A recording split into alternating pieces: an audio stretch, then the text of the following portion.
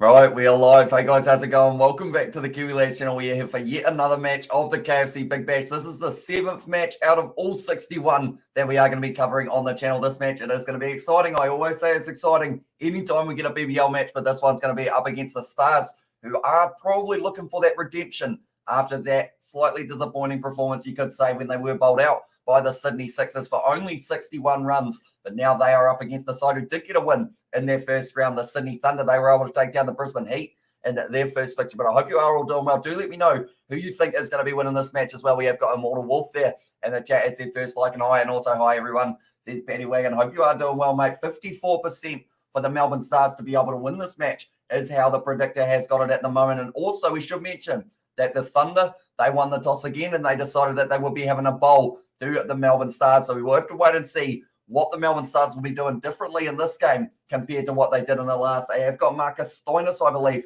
who will be back in that lineup. Also, Joe Clark, Nick Clark, and Glenn Maxwell, the big hitter. And he wasn't quite able to deliver in that first match, so we'll be hoping to have a big one here. Speaking of big players, Andre Russell is in the squad for this match, which is going to be absolutely awesome. Case Ahmed as well, alongside Adam Zampa, two very good leg spinners. So I don't know whether or not they will decide to bowl both of them, but then Harris Ralph also will be coming back into the fray in a very short moment. We have got Kiwi Lads, Reeds either as well. Welcome into the live stream, Reader, and thank you very much for tuning in. I am excited for this game. I feel like one of these fellows for the Melbourne Stars is going to be able to push towards 50. Not sure who, though. Might end up being maybe Andre Russell. Imagine that, getting his first game and ends up going well. And also we have got there, evening Amish. Did you see my video on Discord last night? Hey, Ellie. Hey, Paddy as well. I didn't actually see it. I ended up getting slightly distracted straight after the live stream and didn't see it. Did you actually do it, Aiden, as in like full on did it, or was it like a slightly PG-er version? Do let me know, mate.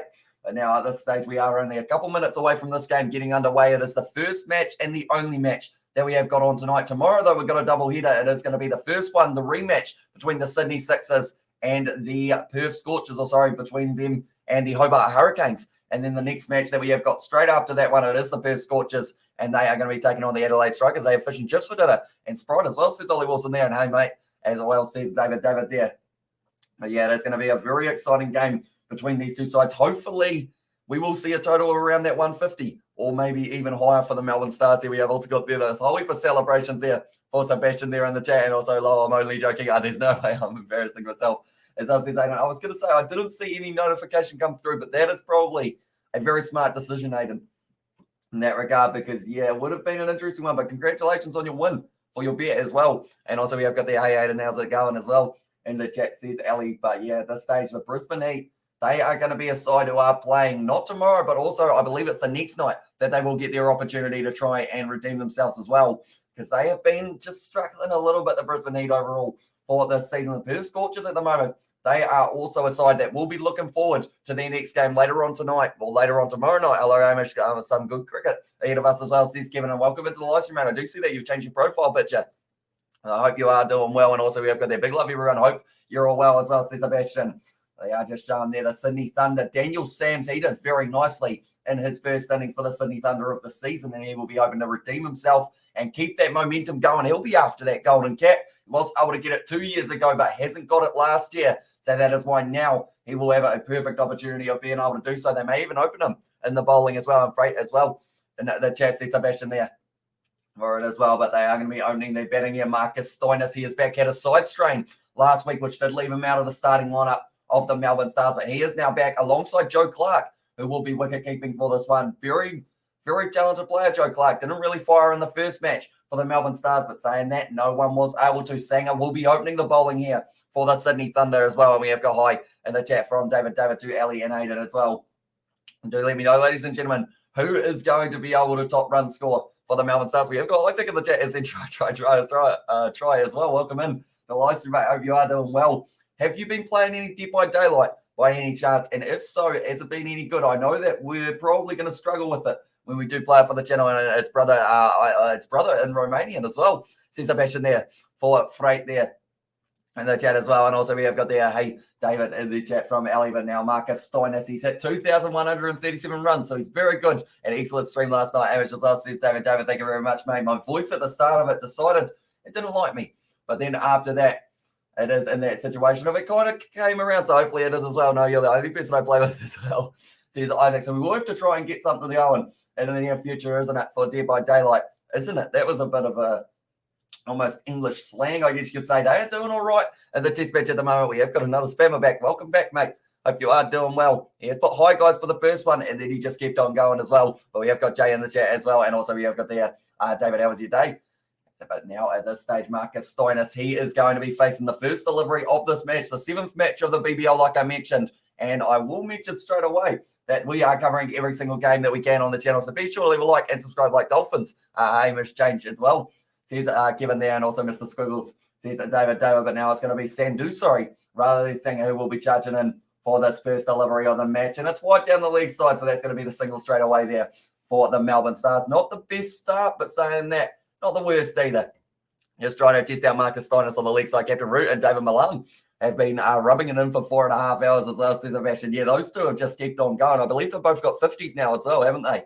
But it is definitely something that England needed to try and get that massive partnership for the early stages. But now Sandu, nice delivery, and it's going to be just hit straight back to him by Marcus Stoinis. Now, this man has got pure power, Marcus Stoinis. We know that from seeing him last year in the BBL, just able to smack the ball everywhere. And it was actually at this ground, the MCG, that he was able to hit his 100, and I want to say it was 140 something that he was able to get for his top score. And we obviously got there. My day was been all right. I haven't been up for very long now, about you as well in schools from Motherland as well, says Jay there. But Stoinis once again going to be on strike, not off the mark yet, but he has certainly got the power to be able to do so. Thunder won the bat flip, decided that they wanted to field for the early stages, whipped off his bats there, Marcus Stoinis, and he is underway for his first run of the BBL 11. We have got there England as a joke as well, says Amish Spencer there, and also hello, Master Isaac. The chat says David there as well. But they are talking to Sam Billings behind the crease. He was actually on commentary yesterday, 86 for Root and 80 for Milan. Both have hit 10 fours as well.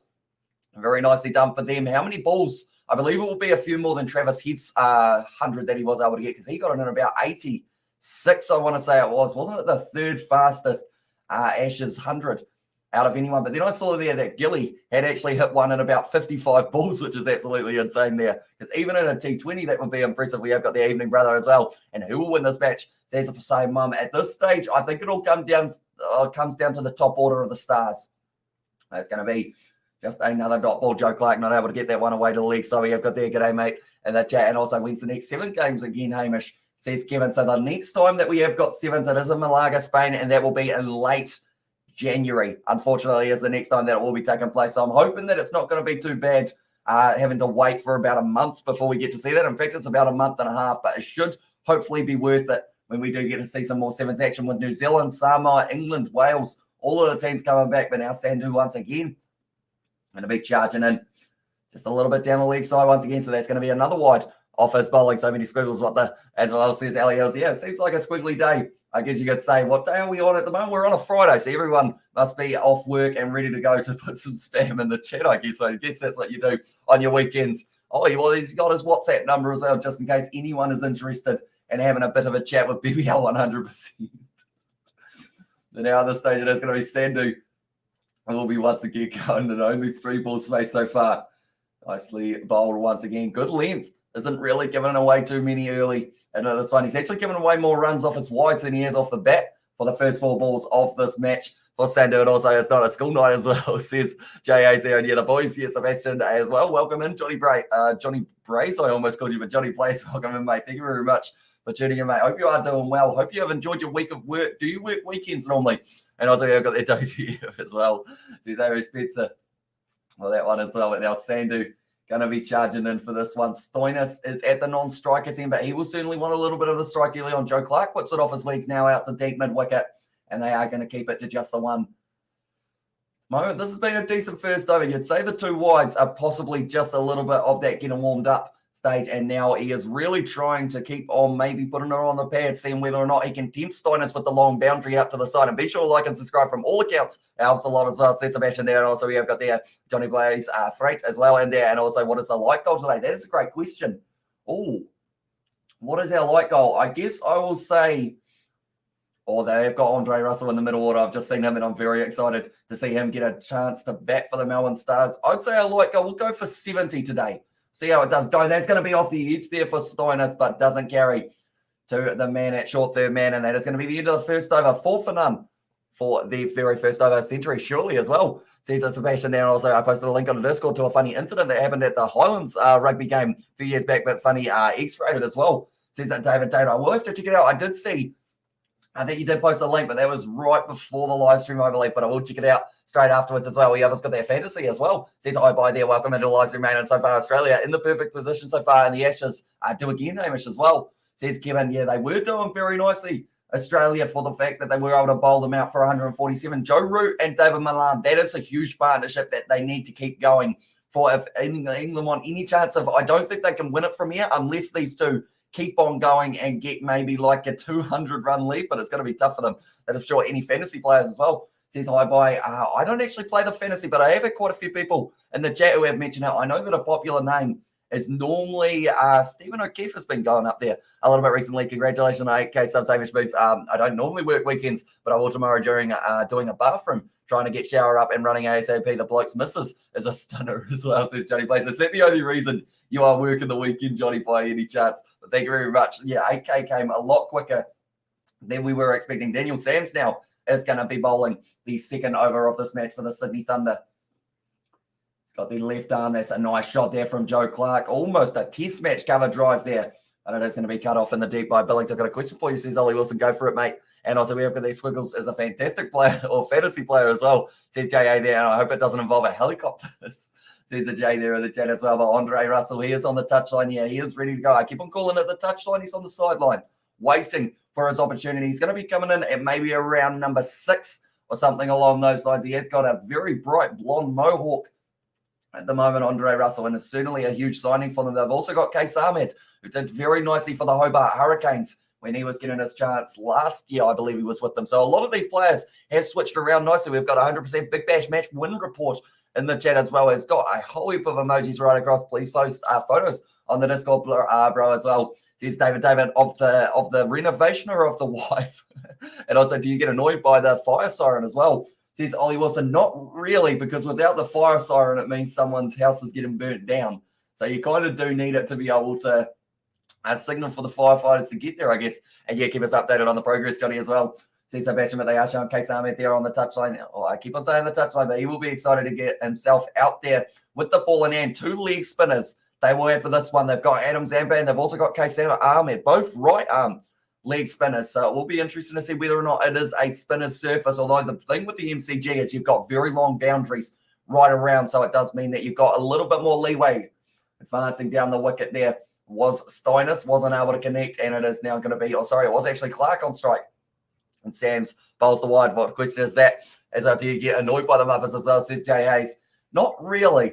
I feel like I've learned to kind of take it on the chin because, like, for the Sevens live stream, like, you should have seen some of the comments we get from the Fijians after the match just saying, why aren't you showing the game? Is there any URC this weekend? Not this weekend, but we have got the Champions Cup, which will be taking place as well. As you guys can probably tell, I'm still a little bit, that's a nice shot down the ground from Clark.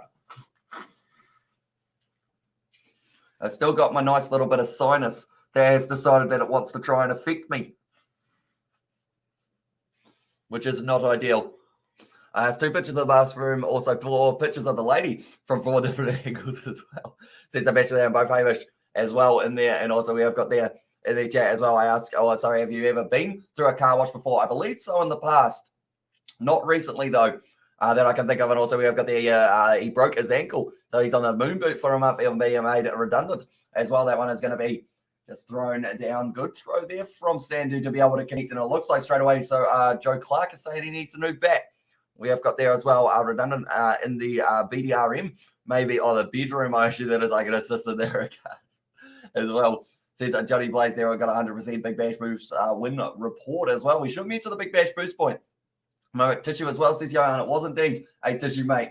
I feel like it's better me use a tissue than me just let my face just go blah, straight down the middle. So you might see me doing it a few times during this live stream. It's pretty much just sinus. Unfortunately, has decided that it doesn't like me very much. We have got Ollie goes through a car wash without the car as well, says JA. Bit of a mad lad, I guess you could say there. And also, do you live stream England Premier League soccer as well, says Kevin? I don't actually have any Premier League live streams on the channel, but I have been watching a bit of the Premier League recently as well. Hi, Hamish. I haven't been online for like 2 weeks as well, says Clubs. Welcome back, mate.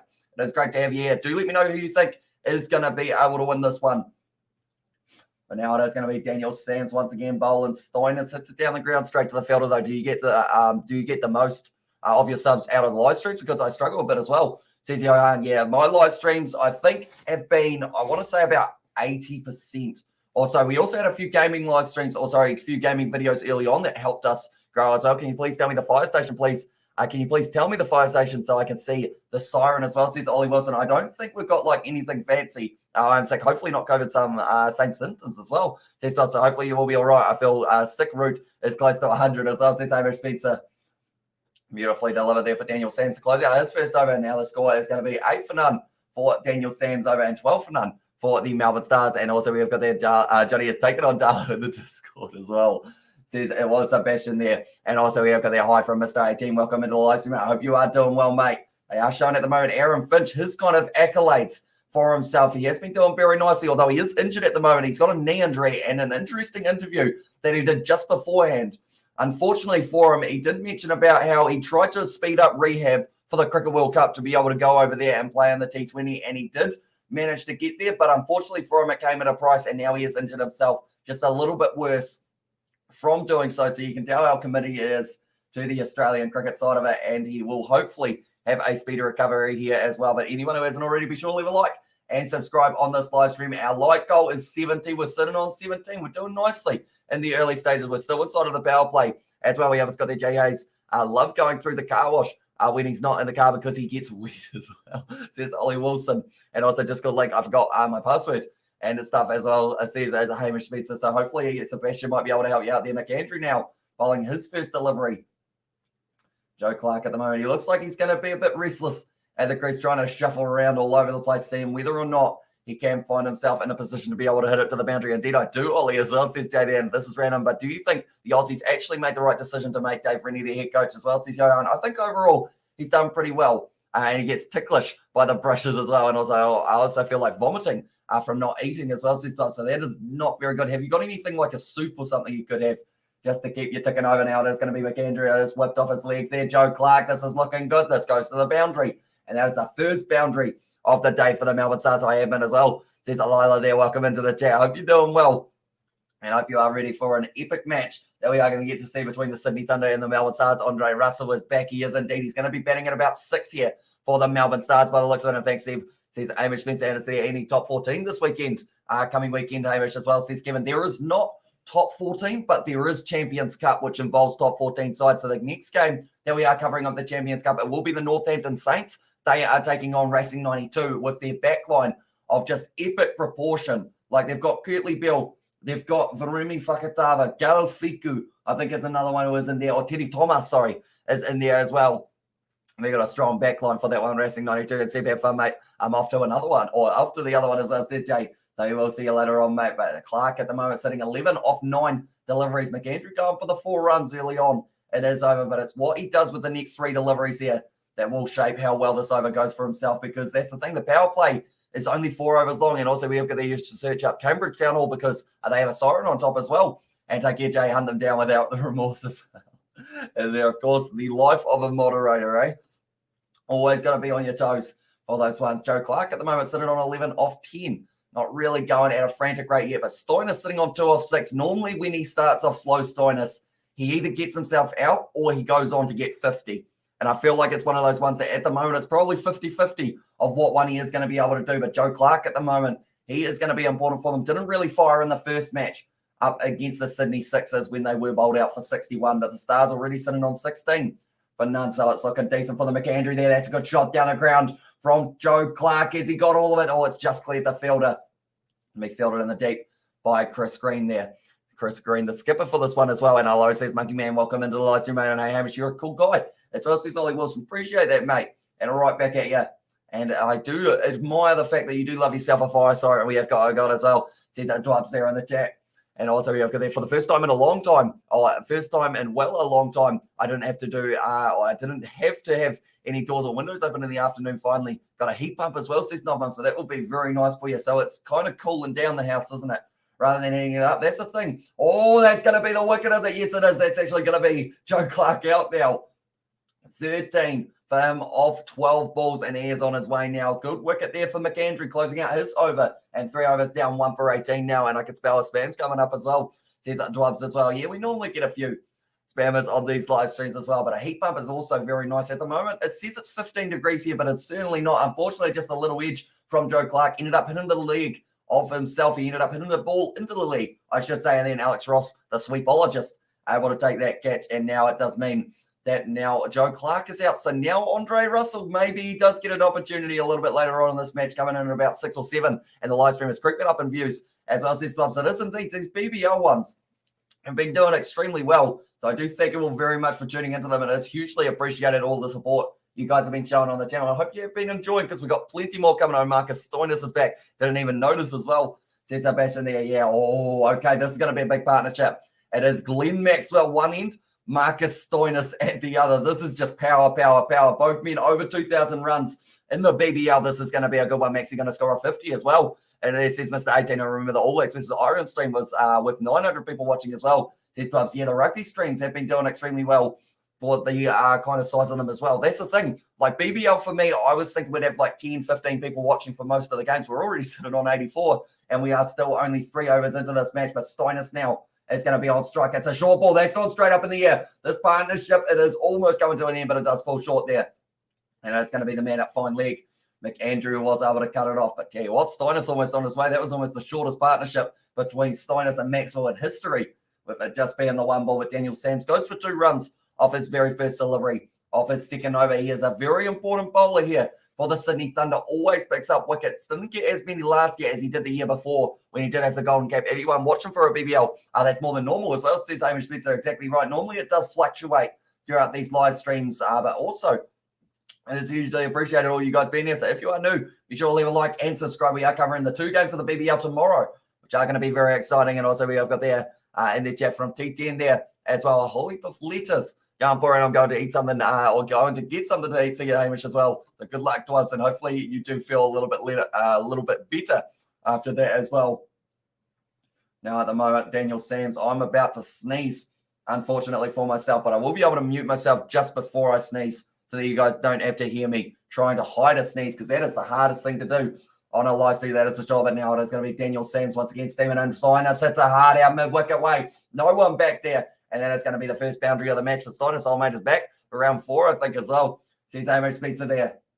Very nice shot from Marcus Stoinis. Already 6 runs on the first 3 balls of the Daniel Sams over. Definitely not what he will be wanting in this situation, but that is a brilliant shot from Stoinis. He's got all the arms. Well, he's got all arms. He does. He has all 2 of them. And he is just able to absolutely mammoth the ball to the leg side when he does on the chance. And tell you what, Maxwell, he had a big smile on his face there, because he knows how much they need these early runs for the Stars. Definitely with just losing that wicket, you want to make the pressure back on the bowlers rather than your batting lineup. When you've got a guy at about 5 or so, like Bo Webster, Hilton Cartwright, they'll be sitting there going, are we going to have to go out there relatively soon? That's a big shot from Stoinis. Just swings the arm straight through and hits it down the ground for another 4. Back-to-back boundaries for the big man Stoin. We've got the old mate back for round 4. And the chat as well. But Stoinis now moving up onto 12 off 10. Like I mentioned, he either ends up getting himself out early if he is kind of having not the best run rate, because he was sitting on 2 off 6, but now he's just going for it as well. They will get 153 for 8, says Paddy Wagon. Actually, do let me know, ladies and gentlemen, what is your prediction for how many runs here that the Melbourne Stars will be able to get? Great shot down the ground from Stoinis. Just swings through, power personified there, and smacks it all the way for the 4. And Eshe Mabra as well. And the chat says Johnny plays. He just holds the post there. Stoinis, he know that he got it over the top on the man at mid-off. But now he is going to be on strike once again. Daniel Sams under pressure here, already going for 10 runs off the first 4 deliveries. This is the final over of the power play as well. After this, they will be allowed to have a total of 5 men outside of the ring. But until then, Stoinis will be having just a little bit more fun by the looks of it. It's going to be Daniel Sams pitches the ball up. That's gone high in the air. It's going to be falling just safe for him, and they will be able to get through for the single there for the Melbourne Stars. So it does mean that Glenn Maxwell has 1 delivery that he will be allowed to face before the end of the power play. I'm quickly going to mute myself.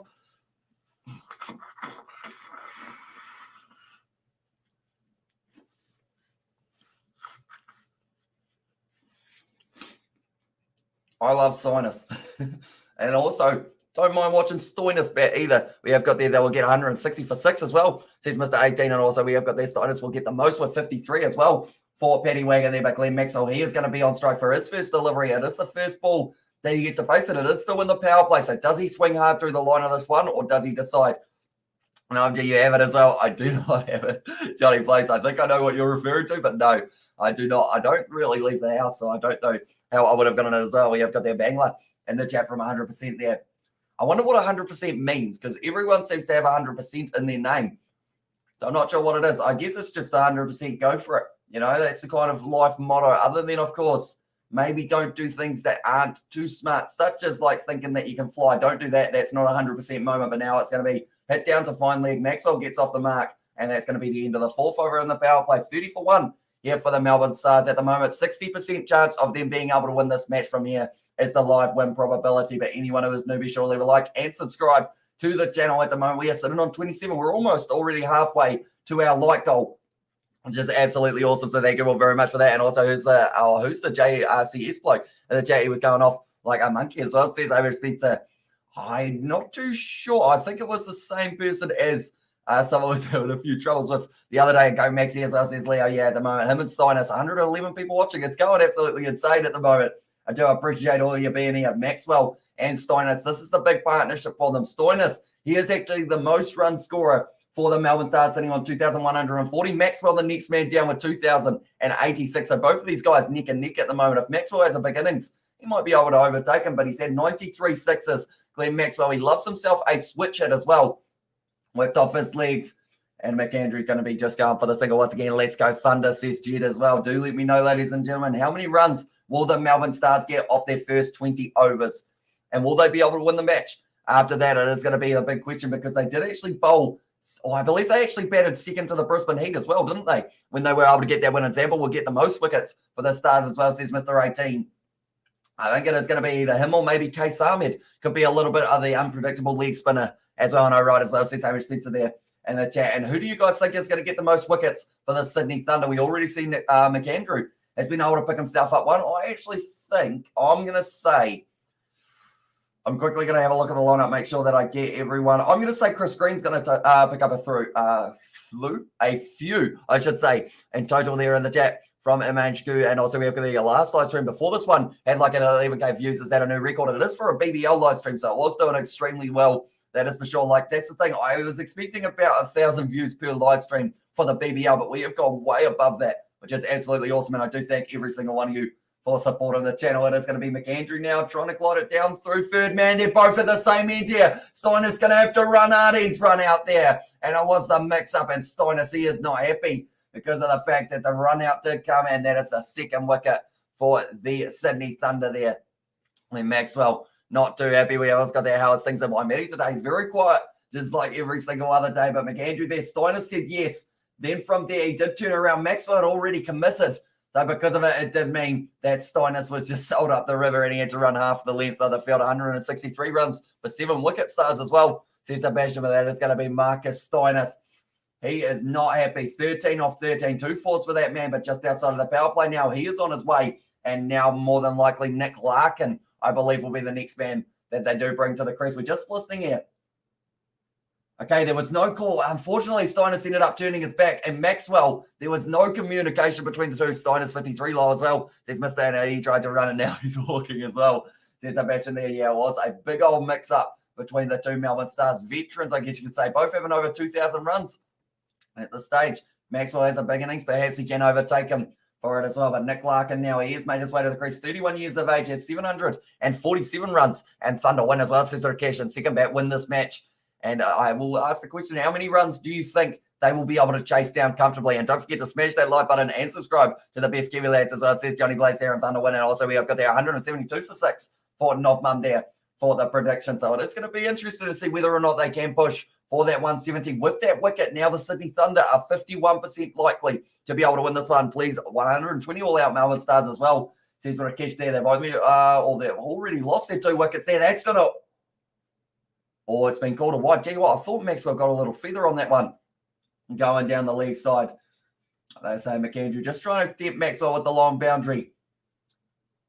So unfortunately, he said yes. Maxwell ran through. Then Steiners turned around. And then from there, he was run out, unfortunately for him. And he was just running off the pitch as quickly as he could when he did see that he was going to be out by about half the length of the pitch. It was a decent throw in the end because they did go on the bowler's end.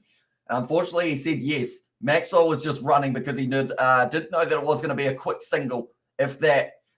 Now it's going to be whipped off his legs there once again for Glenn Maxwell. Hits it out mid-wicket way and might even pick up two here. No, they just take the single. And now with one delivery left of the fifth over, they really need to make sure, my voice still trying to disappear, make sure that they do really get this next partnership going because they have still got Hilton Cartwright. I feel like he will be a bit of a super hitter when he does make his way to the crease. Bo Webster as well can hit a long ball, and then they've got big Andre Russell in that starting lineup alongside Case Ahmed is another player who was brought in for this one. Sports Stuff as said I as well. Welcome in to the live stream. I hope you are doing that well. McAndrew at the moment doing very nicely for himself.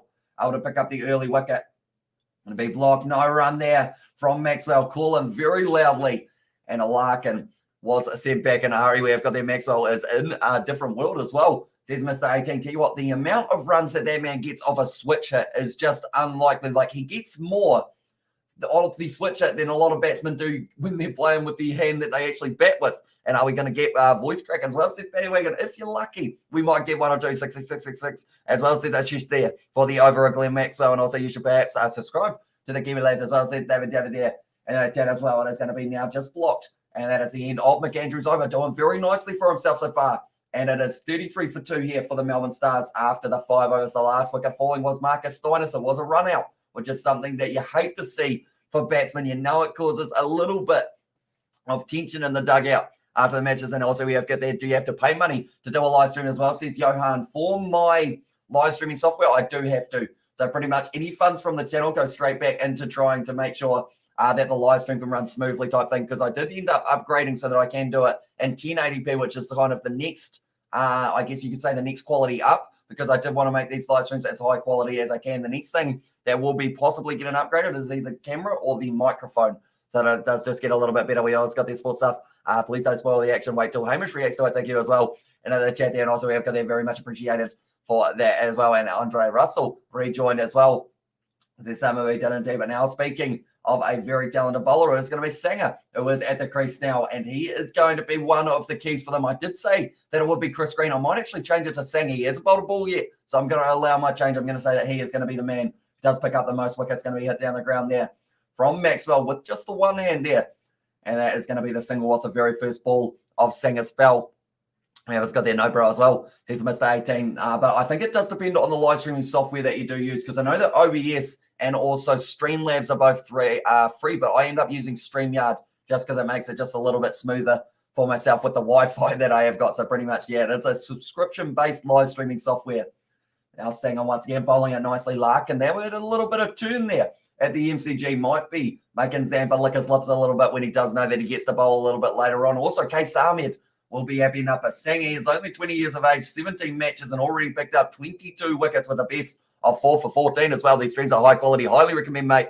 Highly recommended, mate. You're a legend. Hamish, my brother says Johnny Blaze, thank you very much, mate. Andre Russell as well, says Bastion there with the Jamaican flags. Yeah, he's going to be an exciting player to see in action for this one. Sam Billings behind the stumps. He might be able to get himself a stumping in this match. I've just got that weird feeling. These streams are high quality as well. And also, I see that you did a few videos with Rugby Guru before as well. I did indeed. I actually did a video with him when we were on 93 subscribers. We did our first ever Rugby Challenge for bingo. And then since then, we have both been growing big time. I believe we were sitting around 900 subscribers for him at the time as well, because he brought up his 1,000 when we were bringing up our 100. I believe, if I'm not wrong, but Glenn Maxwell at the moment, he seems like he does back himself up against Sandu, so perhaps he will try and go over the top like target as well. Says Sports. For a start, we were going for 70, and we will see how it goes. And depending on how many runs the Melbourne Stars go, perhaps we could try and do what we did yesterday and try and chase down the total of likes. And also we have got there in the chat, because I have no problem standing down as moderator and asking Hamish if you'd do it as well. You're so dedicated as well. And it says David, and also at least a century as well. Says Bastion there, but now it is going to be nicely done. Hit with the sweep shot. Looking like it's going to be cut off nicely, though, by the Sydney Thunder, but they are still going to be able to get through for the 2 and Guru number 1 on Super Brew as well. Says Johnny Blaze there, and also at least a century for Sebastian. Also like target 100 and above, says Mr. Shall we see if we can do it? We are currently sitting on, tell you what, we are sitting on 40, so I feel like 100 likes is once again going to be the target. Let's see if we can get ourselves to the century. I have to get one of those miniature bats so that I can raise the bat each time that we get to 100, and Thunder will win by margin, bro, as well. Says Ishal, how many runs do you think they will be able to keep the Stars to? Do let me know. And also we have got their Forever of Sports. I was on a roll getting 10K subs, but now its progress with more subs is slow as well. That's a beautiful delivery we do see there when Sean Abbott was able to bowl Glenn Maxwell in the first match that we did witness. We did see the batting lineup of the Melbourne Stars really struggle. They just ended up falling over. Unfortunately, I could, but it depends on how lazy I am as well. Says Paddy Wagon there.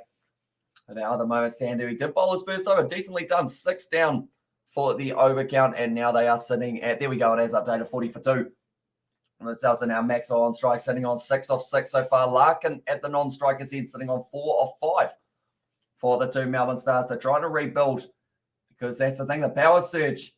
It's a very important moment in the game. You've got 2 overs, and normally at this stage, I think the bowlers have actually had the more successful of the power surges running to there, Maxwell, and does get himself up a little bit higher on the strike rate. Rugby Guru knows his stuff as well. Seems like David there at 100 likes, Ishays and Unky Jays as well. What is it, Unky J?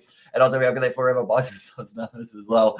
And also we have got there, how do you make these stickers and emojis that the members on this channel can use as well. Says Johan, pretty much I do rely heavily on Isaac. So we have been making a few custom ones because I always mention about it as well. I didn't just want generic like emojis. I wanted ones that you guys can use that are kind of related to the channel. So that's why we've got, like, I've got a few of them actually loaded up here. That's why we've got the one of my cat, which is popping up right there. That's why we've got the one of George not being too happy up in the corner, the one of my face looking confused, and also we have got the one of like the New Zealand, South Africa, and then also the Kieran emoji up in the top corner as well. Of course, it's been a long running member of the channel, I guess, and I can't stop laughing at the Discord as well. Says Irish Pizza Sanger there, or Sandu, sorry, with a nice in-swing and delivery. Hi, I'm new in the stream as well, says Charles. So thank you very much for tuning in, mate. We are going to be back with every single BBL game that we physically can. So if you are new to the channel, be sure to hit that subscribe button because we are back tomorrow with 2 games that are taking place. The first of which is going to be the Sydney Sixers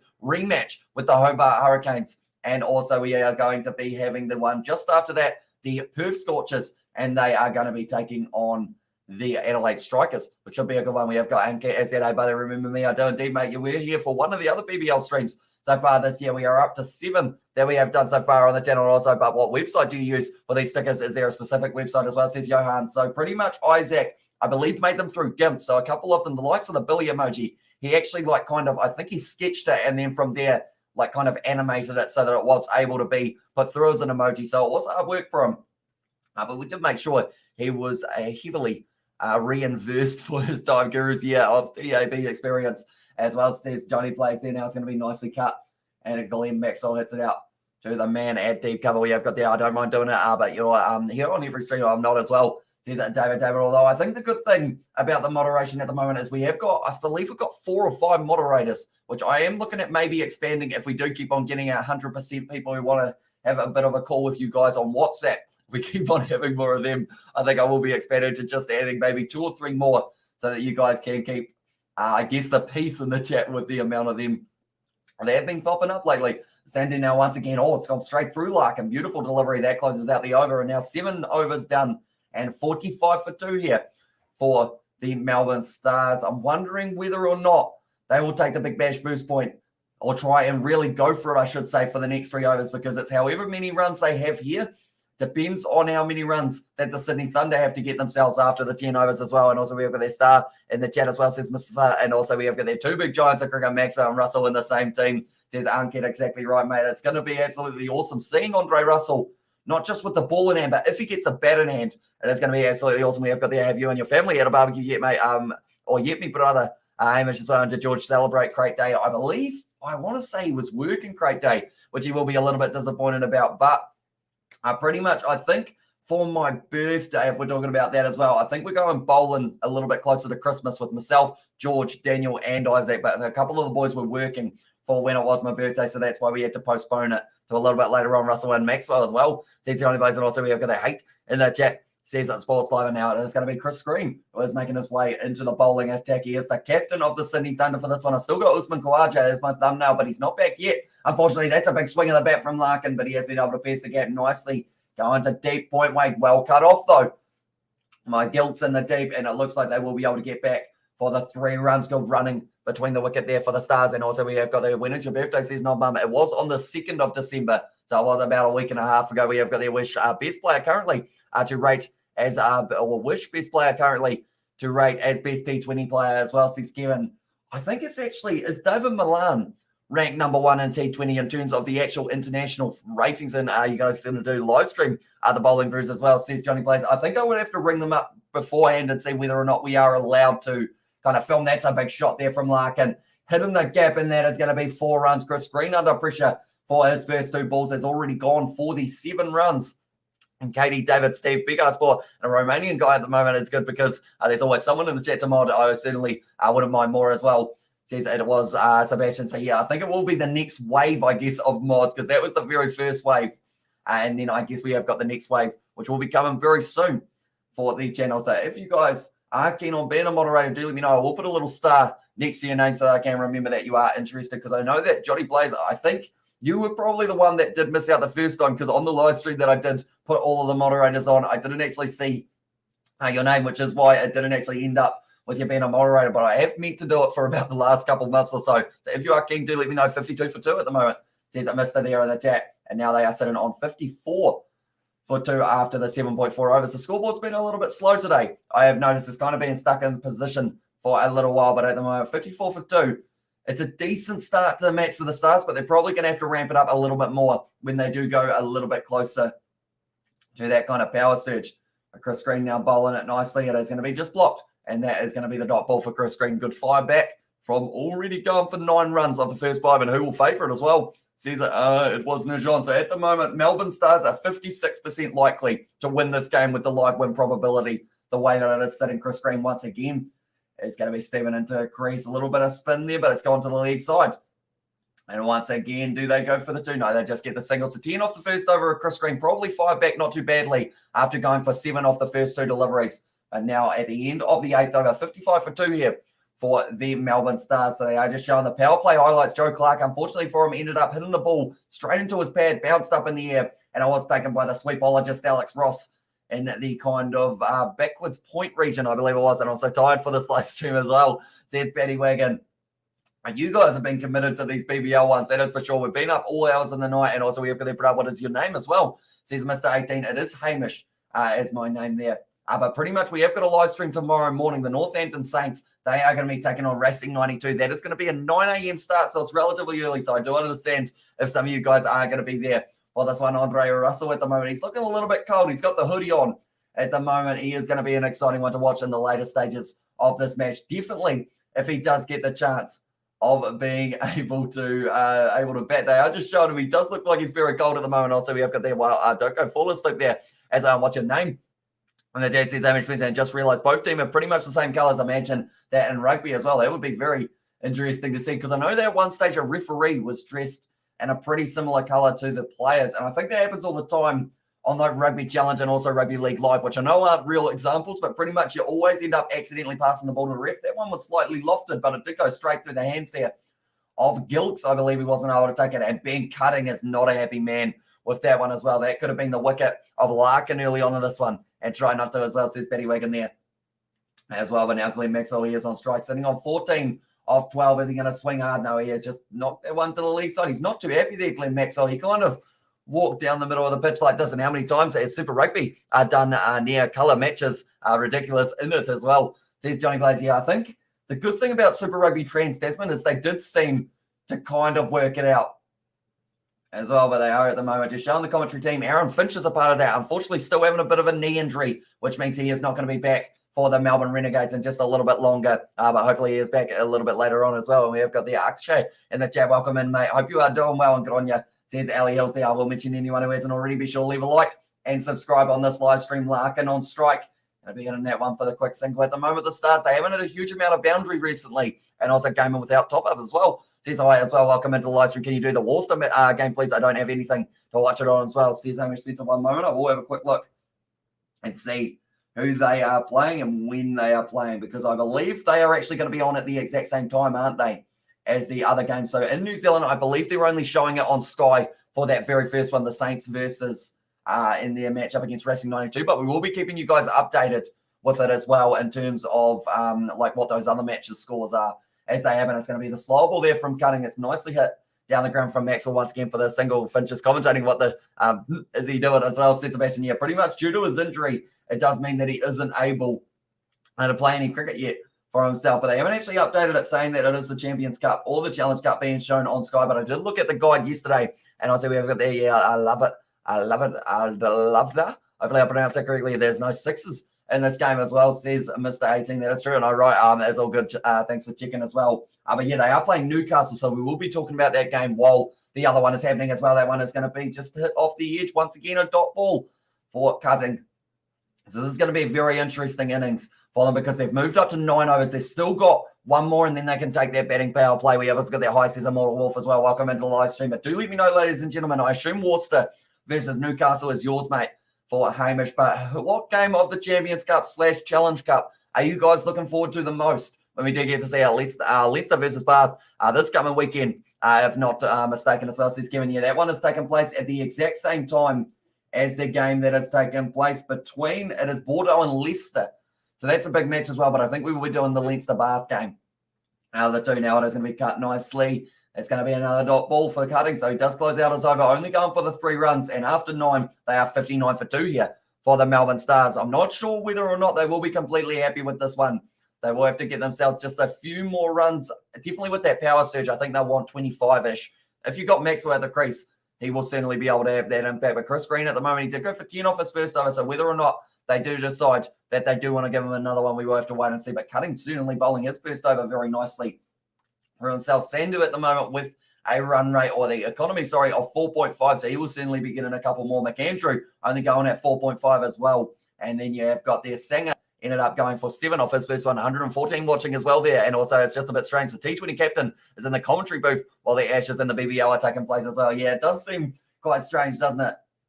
Because they did have Sam Billings yesterday, but he is, of course, actually playing in this game. So I believe anytime there's an injury or something along those lines, they do like to keep the players involved. Fidji in the commentary box, he is indeed. So in between them now, Maxwell hits it down the ground. And that is going to be just a single once again. I don't think Maxwell has hit a boundary yet, has he? In his first little while. Glenn Maxwell, no 4s, no 6s, and he's sitting on 16 runs off 15 deliveries. Stan doesn't have anything for the Challenge Cup or Champions Cup as well. Says Hamish Spencer, that seems pretty rough that they haven't got anything for it. I know that I tried to look up BT Sport, but I needed a UK address. Oh, beautifully bowled there by Sanger. Certainly a little bit of spin available for him. But yeah, I know that BT Sport, I was trying to sign up for it, but then it was like, hey, we need your UK address. And then I was like, do I put in a random UK address or do I just save it? And I decided to get that. Oh, we have got a donation there from Benny Wagon. Thank you very much, mate. We have got Why Not there and a little wolf as well in a jingle ball. I see that it is. So it's kind of festive even. Oh, switch it for Maxwell. He's bowled. Maxwell is gone, and that is a massive one for Maxwell. I mentioned how he's got so many runs with the switch, and he decides to go to it quite often, and that time it has not worked out for him. And Maxwell on his way now, 61 for 3. The Melbourne Stars sitting. We have got their Paddy 10 out, 10 out, 10 out, 10 out, Paddy Wagon, your legend, bro, as well there in the chat. Maxwell there, he decided to switch it, ended up missing the ball. Sanger just bowls it straight through. It did actually end up going, I think it was the wrong one from Sanger, or just the arm ball. It went straight through, and Maxwell not able to read it, and that is going to be the first wicket for Sanger in this matchup. And now the Stars are sitting 61 for 3 after their 9.1 overs as well. Sanger, he is a very talented bowler. That's the thing. He's only 20 years of age at the moment. Run out was what happened for Steiners. He ended up getting off 13 off 13. And then Clark, he went out 13 off 12. Maxwell went out 14 off 16. 16 off 16. And then Larkin sitting on 14 off 16 as well. We have us got to have a good weekend, mate, as well. Just tracking down under. Thank you very much, mate. Right back at you. Hope you are enjoying life at the moment and hope you are making plenty of Ks on their big old truck as well. We have got their welcome in trucking down under. Melbourne Stars are in real trouble at the moment as well. And they certainly are. The good thing for them, though, is as long as they don't lose 7 wickets in a row here, they are going to be sitting on the same as what they were in their last match, or they will be able to up it, I should say. And also, we've got their trucking down under. Yeah, boy, in the chat says Johnny Blazing, do you reckon there will be an illegal streams? I can watch it on as well. Says Hamish Spencer, there might be, although don't get a virus, because I feel like that will make things a lot harder for you in the future. Now it's going to be Sanger the wrong, and what's that? How's that, Mr. Stubbs? Sanger with the little bit of a wrong, and it came back in. Cartwright didn't pick it, and he almost got his Stubbs not clean over, and it was almost the edge as well. How has this missed everything? Sanger, it just went away just a tad, and it didn't spin too much for him as well there, Sanger, but very nice delivery, almost able to pick up 2 in a row. Plenty of spin going for him as well. And Sebastian, how are you, mate? As well, says tracking down under Sydney Thunder all the way in illegal hoops. Says Johnny Blake, and also we have got the not taking the risk. Says Hamish Spencer. So we will be trying our best to, I guess, keep you guys updated on not just the score, but maybe who is scoring the tries and everything along those lines as well for those other games, because there's actually going to be 3 games on at once, because there is also going to be, I believe it's Lyon versus Gloucester, and I do see that they don't have Tuasova in that starting lineup, and you're not taking the risk as I'm struggling Stars as well. Says Mr. Now Singer once again dials it. It is spinning away, and that is a brilliant over there for Singer. Only ended up going for 3 runs, got the wicket as well, and now they're sitting 62 for 3 here for the Melbourne Stars. They're doing very nicely as well, and also trucking down on a well, mate. Thank you. Just modding away as well. Says Sebastian there. At the moment, I'm getting advertisements for Christmas. We're getting closer and closer. We're only 15 days away, 2 weeks' time, and we are going to be sitting at Christmas. So I hope you guys have all got your Christmases all planned. Hope you are seeing some family and friends if restrictions do allow it. And yeah, I hope you have got something nice planned for it as well. I feel like there'll be a lot of Kiwis going all over the place, maybe to the lakes. I know that the lakes gets very popular. Like our main street, like we're probably about 3 hours away from the lakes, but pretty much everyone who's coming from north ends up coming through the main street pretty much with their caravans and all sorts. And now McAndrew is going to be going around. They are just showing how many wickets he was able to get. He's got 1 so far, but I don't think that will be the last for him as well. He's been bowling the right line, bowling the right length as well. And Stoinis has actually got, I tell you what, there's only 5 boundaries so far for the Melbourne Stars in the early stages. And also we have got there in the chat as well, England batted well today.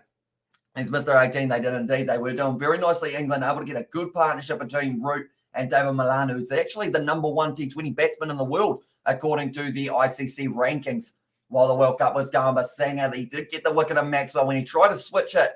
Sometimes I wonder why he does it. Like every time he does it, he either gets a 6 or he gets himself out. Larkin at the moment is at the crease alongside Cartwright, who will both be trying to set up a very nice innings here for the Melbourne Stars. Everyone for the Stars, though, going about that 1 run per ball kind of thing. Sandu at the moment only going for 4.5 of his first 2 overs, 4.5 for McAndrew off his first 2 overs, 3 runs off the first over of Cutting, and then 5 runs off each of the 2 overs of Sanger as well. We have got their Preachma good man as well in the chat, and also Christmas is soon, OMFG as well. There, Tony plays. Yeah, it's coming around the corner extremely quick. I remember last year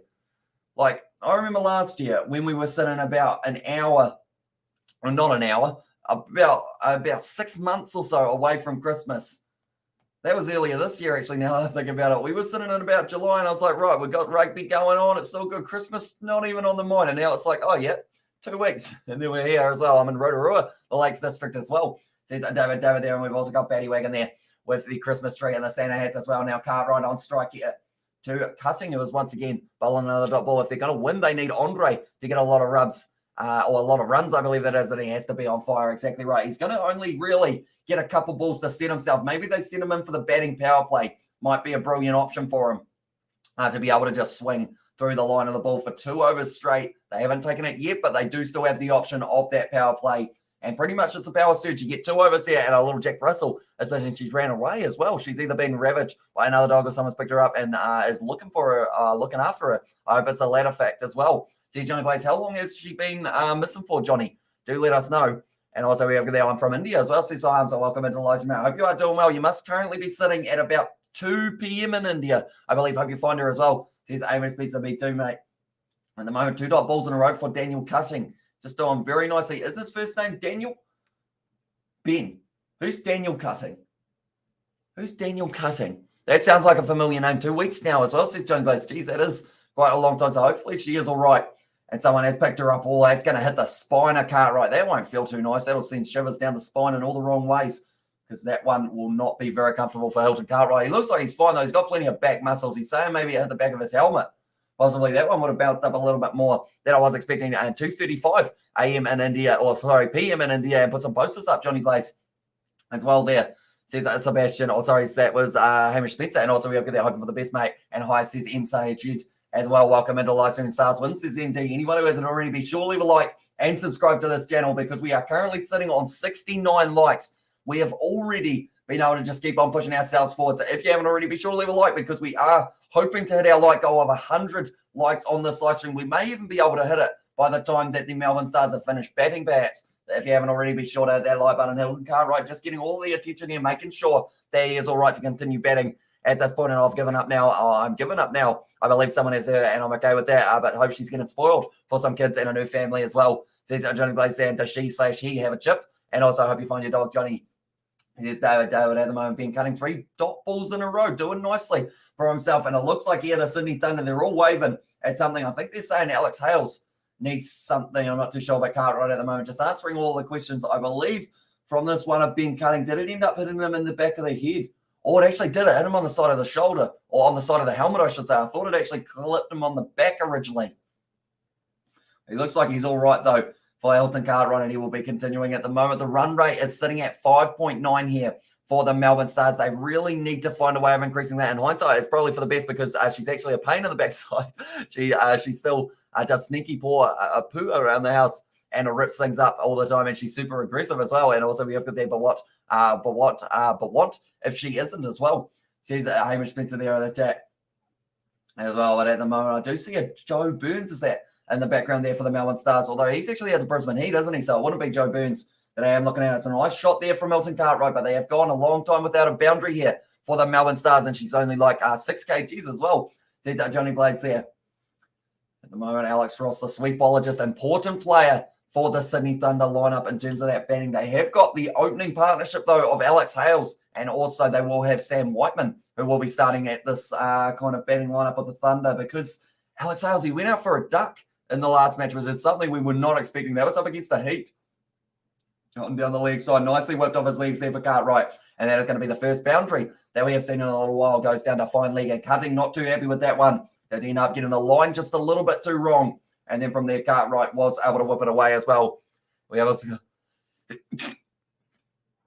was a sneeze, ladies and gentlemen. I'm getting good at muting myself in time for me to sneeze and all sorts. We have got there. If she isn't with another family, then she's probably gone. But that's okay. All doggies go to heaven as well. See that Johnny Blaze there, and nicely whipped off the legs of Cartwright. He gets himself the first boundary. They've actually only hit 6-4 so far. A little bit lobby there for Cartwright. They're going to be taking on the quick single, and they do get there comfortably. End of the 11th over now, and 69 for 3 are what the Stars are sitting on now. I mention it every single match. You've got to take your power surge at the right time. If you take it at the wrong time, you end up losing your wickets. And also, it's normally when you say, oh, we'll just go one more over, that's normally when they end up losing that wicket of someone who was set. So I feel like Cartwright facing 8 deliveries, Larkin facing 17 on 14 runs.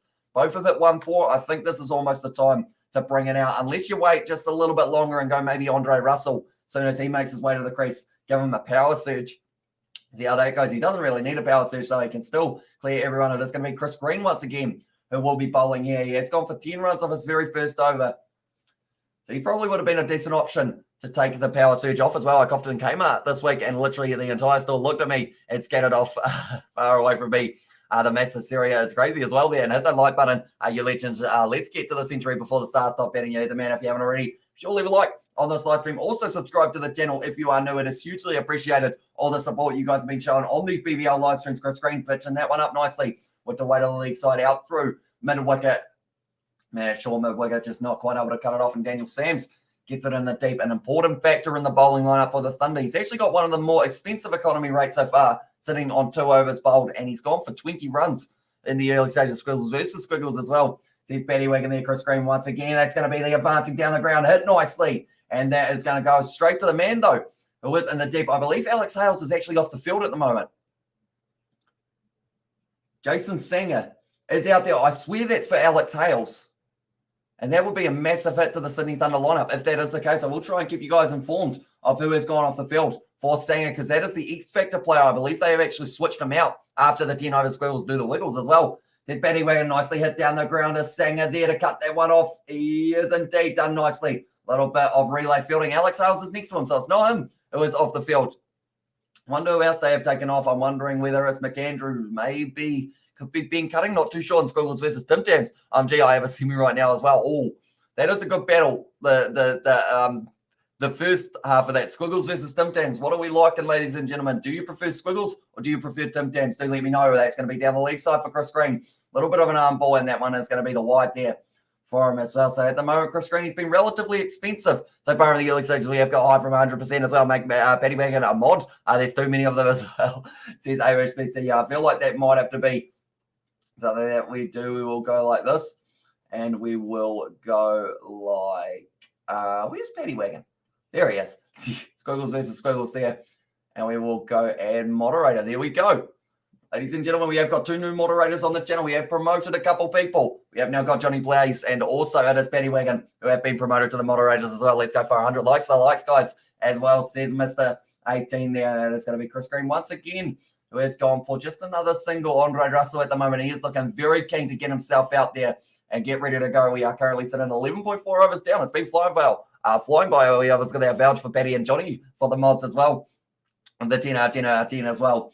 Another jab it out is going to be nicely bowled there. Chris Green, almost a little bit of indecision there from Larkin. But that is the end of Chris Green's over. And it's going to be 75 for 3 now. And congratulations as well, says Hamish Spencer there. Another chat as well. And we will give them a little round of applause. Ladies and gentlemen, can we get some claps in the chat? Or the little clapping emojis. I believe we did that a little bit. I've powered up and my name is blue now. And so says Johnny Blaze. It is indeed, mate. I'm over the Ashes. We have had 3 days of Test cricket action. There are 2 days left.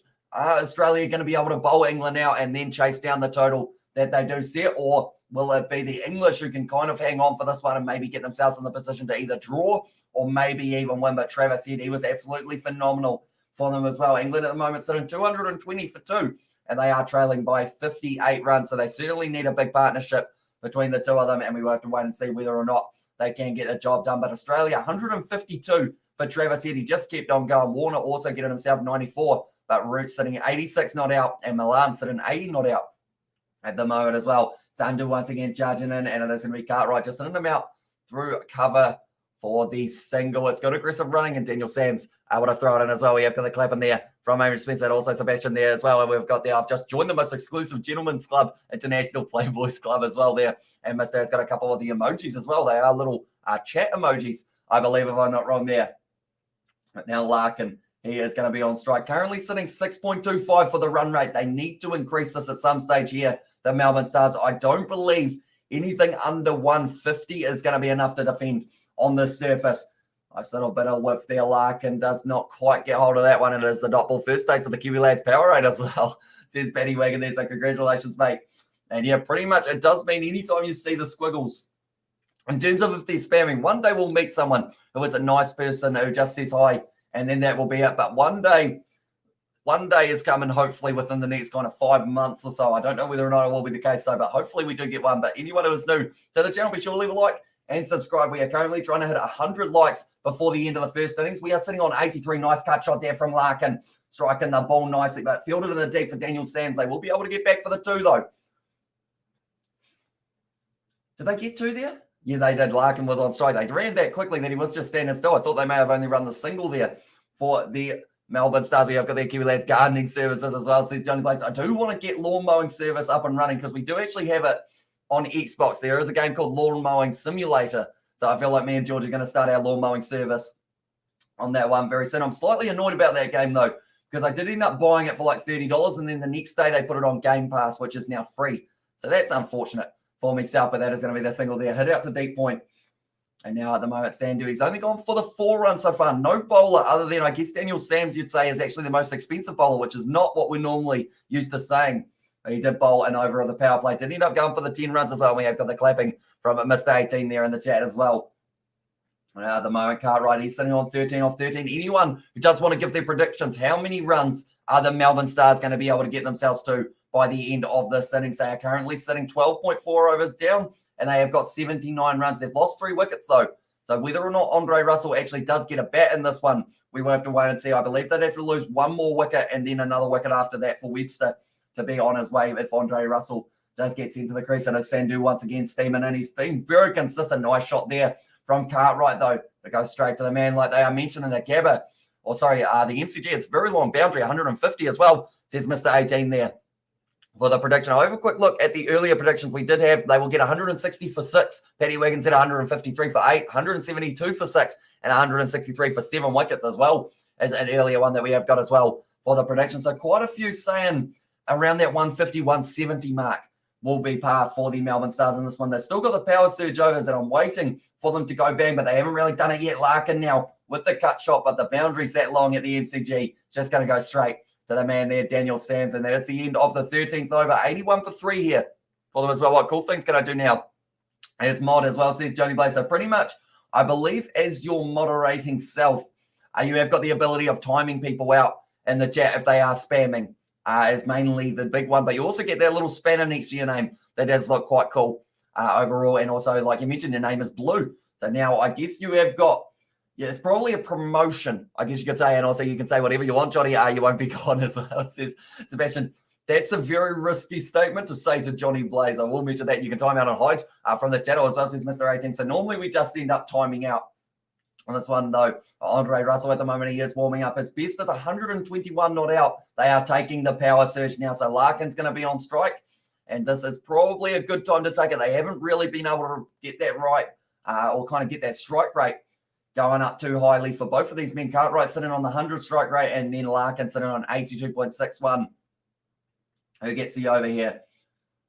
They said actually that they're surprised that they're taking it now, and I just received news that I'm close contact of a COVID case. Well, that stuff's up my weekend as well. So, yeah, you will have to self-isolate, unfortunately, for yourself. And Will Smith, MIB agent as well, says Johnny Blaze there, and cool, says David there in the chat as well. But now it is going to be bowled by McAndrew for this first over of the power surge. So they've got this over, then the next one, and they need to try and up that run rate.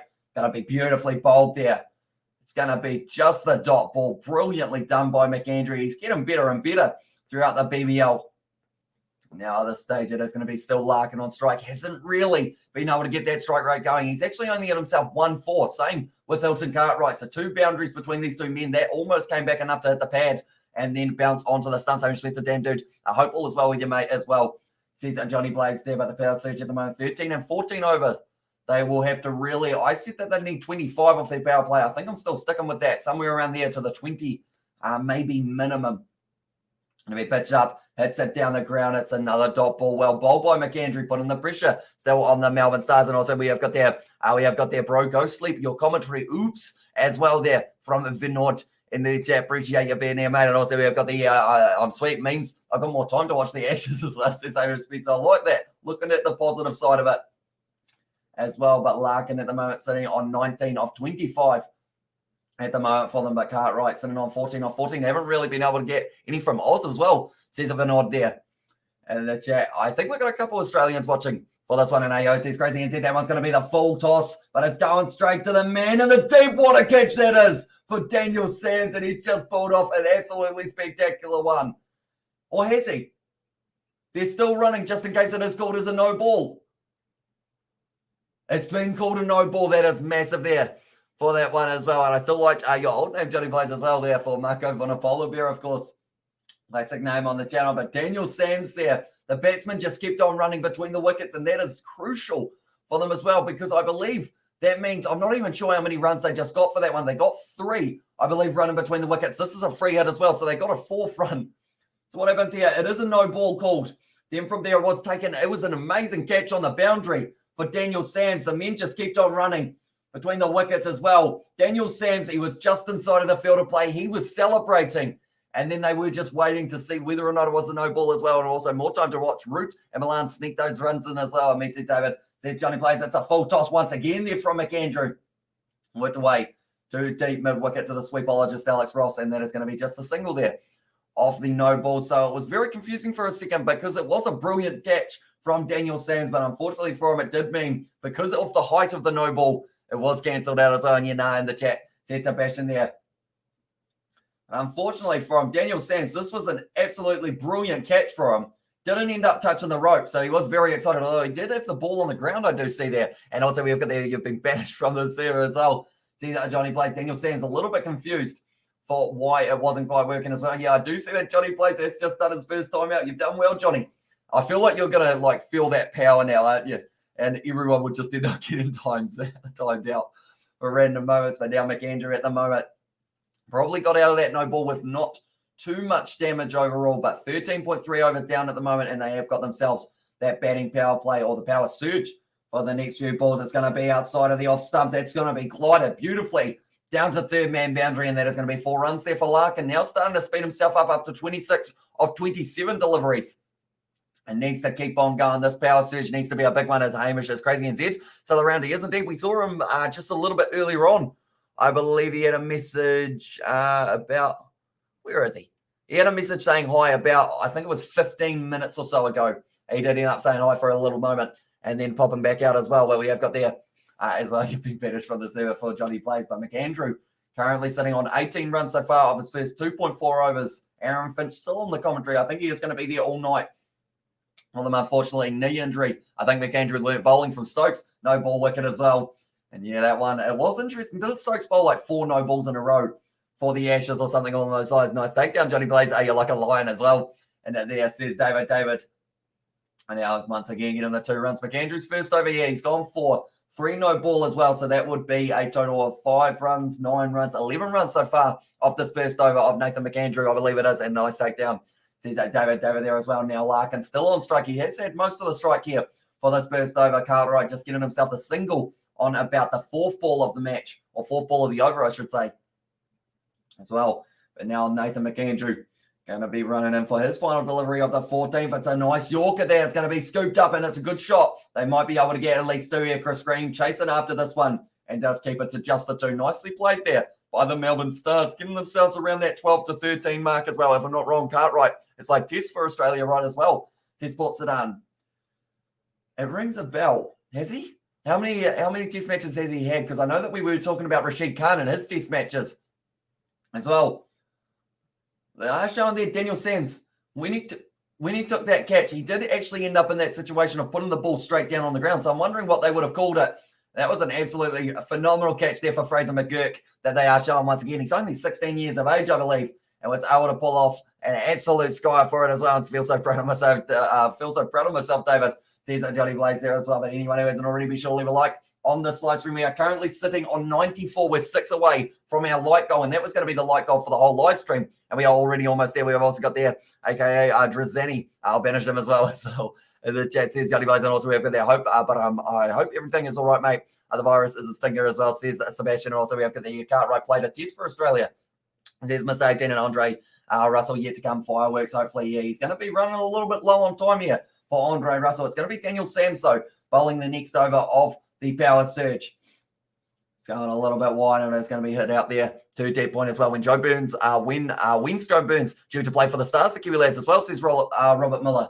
Oh, was it actually Joe Burns? Because I did mention him earlier on, and I was like, that looks like Joe Burns. But then I said, is he still at the Heat, or has he transferred? So if he is actually at the Stars, perhaps he gets an opportunity within the next couple of weeks, I guess it would be, because at the moment they've got their Steiners combo at the top with Joe Clark. So maybe if they decide to go with Joe Burns, that does mean that they can play another international player down the line a little bit. Maybe when Harris Ralph returns, could be the case. There's going to be a no ball there from Daniel Sams. Brilliant shot down the ground for 4 runs, but that is a no ball from foot no ball there. And I'm getting a test tomorrow, but I don't feel anything. I think it's sweet as well. Says how much space, and I'm more afraid of the government. As well, says Johnny Blaze, and I was timing guys out for stuff all at the start. Power corrupts as well, says David there. And the chat for this one is going to be a free hit. Now he transferred to the Stars, says Robert. So, yeah, it was him that I was looking at. Unfortunately, Daniel Sams just getting that one wrong. Well picked up by the umpire, though. And now because of it, that means 5 runs off this one. That's 2 no balls so far inside of the power surge. You lose your innocence when you become a mod, as says Sebastian there with the devil horns as well. But now running in Daniel Sams, he already gone for the 5 runs. That's going to be the big shot down the ground. Not able to connect, though. So it is just a single. Now, Daniel Sams, he has actually been the most expensive bowler out of anyone for the Melbourne Stars, for the Sydney Thunder. In this match so far at the moment, Andre Russell is having a bit of a chat with Steiners. He is ready to go, but it doesn't seem like he's going to get a chance to bat as of yet. I believe they still have Bo Webster, who will be making his way into the crease above him. But, yeah, hopefully he does get a little bit of a bat and a little bit of a bowl there. Andre Russell, he has pretty much just arrived for the Melbourne Stars. The prediction is going to be the Melbourne Stars hitting around that 160 mark. But at the moment, it is a 49% chance of the Thunder to be able to win this game. So the Stars, they are actually saying that this could be enough on this batting surface to be able to get themselves a win. Definitely when you've got Zampa. Case Ahmed, he is kind of a 50-50. He'll either get a whole heap of wickets or he will end up going for a whole heap of runs. They will certainly be hoping for the first option there. But only the 3 wickets lost, 1 in the 3rd, 1 in the 5th, 1 in the 10th over so far for the Melbourne Stars. That was Steiners run out first of all. Or actually, sorry, it was actually Joe Clark who did go out originally, and then it was the run out of Steiners, and then Glenn Maxwell with the reverse hit, just didn't quite get hold of it, and he was bowled. And then now Daniel Sams once again steaming a nice backwards cut there, beautifully played there for Cartwright. That's gone through, and that will be another boundary here for the Melbourne Stars. These are valuable runs that they are scoring at the moment. We said that they need around that 160 or so, and it seems like maybe the way that they're going, they might be able to get there. 9-4 so far, not a single 6, but of course, at the MCG, To hit a 6, you've got to hit the ball extremely hard, but Cartwright has got that power if he does end up putting it in the wrong spot there, Daniel Sams. This one just a little bit too much width, just kind of glided through backward point. Able to get it all the way to the boundary there, Cartwright moving up to 20 off 18. Larkin sitting on 35 off 31. This partnership must be getting closer and closer to being in the 50, but Daniel Sams actually still the most expensive bowler out of anyone. I did say that he was going to be doing decently. He is down a batsman or playing a bowler to go back just a little bit more now. Or a fielder, I should say. He is the bowler. It's going to be nicely hit there. And once again, he is going to be finding just a little bit of a gap, but just kept to the single. And one ball left of the bounce edge. We have got there a couple of sleeping emojis from Mr. 18 there. Chris Green at the moment. He is the captain of the Melbourne Stars. It's a lie. Maxwell is the captain of the Melbourne Stars, but he is the captain of the Sydney Thunder, while Usman Khawaja is away. Is Usman injured or is he just not playing, ladies and gentlemen? Do we know why he is not there for the Sydney Thunder? Because he wasn't at the T20 World Cup either for Australia, was he? If I'm not wrong. So it seems weird that he isn't actually there for them, but maybe they are just resting him for now and trying to find that new combo that might be able to work. That is me right now. Being mod is hard as well, says Paddy Wagon there. It's going to be pitched up, and that's a good finish to the over there for Daniel Sams. 15 overs down, and it is 106 for 3 here for the Melbourne Stars. So they have already almost doubled what they got. He's in the test squad. Oh, is he actually in the test squad? So I guess, I hope he gets a chance. And Usman's in the Australia A game versus England Lions as well, says Robert Miller there as well. So I guess, how is that match going for them? Do let me know, Robert, if you do know how it is sitting at the moment for Australia A versus England. Who else is actually in that Australia A team, if you don't mind, Robert, as well? I feel like there'll be a few good players, and possibly that could be why we're seeing a couple other players missing from this competition as well. He played for Australia A today against England A as well. So is that a test match as well, or is it, in a test match, there's Aiden there in the chat as well for the Australia A, and hello, bro, as well, says Love Soft Prayer as well. So welcome into the live stream, mate. I hope you are doing well. If you're new to the channel, be sure to leave a like. Matt Renshaw as well, so that will be why he isn't there for the Adelaide Strikers at the moment. I didn't actually realise he played test match cricket, Matty Renshaw.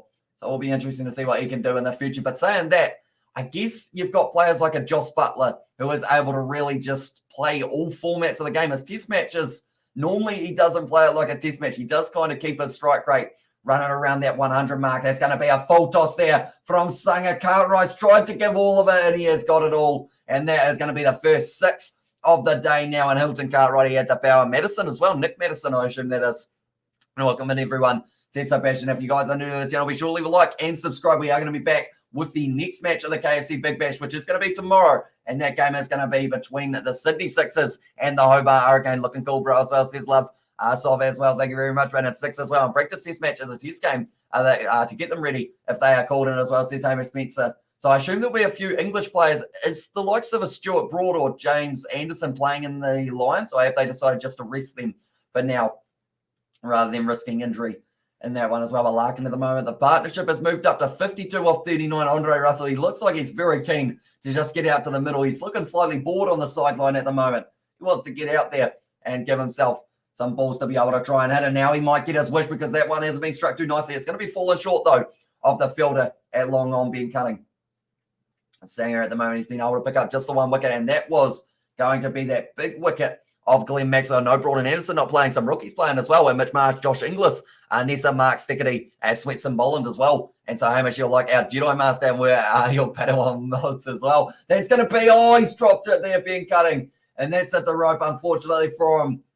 He just messed it up there. Put down the catch of Cartwright. That could have been Cartwright out. That would have been a huge one. And Anderson and Broad arrested as well, says Robert Miller. Because I know that Jofra Archer's injured, isn't he, for England? But Ben Cutting, I think he ended up not really knowing completely where the boundary rope was. He jumped very early. He actually still had a couple more meters behind him, and unfortunately did end up putting that ball down. And because of it, does make it to the boundary for the 4 runs. So now they're sitting on 118 for 3 at the moment here. The Melbourne Stars speeding up very nicely in the later stages of this game as well. They're sitting on 118. Anyone who hasn't already, be sure to let us know your predictions of how many runs you feel the Melbourne Stars will be able to get. Whoever gets it correctly right, whoever gets it correct, I should say, I will end up putting your name down the bottom of the screen for a little bit of time to congratulate you for your brilliant prediction, because I can't predict anything to say myself. I think he said 160 or so. Archer's injured. He's still in the UK with Ali as well. So is Moeen Ali injured as well, Robert? Or was he not picked for that one, but that is going to be the end of Sangan's over now, sitting 118 for 3 here, and Jimmy and Stewart, they're coming for you as well. Says Sebastian. That's going to be exciting when we do see them injected back in, because at the moment they have got Robertson, Wood, and also they have gone with Chris Woke, so I assume he will be the one who does end up kind of getting taken now, maybe. That one was going to be taking a nice catch, but unfortunately for him, he just didn't quite line it up, and he was frustrated with himself. It's rough because earlier on, he actually had a catch dropped off him. Moeen Ali retired from Test. Oh, I liked watching him play. Moeen Ali, I mean, is he still going to be around for the T20 World Cup next year? I've got my fingers crossed because he's a very talented player, not just with the ball in him, but also with the bat. I remember on Cricket 19, I always stuck him on there as well. Century as well, says Mr. 18. And also Australia are leading to the Lions by 269 runs or 268 runs and 9 wickets as well, says Aaron Spencer. So it's looking like it's going pretty well for them. Sandhu now, I mean, steaming in at the moment. His economy rate, he's only been going for 5 and over here for his first 3. Going to be pitched up. That's a big shot there from Larkin. Has he got all of it? Not quite, but it is still going to be going all the way to the boundary for 4. Good shot from Larkin, who moves his way closer and closer to that 50 for himself. And nicely hit, Larkin. That's the thing. The MCG, the boundaries are that long.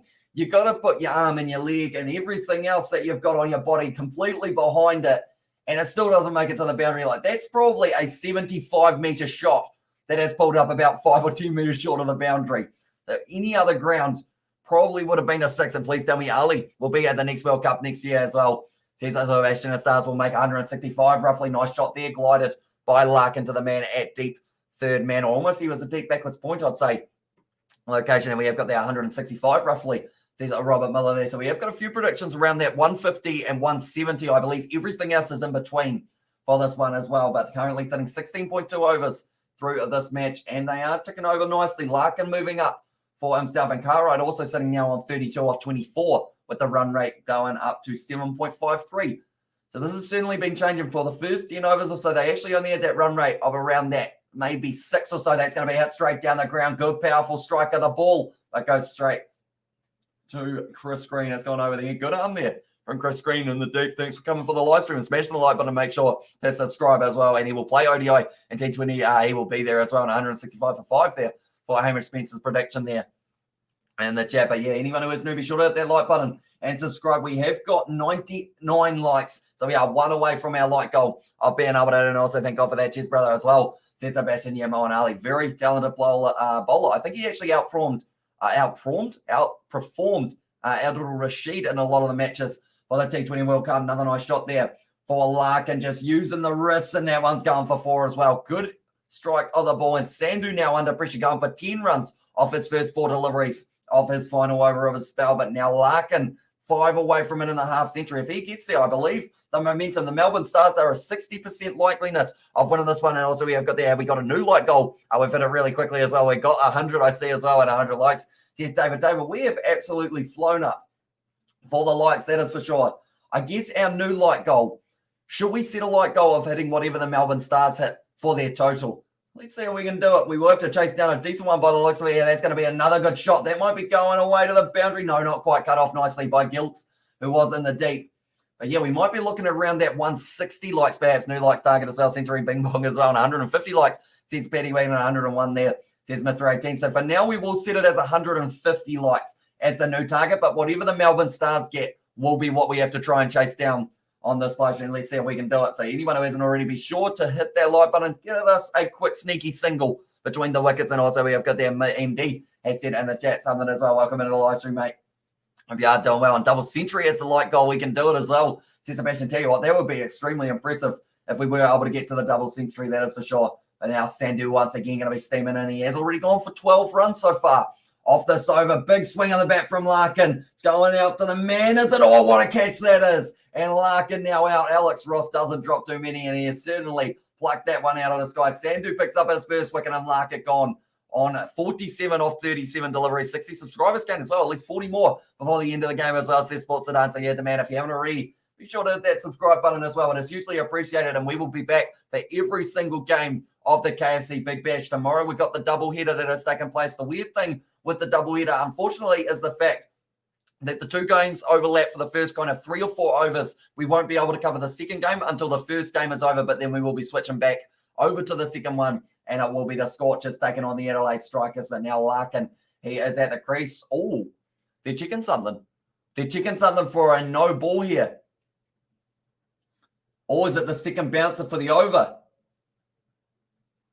Oh, he's had to jump in the air for this one. This one could end up being a no ball. What a comeback by Englishman on day 3. What do you think? Can England push New Zealand, or sorry, Australia in this test match, or Australia will win? I think at this stage, unless they get a massive wicket partnership here, and then also the next wicket partnership, I think it's more likely that they'll be playing for the draw here, England. Unless, of course, they get a couple early wickets. Andre Russell, he is almost out on the field, but this might be the second bouncer of the over, which would end up as a no ball. Okay, what are we waiting for here?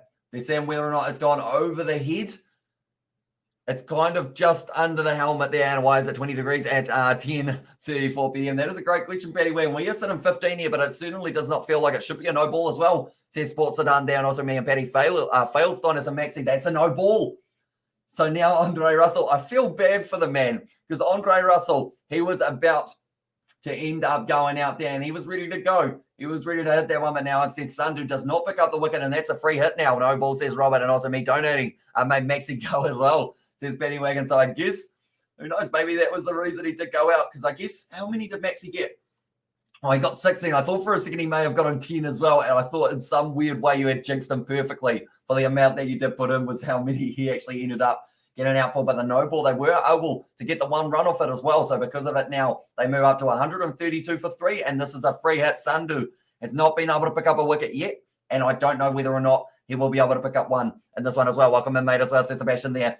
And also now it is going to be running in. Sandhu's looking fired up for this one. Stars have underutilised their resources here. Only 3 down and just T3 overs to go as well. Oh, sorry, but just 3 overs to go, says Sports Sudan. Yeah, they do need to try and ramp it up. That one's gone extremely high in the air from Larkin. Oh, it's Cartwright, actually. This one's in the air for an age. It's not taken, but it wouldn't have mattered if it was. Gilks puts down the catch. Never easy, like they are saying, and that was the free hit. They were able to run through for the 2. That is the end of Sandhu's over now, and they are sitting on 135 for 3 here. So it was, oh, they actually got back for the 3 there. That's how long that ball stayed in the air. They just ran back and forth, back and forth, back and forth, all the way for the 3 runs there. Not able to take that catch there was Gilks. It's very close to the boundary. Ends up just sitting under it, waiting for it to come down. Lines it up nicely, and it just goes straight through the hands as well. Why slow batting by Melbourne Stars? Those disappointed to see as well. Says Coding. I think it's just all.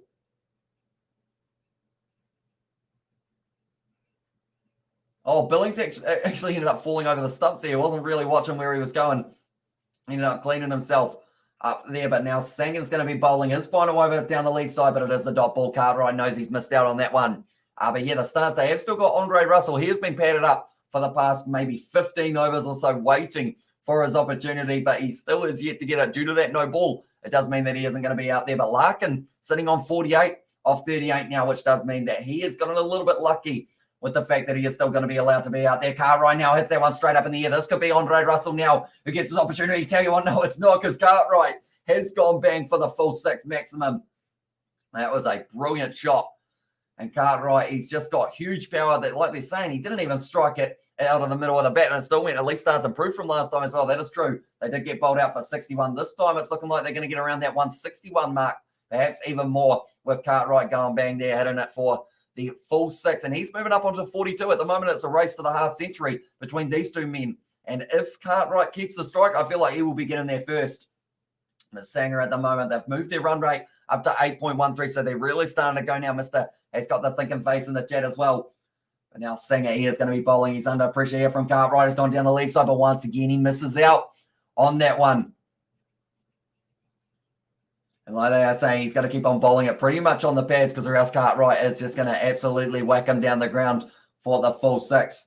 But now Sanger at the moment, yeah, he has gone for his dot. 6 dot. That one's gone straight up in the air from Cartwright. He has got plenty of it again. No, he isn't. It's going to be taken there by Ben Cutting on the boundary. And that is going to be Cartwright on his way. 42 runs off 30 deliveries. And now he is out. And they will be 141 for 4 now. And I think we must have a stream, I think he must have the stream in his ear. We're getting close to the predictions as well. Says Robert Muller there in the chat as well. But yeah, at this stage, I have got the commentary on my, or kind of in my eardrum, so that I can work out whether or not like there is any noise for the Knicks and whatnot that do end up taking place, or the edges, I guess I should call them, rather than the Knicks. But Hilton Cartwright caught by Cutting, bowled by Sanger, and that is his second wicket as well, 101st, like Guzzy as well there in the day, and Russell is coming in, says Mr. 18, also we've got the Ease walking, says Sebastian, but at the moment it seems like maybe we're in that position of 160, 170. From here, I think they will be pretty happy with because they have still got a total of 15 deliveries, and Andre Russell is now at the crease. He's at the non-strikers end, but he will still have a good opportunity to maybe face a few, give himself a bit of confidence. I'm wondering whether or not they give him the ball in hand because they have got some very good players with the ball in hand. That is the likes of, I'm quickly going to look through them. They have got the options of using, you got Nathan Courtenay, who is there. Also, Bo Webster. I don't believe he bowls too much, though. Case Ahmed,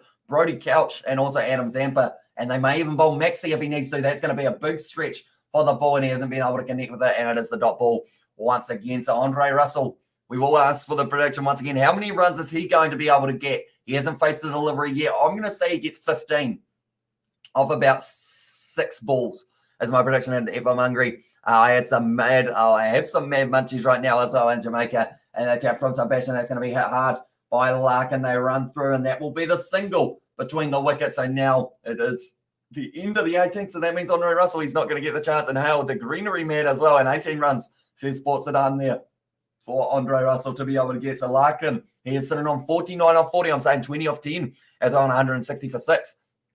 As Mr. 18 prediction as well there. So everyone seems to be on that same wavelength of Russell. As soon as he gets to strike the ball, he is hitting it hard, and he is probably hitting it long as well. But anyone who is new to the channel, be sure to hit that like button. We are going to be trying to chase down the total that the Melbourne Stars set in this matchup. It's going to be tough, but we will have to go for at least 142 here for this one as well. I feel like that would be quite a cool trend if we can somehow keep on doing that, how we try and chase down the total that the first team gets as well. We have got the 160 under as well, says Mohammed as well. And also we have got there now, he might only have one over as well, says Aiden. I'm saying 15 as well, says Robert. For the big man, Andre Russell, he's not going to be able to strike his end. Larkin, though, he is sitting on 49. It's going to be McAndrew.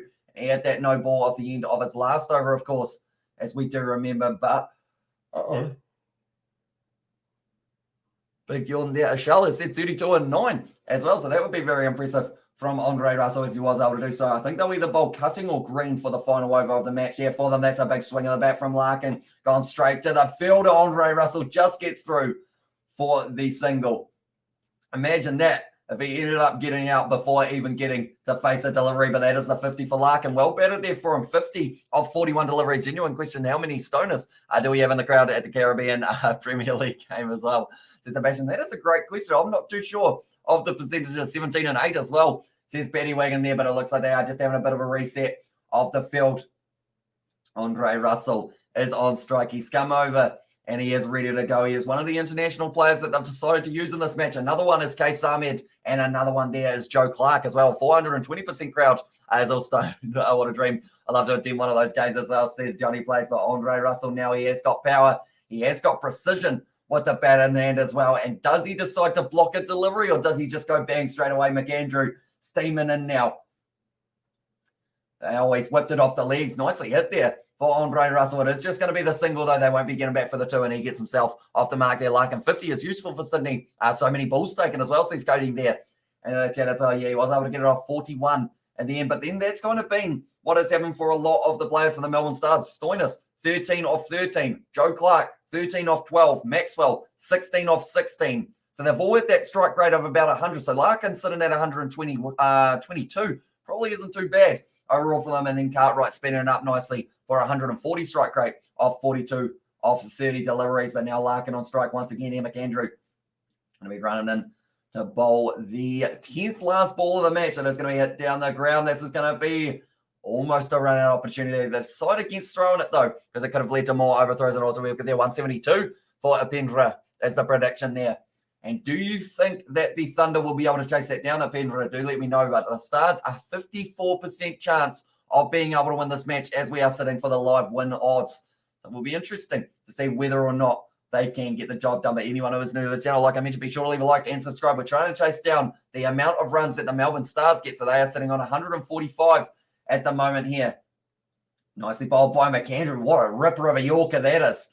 No option for Andre Russell but to just block that one, and he gives the nod of approval as well. Pretty much nothing he can do with that. The scorecard hasn't updated as well, says Robert. I believe it has now. For some reason, every once in a while, it decides to just sit there and doesn't actually update itself. But Andre Russell, he will be hoping, probably green for the last one. They are saying that will be the best bowling option up against Andre Russell. It's quite interesting that they've been able to do all of the kind of analytics and work out exactly who is going to be strong against who. But now Nathan McAndrew once again steaming in for his delivery. I say steaming in quite a bit. Bouncer, that's going to be hit the back, did it? No, not quite able to strike that one, Andre Russell. And that is going to be called the one short ball that he has allowed in this over. Now he will certainly be making sure he doesn't bowl the bouncer. Andre Russell here, he's only gone for 3 runs here, McAndrew, bringing it back very nicely for the Sydney Thunder. And each time he has a dot ball, the Melbourne Stars win percentage goes down just a little bit more. 50-50 now between these two sides. We're probably going to be sitting about 50-50 going into the second innings as well in terms of who is going to be able to get the win. But now McAndrew, final ball of his spell. It's a good Yorker. Oh, it's hit him straight in the shin, I believe it was there for him. And they have been able to run hard, and that is going to be the 2 runs. Andre Russell having a charge, and he has been able to get a 2 off the final ball of McAndrew. He has got 1 for 27 off his 4 overs. Very well bowled by McAndrew, able to pick up that important wicket early on of Joe Clark. And now Hazen Cartwright, they're having an interview with him on the touchline, or the sideline, I should say, at the moment. Now 42 for 30, he was able to get himself 2 sixes. And I believe, if I'm not wrong, Hilton Cartwright, he is the only man who has been able to hit a 6 here for the Melbourne Stars. So it's one of those ones. If the Sydney Thunder, the likes of an Alex Hales, maybe even an Alex Ross, the sweepologist, anyone with the name Alex, looks like they might be able to go all right with the bat in hand here at the MCG with the very long boundaries. But yeah, it is going to be exciting. The Ashes, we're already up to day 4. The first test match has been absolutely flying by. And hopefully the action will continue to come thick and fast for those games. And then after the Ashes, it is going to be the 2 matches of the BBL that we are covering on the channel. That is going to be the matchup between the Sydney Sixers and the Hobart Hurricanes. And the second match is going to be the Perth Scorchers taking on the Adelaide Strikers. Hit down the ground there. Daniel Sams ends up actually hitting that ball into his teammate there, Larkin. He ended up hitting Andre Russell with it. And now Russell will be on strike to Daniel Sams. This is going to be a tough battle. I feel like Sams needs to make sure he takes the speed off the ball, but also probably bowling wide outside the off stump. Try and make it as long as physically possible. I see there Andre Russell, they must have put a sticker on the back of his jersey to say that it's his, and he's kind of got it half ripped off with Russell. And also we've got there a new prediction of 158 as well there for Hamish Spencer for 5 down. So who are you saying goes out? Is it Larkin or Russell that you think will be losing their wicket here? But Russell on strike now to Daniel Sams. The current run rate sitting at 7.72, so ticking over quite nicely here for the Stars, but they will certainly want a couple of big boundaries here from the big man Russell. It's a full toss, whips it off the leads nicely, and it's it out into the gap. I believe they will just be taking the 1. No, they get back for the 2. Nicely run between the wickets for Andre Russell. He's still got a bit of pace, I should say, and also I got Melbourne, or money on Melbourne, reckon I'm good as well. Says Malagi there in the chat. Also, we have got the Russell and the chat says Hamish Spencer 159 for 4. No prediction says Robert. So he's saying 9 more runs off this final one as well. We'll have to wait and see whether or not that is the case. But anyone who has given their predictions, anyone who is the closest, I will be looking at all of the options because I do actually have the ability on my live streaming software of starring certain comments so I can see how close you guys are to the correct result. But now Daniel Sams full toss there. Russell whips it off his legs. He struck that one nice to Andre Russell, and that is his first boundary of BBO 11, and the crowd are loving it as well for Andre. Sitting on 9 runs now off 6 deliveries. It'll be interesting to see whether or not he can keep on going. I know that people predicted 20. We had a couple predictions of 15, including myself, and he has just whacked that one. Andre Russell just ends up timing at the full toss. You can't bowl a full toss to Andre Russell. The size of his bat and the power that that man has just means he'll whip it away to the boundary. 9 times out of 10, no go back to my old prediction. 165 for 5 as well. Says I respect to there. And also we have got there the Jamaican flags from Sebastian as well. Now Daniel Sams bowls a bouncer just swatted away by Andre Russell. It's going close to the boundary, but it's going to be cut off there by Alex Ross. They'll get back for the 2 though. And Russell will retain the strike. This is good for the Melbourne Stars. 11 runs off 7 deliveries. He's starting to ramp it up here in the later stages of the innings for them. And he's just almost ducked down, played that shot nicely with it's almost a weird front foot pull shot thing is how I would describe it. But Andre Russell, he's made it work, and he has been able to so far hit Daniel Sams for 10 runs off the last 3 deliveries, and also the single for Larkin to start the over. Very smart single for Larkin, I will mention. Is now Andre Russell does get the strike. Another bouncer bolt there. Is it a wide? Yes, it is indeed, and it's going to be called the wide and extra run there for them. So they're sitting now on 157. There we go, the scoreboard. Yes, it has updated itself, but there are only a couple of deliveries left. Daniel Sams, he hasn't had the best day with the ball in hand so far for himself. He has actually gone for 41 runs, and thanks for the extra ball, Sams, as well. There's Amish Spencer there. Yeah, 2 deliveries left. 2 sixes so far hit for the Melbourne Stars with their batting, and 13 fours they have been able to get for themselves as well. But now Andre Russell once again going to be on strike here. Would love to find the boundary off it. He swung big. He's going to be edging it, and that one might be racing away to the boundary. It's got plenty of spin on it, and that one goes all the way for the 4. Come on, mate, as well. And else, that's not our predictions were as well. Says Sebastian there. And the jab, but that is a great shot for Andre Russell. Now he is sitting 161 for the Melbourne Stars, and he is sitting on 15 runs off 8 deliveries as on 160 on call, and new prediction as well. Says Robert there. That was a nice shot from Andre Russell. Just ended up getting the edge, and I know that sounds weird to say that an edge was a nice shot, but there's a gap there, and he has been able to get it straight through and get himself the 4 runs. Now Russell sitting on 15 off 8. I can't remember how many balls I said that Andre Russell would get his 15 off. Unfortunately, I remember I said 15, but I can't remember how many balls it was going to be for Andre Russell to be able to get it. It's going to be down the leg side for Daniel Sams. They're not running there, and that's going to be another wide. The pressure is on Sams at this stage. He might be bringing up his half century as well. Give me the extra ball as well. Says Amos Spencer there. Yeah, at the moment, the run rate of 8.17, and also the win percentage for them, 53% chance for the Melbourne Stars. So they're slowly continuing to creep it up here. Andre Russell, final delivery. Also, we think of this match, Daniel Sams needs to have it in the right place. That's another wide. An extra run there. Daniel Sams feeling a bit of the pressure bowler to big Andre, and also 20, I think you said as well. Says it was Robert, and you said 15 off 6 as well, says Cody. And also WTF Sams says Amos Spencer. Yeah, not going well for him at the moment. The ball, I don't know whether or not it's slipping out of the hand or whether he is just well and truly just not quite getting it right for him. It seems to be in this situation. He's just got to put it somewhere that's not on the left side of Andre Russell. It's already given away 3 wide so far. Chris Green, he's still got a big smile on his face, which is always probably a little bit more beneficial for the batsman. That's a better Yorker. Going to be hit away by Andre Russell, and this looks like it is going to be going back for the 2 here. And they are going to be able to get that. 165 is the total here for the Melbourne Stars.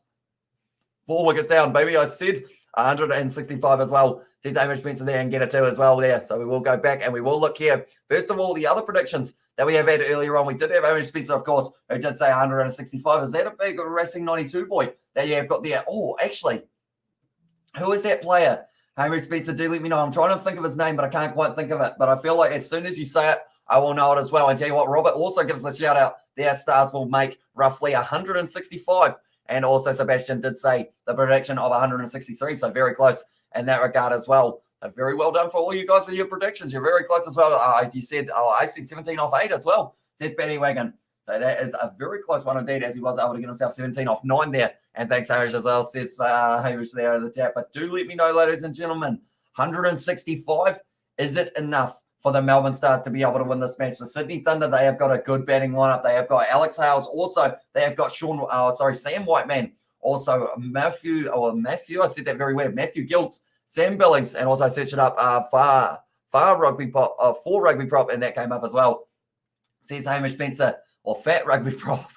Says Hamish Spencer there. I'm trying to think of his name, and I can't think of it off the top of my head, and 158 all out. As well, says Novmum there for the prediction for the Sydney Thunder. But I hope you guys are all having a great day so far, and hope you've been enjoying the Ashes. Like I mentioned, it has been going on for the last 3 days. There are still 2 days left. It is starting tomorrow at 12 a.m., I believe, for the coverage, but then it will be 12:30 that the match will be getting back underway. In England at the moment have a good partnership between Joe Root and also David Milan. At the moment, we are sitting on 108 likes, and our goal from here on out is going to be trying to hit that 166. We need to chase down the total that the Melbourne Stars were able to set. What's the pitch look like? It looks decent at the moment. It seems like maybe I'd say the spinners are going to have a fun day out there for this one. Case Ahmed and also Adam Zampa, because we saw Sanger. He didn't really pick up too many wickets, other than, of course, that massive one of Glenn Maxwell. And also, I think he actually got another one too, didn't he? Sanger, if I'm not wrong. Yeah, he got 2 wickets in the end, but I think the spin factor for them is going to go very nicely. Okay, lads, I've got a big video tomorrow. You need to come watch it tomorrow.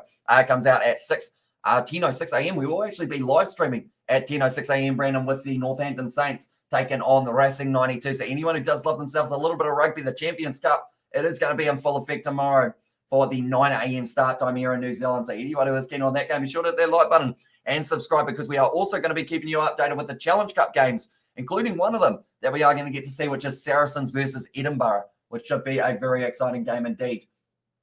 At least at the moment, we have got ourselves the mid-innings break. Wait Sam's got a half century as well, says Paddy Wagon. He did indeed, unfortunately for him, was able to bring up the 50. You do not want to raise your bat, though, when you're a bowler, because 50 off just the 4 overs is pretty impressive. It's Ben Tamefuna, that is the name, but he has lost heaps of weight as well. Says Amy Spencer, I knew that it was like an island name, but I wasn't quite sure who it was. But Ben Tamefuna, he is actually, I believe he's going to be playing for Racing 92 tomorrow, I want to say, in that match. But they have got a good backline. Rugby Sevens on tomorrow as well, says Brandon there. And also Wade Sam's got a half century, says Paddy Wagon. So what we will quickly do, while we have got this little bit of an innings break, I do want to know from you guys, who is going to get the most wickets for the Melbourne Stars and who is going to get the most runs for the Sydney Thunder. I feel like with Alex Hales getting out for a duck,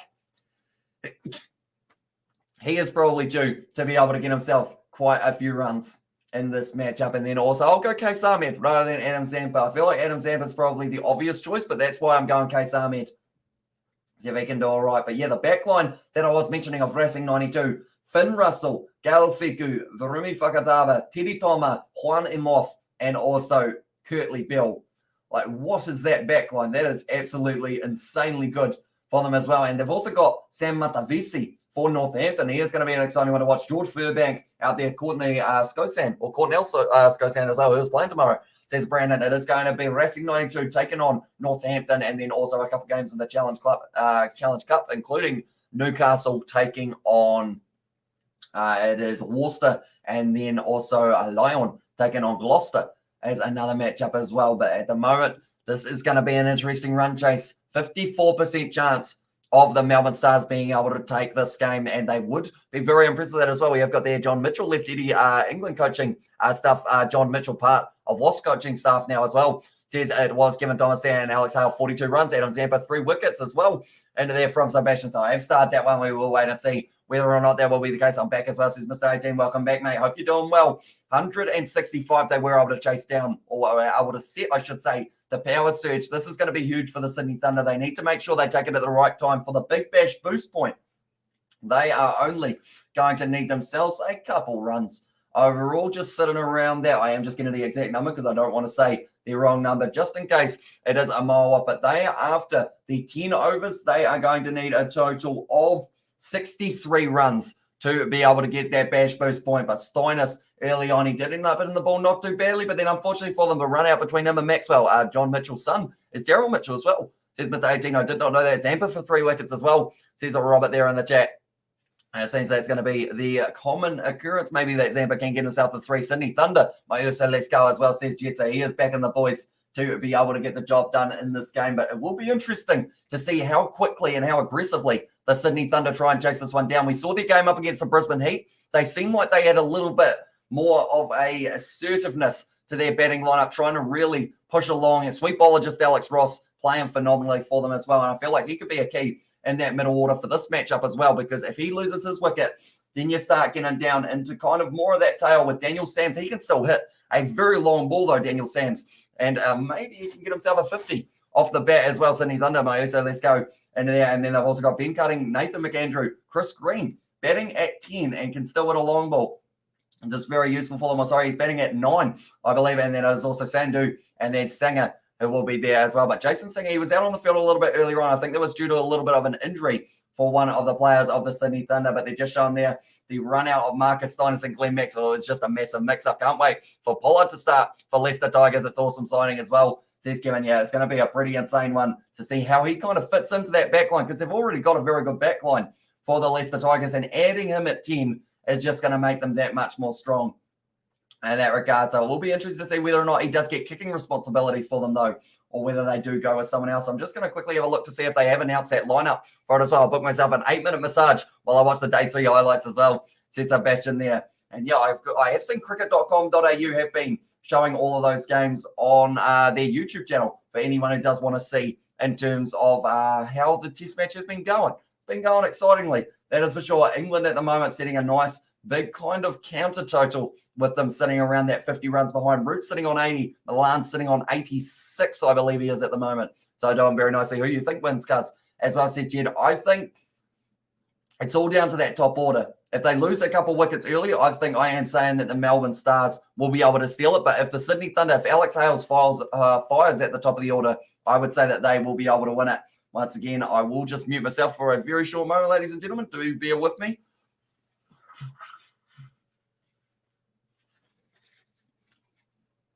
Gotta love when it is kind of overcast conditions. It seems to really just go to my nose and be like, huh, gotcha. And we have got there, cricket.com.au, everyone for BBL Ashes, high quality highlights as well. Says Sebastian, that is true. They are doing the BBL as well, which is awesome to see. And they're pretty close to like doing it only around 12 hours or 24 hours after the game has taken place in Kiwi Lads when it's the next GTA live stream. Hopefully it will be relatively soon, maybe in the next couple of weeks. Hales 67 and Kaysam had 2 wickets as well. Says Paddy Wagon there. So Hales, he will certainly want more runs than he got in the first match up against the Brisbane Heat. He did go out for a second ball duck, Alex Hales, and no one was expecting it, that is for sure. They are just showing that brilliant catch from Daniel Sands, but unfortunately wasn't no ball for that situation.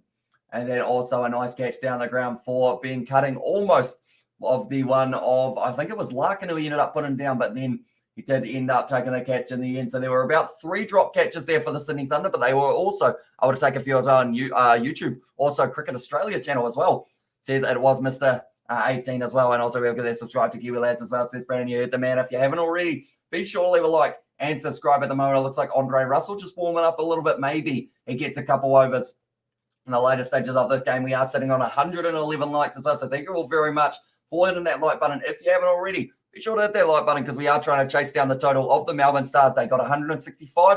We are setting a like goal of 166. We have got their subscribe to Kiwi Lads as well there in the chat. And now they are showing Maxi. I feel like Maxwell might actually bowl in the power play. He didn't last time. That's how the YouTube channel was called with the .com.au as well. Sets up Bash in there. They are going to require around that 8.3 runs per over for them to be able to get the win. They are actually showing their Dustin Poirier versus Charles Oliveira. That's going to be a good fight. Unfortunately, though, I believe I would have already been up for about 12 to 15 hours at that point, so I probably won't be able to watch that one, but it should be a good one for this. But yeah, at this stage, I'm looking forward to seeing all of the Champions Cup games. Unfortunately, I don't think we'll be able to cover Cardiff versus Toulouse because of the fact that the Perth Scorchers game will be overlapping with that one for the Adelaide Strikers. So perhaps we could do the second half, but I feel like that would be a little bit rough there. So we just save it for Leinster versus Bath if that is the game that you guys do want to see. But now, this stage, we're getting very close to the second innings getting underway. Anyone who was wondering how the table is sitting at the moment for the BBL, there is one side who is sitting just a little bit above the rest, and they are the Sydney Sixers, the defending champs. They've got seven total points, I should say, and they are the only team who have been able to win 2 games so far. The Sydney Thunder, though,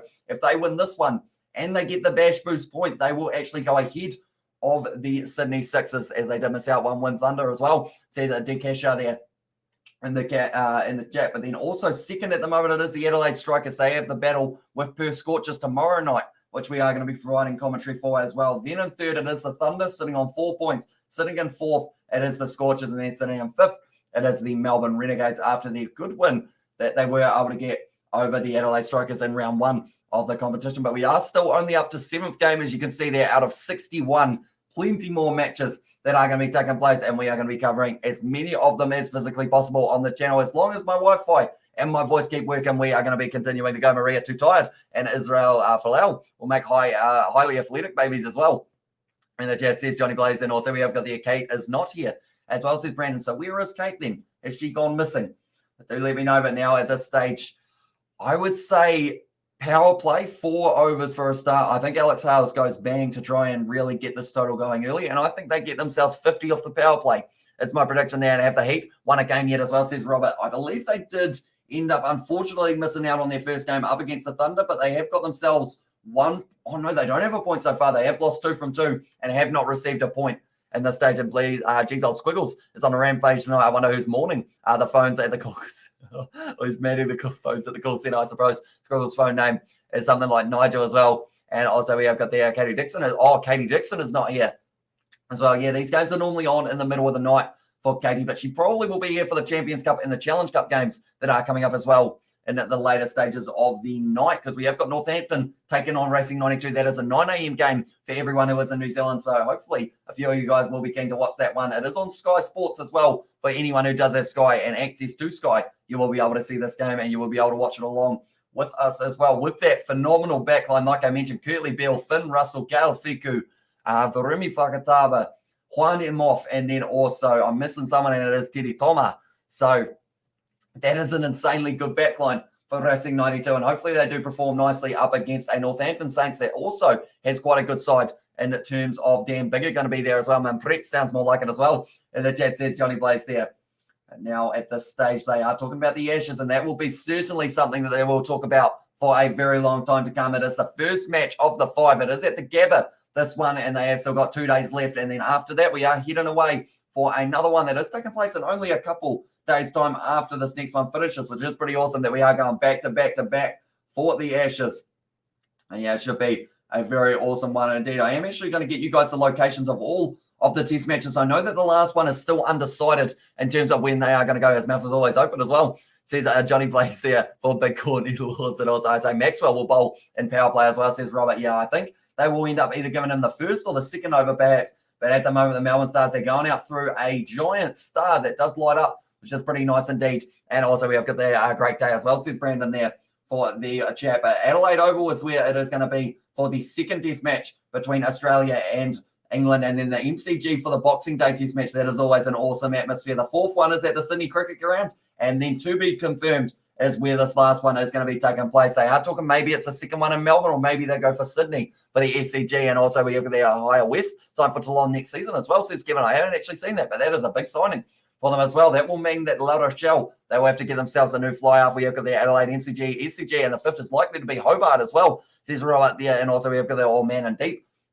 as well, says David. David now making his way out to the crease there. Alex Hales, like I mentioned, he did get a duck in his first innings of the BBO 11. He will certainly want to try and increase that. At the moment, the leading run scorer of the competition is Moses Enriquez, as he has been able to put in 270 totals to get in. It looks like Nathan Coulter will be opening the bowling here for the Melbourne Stars with Adam Zampa, Glenn Maxwell, Hilton Cartwright. Can he even bowl? I think he can as well. And maybe they even decide to go with Marcus Steiners, but they've got Case Ahmed as well. Huge power of Alex Hales. He'll need huge power here to be able to hit it to the boundary with how long they are at the MCG. Subscribe to Kiwi Lads Gaming. You heard the man if you haven't already. Be sure to check out the gaming channel, and David and Joey are batting away. David and Joey are batting away as well, says Sebastian there with the fire emoji. But Sam Whiteman also going to be at the crease.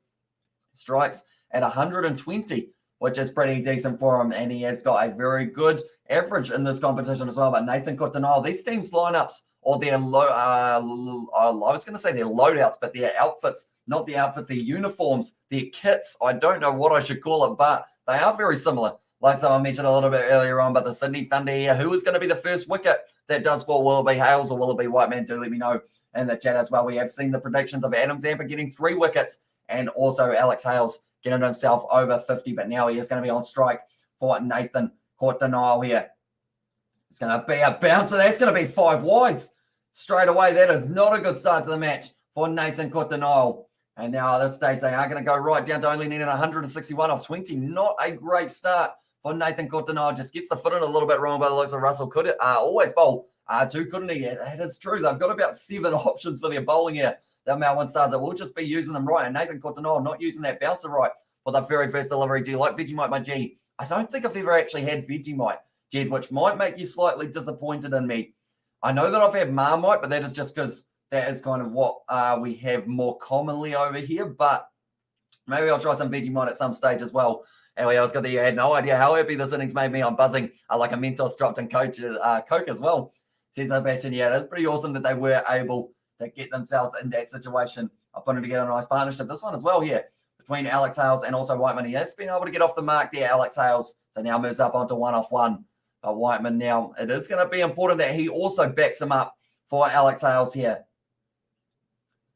Because it is going to be, I would say, Whiteman, I think he's going to get around the 20s as well. And also we have got that they will get 1 for 5 and 18.4 overs as well. Says Bandwagon, so he's thinking they will be able to chase it down with about 8 balls to spare. But Whiteman, he is going to be on strike. He is a left-hander, so it is a bit of a different angle here for Court Denial.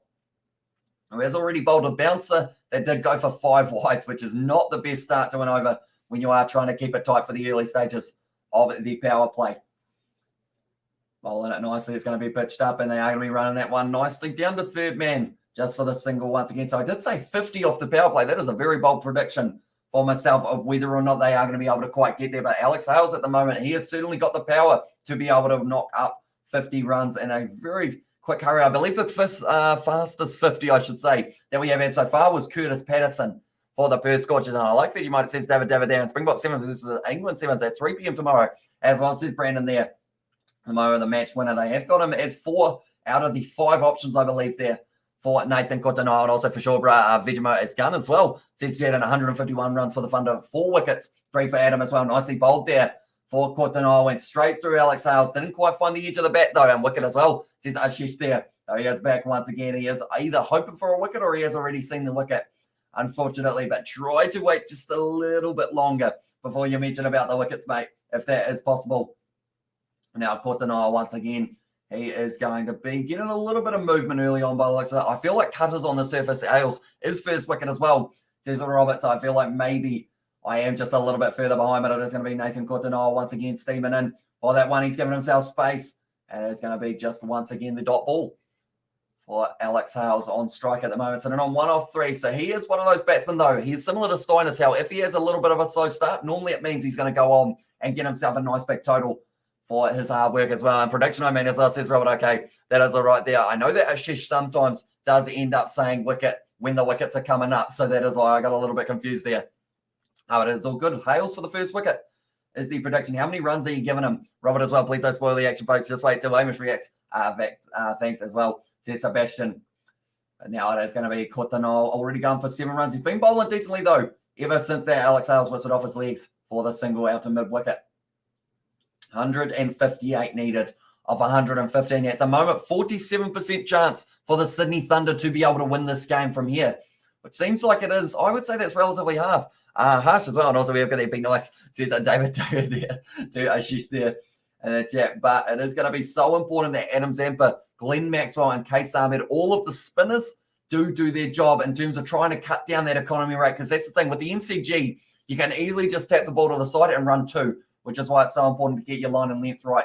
Definitely in the early stages when there aren't too many men back to predict. That's going to be the ram shot there from Wyman. Beautifully played, almost all the way for 6 there. But I believe it is just the 4. Yeah, I've got there. Can you read my full message, please? This is the only time I'm going to ask as well. And PM, Wallabies 7's Fiji as well. And Argentina 7 Wales are going to be live as well. Says Brandon there. And also we have got there. Be nice. Says that David. But currently they are going to need 158 off 115 and 12 after the first over. For them here, they are just checking whether or not this went all the way. Oh, it's another one of those ones that are right on the rope. I believe that's just inside, so I think it would just be the 4 runs there as well. I'm predicting 10 runs and Zampa to bowl them as well, says Robert there.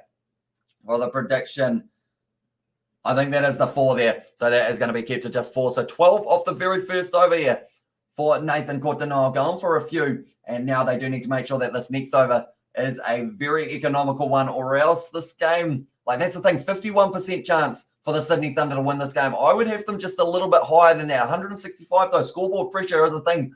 They're actually bowling Adam Zampa. He doesn't normally bowl in the power play, so you can tell that they're really trying to cut down on the amount of runs that are leaked.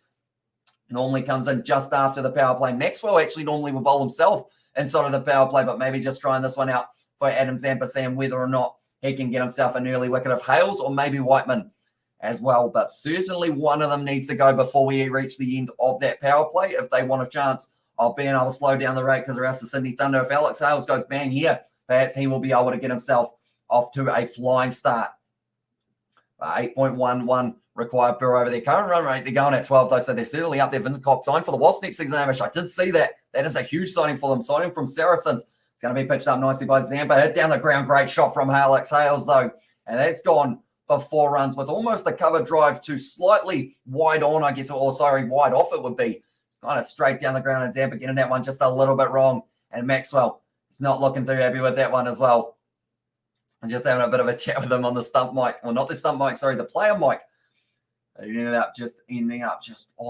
I almost just said ending up as well. I was turning into a broken record, but Zampa now will try and break the stump Nicely bowled there, and Hales does stop it as well. Sri Lanka Premier League being broadcasted in New Zealand as well, says Sports Sudan. When does it start up, Sports Sudan? I don't believe we do have it. We normally, I think we get the IPL and also the Caribbean Premier League and maybe some of the PSL, but not too much of the Sri Lanka Premier League that I know of.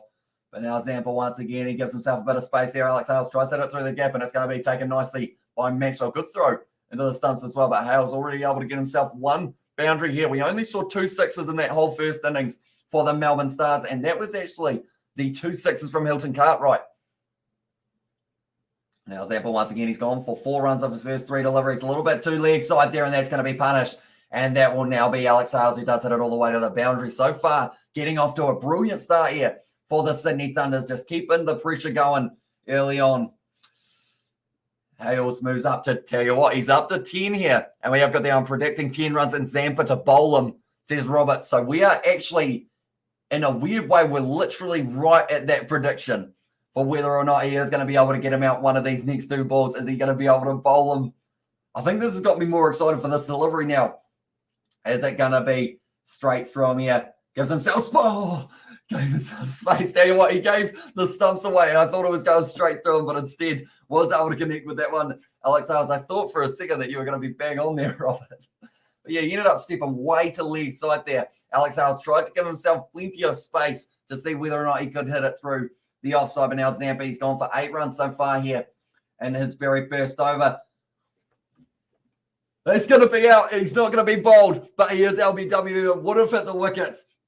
That's a prediction and a half there, Robert.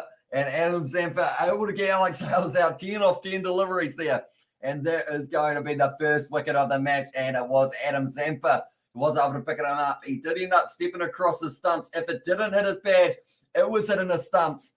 And that is why there was the big LBW shout. And that is going to be Alex Hales out now for 10 as well. And Glenn Maxwell, he's a very happy man. It's worked by putting him out there for the second over of the match. Adam Zampa, he has been able to get Alex Hales 10 off 10, like I mentioned. And now the Thunder are sitting after the 2 overs, 20 for 1 here for their total. They still need around that run rate of 8.1 in their current run rate. They're going at 10. And Robert, good job as well, says Betty Wagon.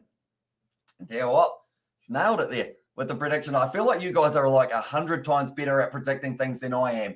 I said Alex Hales would get 50, which is not the case there. As I did say, Case Ahmed to get the 3 iron or the 3 wickets, but you guys said Adam Zampa as well there. And I love to you from India as well, says Game Changer. Thank you very much, mate. Back at you, mate. And I do appreciate you being there. Sam Kane signed with New Zealand until 2025. That's awesome news for the All Blacks as well, says Kevin. Yeah, very consistent in that number 7 jersey, Sam Kane. And he's got a bit of competition at the moment. The likes of Dalton Papali'i trying to make his way up through the rankings, but they haven't got Lachlan Boshi. I know that he's still in Japan as well, and also we have got their points as well as this Game Changer. So pretty much they were able to get themselves 165 stepping across the line there. Nice shot from Whiteman, and Maxwell now bowling from the other end, and he has gone for the boundary first ball as well, similar to what happened for Adam Zampa. The skipper just getting that one a little bit wrong for the early stages, and now the required run rate drops to less than the 8 and over. Maxwell just a little bit too left side, and it was swept nicely by Whiteman. Maybe been spending a little bit of time around Alex Ross because the sweep bowler, just I'm sure you pick up a few tricks from him as well. Do you watch IPL? I have watched a little bit of it. I didn't get to see too much of it recently, but I am hoping. Oh, nice ball there from Maxwell. A little bit of turn on offer for the off spin, but I'm hoping to do a little bit more watching of it this year. Perhaps when it does take place. When does it start up? Game Changer, do let me know. Oh, was that one missing the stumps for Adam Zampa? Might have been going a little bit too far to the side, but we are quickly going to be having another delivery, I should say, there as well. But they are just showing whether or not this one was hitting the stumps of Alex Hales when he was on his way. Is this one hitting? Is this one hitting? Yes, it is. Just touching it. So they've done well to say that that one is going to be hitting the stumps there, but that is going to be a dot ball. Once again, IPL starts April next year with 10 teams as well. And Whiteman out for 13 by Maxwell as well there. Seth Battywagon, and which team is your favourite in the IPL? I do enjoy watching, it's hard to pick a favourite. I love watching the teams that the New Zealanders are in, though, because of the fact that they are kind of representing the Kiwis. That's going to be a nicely glided shot there down to short third man for the single once again. But Maxwell at the moment, he's sitting not too badly. 5 balls so far in this over, and he has gone for the 5 runs. So far, they are sitting 25 for 1 with 1 more ball to go. And a Whiteman at the moment, he is sitting on 10 as well there. And Whiteman out for 13 by Maxwell as well as the prediction from Paddy Wagon. And tell you what, if you nail that one as well, I will feel like you guys just know like cricket way too well. And now it's going to be a nice little bit of a gap there for Gilts. The first ball that he's faced, and that looks like it's going to be racing away for the 4, and it does indeed. Great start for Gilts at the crease, and that moves them up on to 29 for 1 after the 3 overs there for the Sydney Thunder. So they are going very nicely in the early stage of the set. 50 off the power play. They probably won't quite get there, but I feel like 40 is certainly an option for them. Anyone who is new to the channel, be sure to leave a like and subscribe. We are sitting on 123 likes. Our like goal is to try and hit ourselves a total of, it will be, we're trying to beat the Melbourne Stars, so we're trying to get themselves 166. Oh, he's ahead of us as well, says Amy Spencer there, although I don't think it'll be that far ahead. Normally I'm only around that maybe 30 seconds or so behind, like you guys in terms of the coverage, but at the moment, Gilts has been able to get a strike rate going up to 400. I see there Jono Cook is there in the dugout. He hasn't actually had a chance there for the Sydney Thunder as of yet, but Sam Billings, he is ready to maybe make his way to the crease if they do end up losing another wicket. They've still got Alex Ross, Daniel Sams, Ben Cutting, Nathan McAndrew, Chris Green, Sandhu, and also it will be Singer who will be there as well. Yeah, it will be interesting to see how they go at the crease in the later stages, or whether or not they do actually need Sandhu and Singer, because if they do, then they're in a little bit of trouble. Wicket as well, says Ashish there. And the chat as well, but Nathan Kuttanal, he is going to be going forward here with his second over. He went for 12 off the first, so not his best over overall. He did actually go for the 5 straight away, but now it is going to be Whiteman who is on strike. He's sitting on 10 runs off 7 deliveries here. Kuttanal will be stemming in. He's going around the wicket and he's hit it onto his stumps, and that is going to be the wickets. Are you aware, or Aussies aware, that you're not allowed to bowl out Englishmen as well? Says it was a bash, and how funny Whiteman is now out as well. Says Amy Spencer there. Yeah, I know that Ashish is in front of us because he does it every single live stream. How he does end up saying wicket before it happens. I've hit it him. He did it yesterday as well. Says Sebastian, yeah, that is a fair enough call in this situation. And we have, it's going to be funny. Whiteman is now out. So that is 2 wickets down now for the Sydney Thunder, and now 10 runs Whiteman was sitting on off 8 deliveries. So now the Sydney Thunder, they're starting in a similar fashion to what the Melbourne Stars did, with Alex Hales going for a strike rate of 100, Whiteman going for a strike rate of 125 as well. But now Sam Billings, he has made his way to the crease probably earlier than anticipated, but 29 for 2 here for the Sydney Thunder. They've actually got a 36% chance of winning this game, is what they are calling it there for the Sydney Thunder. It's going to be interesting, but Sam Billings, he has got the power. He has got good ability against spin, and he's going to need it, because if they bowl Adam Zampa, Glenn Maxwell, and also they will be playing up against, maybe they will give Case Ahmed a few as well. And also we have got there, Samindra has said in there as well, Melbourne Starts win as well, and also totally fixed league, Big Bash as well, says Samindra. We actually heard that yesterday as well, because someone said you can't have like 4 overs in a row without a wicket, or kind of 4 overs in a row without a boundary, without it being match fixed, apparently. And I'm talking about Paddy's prediction as well. Says Amy Spencer there for Whiteman out by 13 and by Maxwell. So it says Paddy Wagon there, but now it's going to be Gilts on strike. 4 runs of his very first delivery, and it's going to be 8.16 required per over here for the Sydney Thunder, and 136 runs for 100 balls is what they are going to be requiring. Kuttanal so far, he has been able to pick up another one, and also we have got the Euro check as well. Says David for Ashish there in the chat as well. And now it's going to be the Stars. They were sitting on 4 for 165 after their 20 overs. What can Nathan Kuttanal do? Nice delivery, and it's just going to be the dot ball once again. So I mentioned earlier on, they need 63 of their first 10 overs to be able to get themselves that bash boost point. And if they do receive that bash boost point, they will end up in that situation of being able to, if they win the game, they will be sitting first above the other Sydney team. And also we've got there as Barmy Army there in Australia as well. Says Kevin, I think there's a little bit of Barmy Army for the Ashes games, but unfortunately, I don't think they've got as many of the travelling fans as they would have loved to have for this one. It's similar to the British and Irish Lions tour in South Africa, how they would have loved a lot more of the away crowd kind of coming in. Hopefully, you can fix your expertise to fix the, or you can use your expertise to fix the league as well. Says Sebastian, once again, another dot ball, and the Stars are sitting 1 for 28 at the moment. So it's kind of 50-50 at the moment, but they have got 66% chance of the Melbourne Stars being able to win from here on out at 8.33 runs per over. It's going to be tough for the Sydney Thunder. They probably need a few more boundaries in the early stages than we have got there in the chat. It's not 100% this time. We have got someone else in there in the Army is in Australia. Don't you worry as well. Says Amy Spencer there. And now it is going to be Nathan Kuttanal, nicely delivered, and it is going to be just again the dot ball. So they're going nicely here for themselves. Anyone who was wondering, the Wellington Phoenix at the moment are losing very badly to the Newcastle Jets. They are actually losing 4-0 at the moment. Solid effort from them at this stage. And we have plenty of problems in Australia, as I said, Hamish Spencer, because I'm not sure what is the attendance at the moment for the Gabba in the first test match, like kind of the average of each day and who will win, says Tanva. At this stage, it looks like the Melbourne Stars should be able to get the win, but all they need is a big partnership here for Gilts and Billings, and all of a sudden that momentum can change. And this fixture, but Coutinho now bowling his final ball of this over, and it's once again going to be another dot ball. Brilliant over from Coutinho. It was able to get himself a wicket. It was almost a wicket maiden, I believe, there for Coutinho. Incredibly impressive from him, and also the devil there from Sebastian there to Hamish. I'm wondering who they bowl for the next over. I think they will go back to Adam Zampa. I think you've got to try and keep this pressure on. It looks like actually Case Ahmed will get himself the bowl. So they've gone with the spin, yeah, and 31K first day, 20K second day, 28K third day attendance gather as well. So that's pretty good. Well, them overall, I'm hoping that they do get it sold out, or as sold out as they are allowed it for that final day, because I think we're going to the final day in that one, unless England really fall over tomorrow, which I don't see completely happening. It seems like they have started finding that little bit of momentum that they did need, and Root might be able to go on to his 100, and same with the other man who is at the crease at the moment, David Milan. They are just showing at the moment, Brad Hodges teaching everyone how to do the kind of scoop shot. I was never able to play the scoop shot. Anytime I tried it, I hit the ball straight into my helmet, and I was like, yep, not doing that again, because that will end up with me just ending up pretty much concussing myself. But Billings at the moment, he will be on strike to Case Ahmed, who is now going to be getting his first over in the Melbourne Stars kit. He was at the Hobart Hurricanes last year. Oh, he's put it in a really good position for that very first ball. It's hit down to Maxwell, who was in the deep, of course. The reason for that is because he has got a rocket arm on him. Glenn Maxwell in the last test is in Tasmania, which is like New Zealand, but it is part of Australia as well, says Hamish Spencer.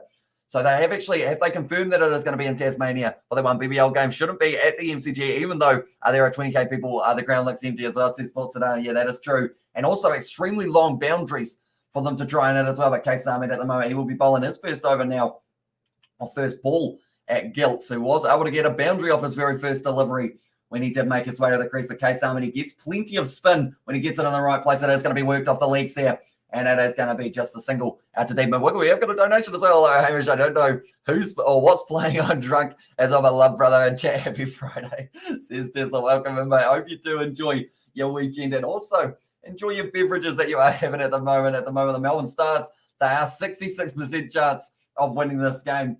In case Ahmed now pitching the ball up nicely once again, hit down the ground for just a single. They won't be minding this, though, for the Melbourne Stars. This will continue to mean that run rate keeps on creeping up and up and up. But Tesla, thank you very much for your donation, mate, and hope you are doing well for your weekend. I hope you're excited for all of the rugby that we have got on as well. Yeah, it's pretty much confirmed, but not as well, says Hamish Spencer, because I know that people were saying that maybe they were going to double up with another one at the MCG, maybe the SCG or something along those lines, but seems like it is going to be maybe Tasmania. Also, I think someone mentioned about having it in Perth, but I don't think they're allowed too many in attendance for Perth and that one as well. But they're just showing Case Ahmed there. He did actually end up doing a front flip when he did get a wicket last year. I'm wondering what celebrations he has got up his sleeve here for this next one as well. And we have got there, it's pretty much confirmed, but not as well. It says Hamish Spencer there, but now Case Ahmed, he's gone 4 runs off 4 deliveries so far, using his feet there, Billings, trying to get to the pitch of the ball.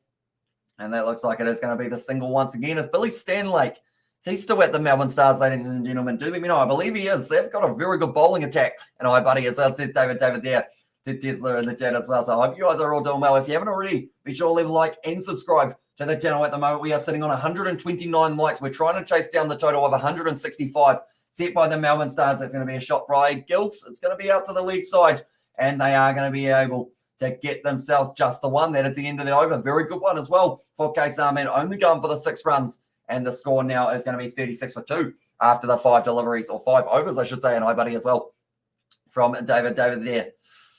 Who is going to be the top run scorer? I'm going to say, I said Alex Hales was going to be top run scorer. I shouldn't have said that. I should have said probably Alex Ross, the sweepologist. Feel like he has got a couple of tricks up his sleeve that might be able to lead him to a good bit of success here for spinning the ball, not spinning the ball, but reading the spin well. And cheers, brother Tesla. I hope you're well. 10 out of 10 out of 10 as well, says Sebastian there. And now it is once again going to be another, they're going to spin again possibly. Yeah, but the Stars, they were sitting 2 down for 33, so very even between these two sides, but 64% chance for the Melbourne Stars to be able to win this one. 1 times bet as well, says Alakmal there. And the chat, who have you got your money on, Luckmail? Do let me know. And the Western Australia Premier has been is not opening up the state to any other states in Australia, and the team would have to isolate for 2 weeks if it wasn't Perth year. So I guess that is definitely off the table for them. Adam Zampa back in the bowling attack here. Reverse sweep in there. Nicely played by Gilts, and he has been able to find the gap for the reverse sweep and not quite able to chase it down. There was Ahmed. And now for that is another 4 for the first ball of the over for Gilts. He seems to be doing that quite a bit lately. Just ends up hitting his very first delivery for the boundary. It's a reverse sweep. It's risky to do up against Adam Zampa, but he put it in the wrong place. And because of it, he was able to pick up that boundary. Still needing 8.5 per over. But 41% chance for the Sydney Thunder. I will keep you guys updated in terms of how those numbers change throughout the matchup, because it's quite interesting. 1 wicket can really skyrocket a team about 10% more likeliness of winning. That's kind of close. I think it's slightly going across, though. Adam Zampa bills, and it is going to be not out. I think it was just away and missing the off stump there. And also Newcastle Jets are winning 4-0 against Wellington Phoenix as well. And there says Sebastian, yeah, not the best day for the Phoenix, that is for sure. I've been struggling a little bit, but it is nicely bowled there, Zampa. Ooh. I think it's just missing off, but it could be clipping as well. At the moment, Western Australia is pretty much its own country as well. Says Hamish Spencer. Yeah, they're pretty isolated, aren't they? In terms of the fact that I think I had read about how pretty much, I don't think, have they got any cases at the moment? Melbourne, who is going to get the W tonight as well? Says Aiden there for the prediction there. Have you got money on them? Please tell me you haven't got that money that you won yesterday on them once again. But the current wickets, the Adam Zampa, he's up to 89. We saw Richardson bring up his 100th wicket a little bit ago and keep the lights coming. People were at 130 to make a shorter sub as well. Says Paddy Wagon. So yeah, be sure to hit that subscribe button. We are going to be back with more BBL action that is taking place tomorrow night, the doubleheader that we are going to get to see, and that is going to be an exciting contest. First of all, between the Sixers and the Hurricanes, a rematch from the match that we just see a couple of days ago, advancing down the wicket there for Billings and whipping it away to mid-wicket for once again another single. Zampa doing very well. Keep his economy rate down. I got 245 on the Stars. Got that right, Hamish, as well, says Aiden. 245. How much is it paying? Or it was just clipping the stump there. So it easily could have gone either way for the decision from the umpire as well. Now it is going to be cut away nicely out to deep point. And it's going to be cut off once again. Like I mentioned, the MCG boundaries, they are that long that it is extremely hard to hit to the boundary there. Not just on the full, but also in general. And we have got there that don't have any cases. That's why they don't want to open up as well. Says Hamish Spencer. Yeah, Billings at the moment. He is sitting on 4 of 5 deliveries. Zampa, one more ball left, 1.65 as well. I want to try and do the quick maths in my head, but I feel like that would be very tricky to do. At the moment, it's going to be dragged down a bit by Zampa. It's a brilliant shot there, almost going to the boundary, but cut off in the deep by Hilton Cartwright, the Terminator, as he is nicknamed. And that is going to be the end of Adam Zampa's over. Now sitting 45 for 2 after the first 6 overs of the match. The Stars, they were 5 runs less, sitting 2 down for for 40 as well. 8 of the Beast of Queensland as well, says Sebastian there in the chat. I can't believe you put it all back on, mate. That is very risky stuff. Definitely with how close the game was last night. We don't did know. Oh, to be fair, actually, the strikers did run away with it as well. If a plane had to make an emergency landing and was from New South Wales, it wouldn't surprise me if they didn't allow the plane to land because of COVID as well. Says Sebastian, says Ada there in Cheers Chat fam. I'm inactive, but I've always been here at some point. I hope everyone's doing well. I hope maybe she smashed 20k subs next year as well. Says thank you very much, mate. Hugely appreciated you being here, mate. And yeah, I hope you enjoy the live streams. 404.25 for the return of Aiden's there. There's big money, that is for sure. At the moment, I am going to quickly have a look at the likes one more time. We are sitting on 129. So we're slowly catching up for the Melbourne Stars total now. It's going to be Andre Russell with the ball in hand. His best of 3 for 13, 20 matches, 23 wickets in the BBL. And now he is going to be steaming in the big man, Andre Russell. What can he do with ball in hand? He didn't really get much of a chance with the bat. It's going to be on the pad straight away. And it is going to be the leg by, Paddy Wagon as well. Says Aiden there in the chat. But Andre Russell, you can see the aggression when he runs into the crease. And that is why it's so hard to read when he's going to bowl the slower ball, because you think, he's just going to well and truly charge in. He's going to try and take my head off. And then he just nicely dabbles it down there. And then you miss the ball. You get bowled by the slow Yorker. And much love to you all as well. Much love to you as well, says Sebastian there to Tesla. And up in the pad of Gilts there. Wasn't quite able to get onto it for that first delivery. Like they are saying, he's not as quick as he used to be, Andre Russell, but when he wants to, he can still get it down there at about 125, 130 if he really puts his effort into it. Andre Russell still running in nicely. It's going to be almost a little bit of the break, a little bit there. It looked like 132 there he was able to get it down at, but it looked like it was almost a bit of a leg cutter that he did bowl there. Andre Russell did a little bit of the flick with the wrist. They need 16 runs off 22 balls to be able to get themselves the bash boost point here for the Sydney Thunder, as they will need a total of 63 off the first 10 overs, and they are well and truly doing that with ease at the moment here for the Sydney Thunder.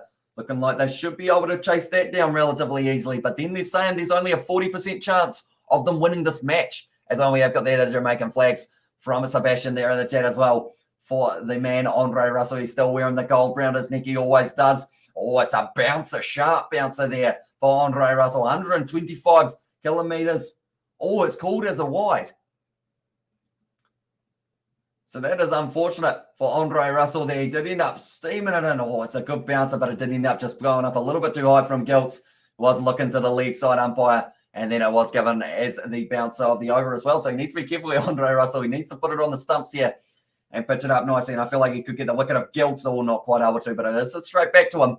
And that is going to be the dot ball for Andre Russell. And it is great to see these international players in the BBL. We know that there were a few players who wanted to come over, but due to restrictions and everything along those lines, there were a few players who did actually miss out, unfortunately. But Andre Russell, he is now there for the Melbourne Stars. I know that Harris Ralph is another player who will be on his way from Pakistan to be able to play for the Melbourne Stars as well. Just a little bit down the lead side there for Andre Russell, and that is called as a wide there. Cheers, brother. Stay safe during this pandemic, and hope everyone has a magical Christmas as well. Is that an alien emoji? Cheers, there you have got yourself there, and then a boom as well next to it, and everyone in there as well. But yeah, right back at you, mate, I should say. Enjoy your Christmas and your Happy New Year.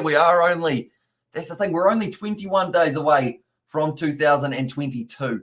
Like, that is crazy how quick this year has flown by. I remember the start of the year, it seemed like, right, we got plenty of time left in this year. All we got to do is just keep on doing the editing and whatnot. And the thing is, this year has absolutely flown by. And I think it is because having live streams almost every single day, or definitely every single week, you kind of get used to the flow of just not really looking at the date and just going, right, we got this live stream, this live stream, this live stream, and that kind of thing along those lines. But now at this stage, Andre Russell, once again, going to be bowling here. He has got a couple balls left of his over.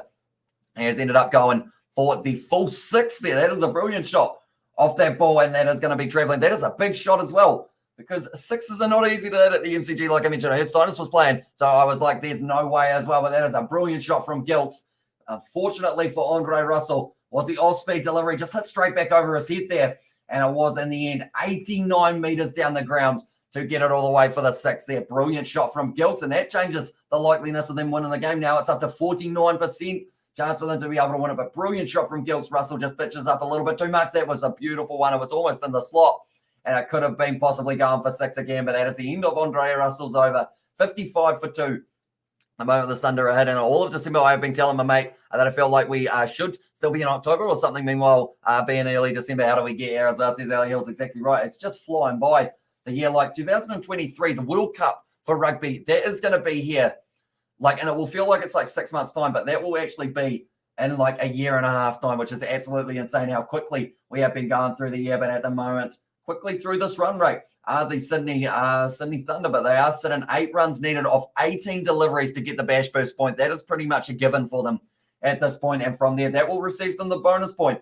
And if they win this game from here on out, they will also take the leading spot in the Big Bash, and they will be ahead of the Sydney Sixers, who are the other team who are really trying to get that first place position. I believe it's now Couch who will be getting a bowl. There's a youngster who will be really trying to go up through the rankings of the BBL. We want to see some of these young guys getting a chance to hold on to that golden cap for a little bit of time. He's only had 2 matches. He's picked up 2 wickets, though, and his best is 2 for 36. Brody Couch now going to be steaming in, and it is Sam Billings who is on strike, the Englishman.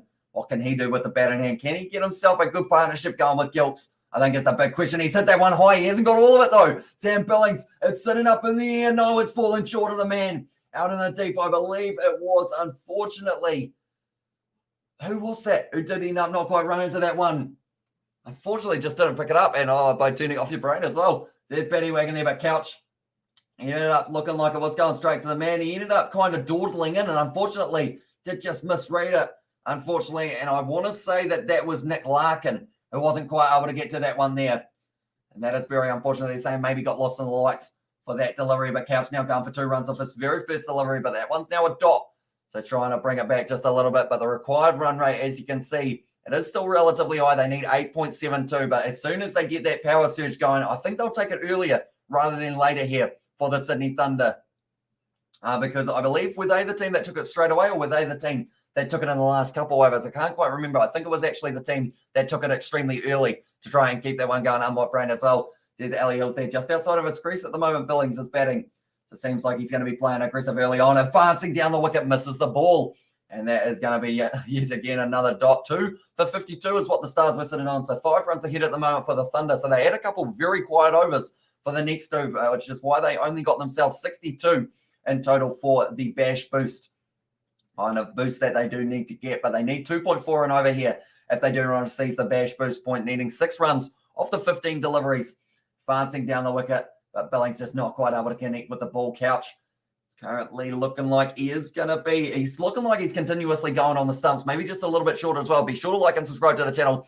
We are chasing down the Stars here as well. Says Sebastian, you heard the man. If you haven't already, be sure to leave a like on this live stream. We are sitting on 132. We need to try and hit that total of 166 if we do want to beat the Melbourne Stars. So we still are sitting 34 away. I think that's doable for us as well. And good question, says Batty Wagon there in the chat as well. But at the moment, the Bash boost point is certainly secured by the Sydney Thunder. Gilt sitting on 19 off 17.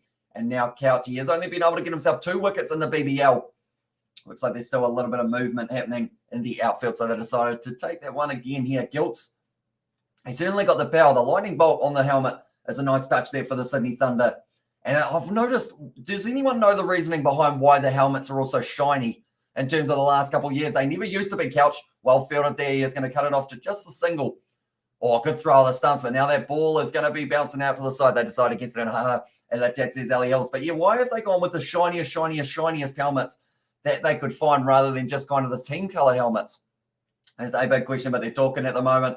Glenn Maxwell here is going to be an important factor, and not just the bowling attack, but also with the captaincy choosing when to use his bowlers. He's only bowled Adam Zampa so far for just the 2 overs. He has still got 2 up his sleeve, and also, I mean, Kay Samad, he only went for 6 runs, but he has only bowled the 1 over. Andre Russell going for 9 off his first, and then Kutanao at the moment sitting with that wicket. Maiden, that was so close to hitting the stumps, and they can't believe that that's not going to be given out there for Sam Billings. That is the end of Couch's over, though, only going for the 4 runs, and the Thunder sitting 59 for 2. A nice slow ball there from Couch, I believe it was. And in the end, it just seems like the Thunder, they don't have too much, I guess, aggression at this stage of the over. They're probably trying to keep these 2 batsmen set so that when they take the power surge, they can go for like that kind of 30 or so off the 2 overs. But Maxwell, he's got the ball in hand at the moment. Who does he decide to give it to as a result of Tim Payne having to polish the helmets as a punishment as well? Says Sebastian, I'll tell you what, he's doing a very good job. As they are very shiny indeed. That is a large seagull behind Glenn Maxwell.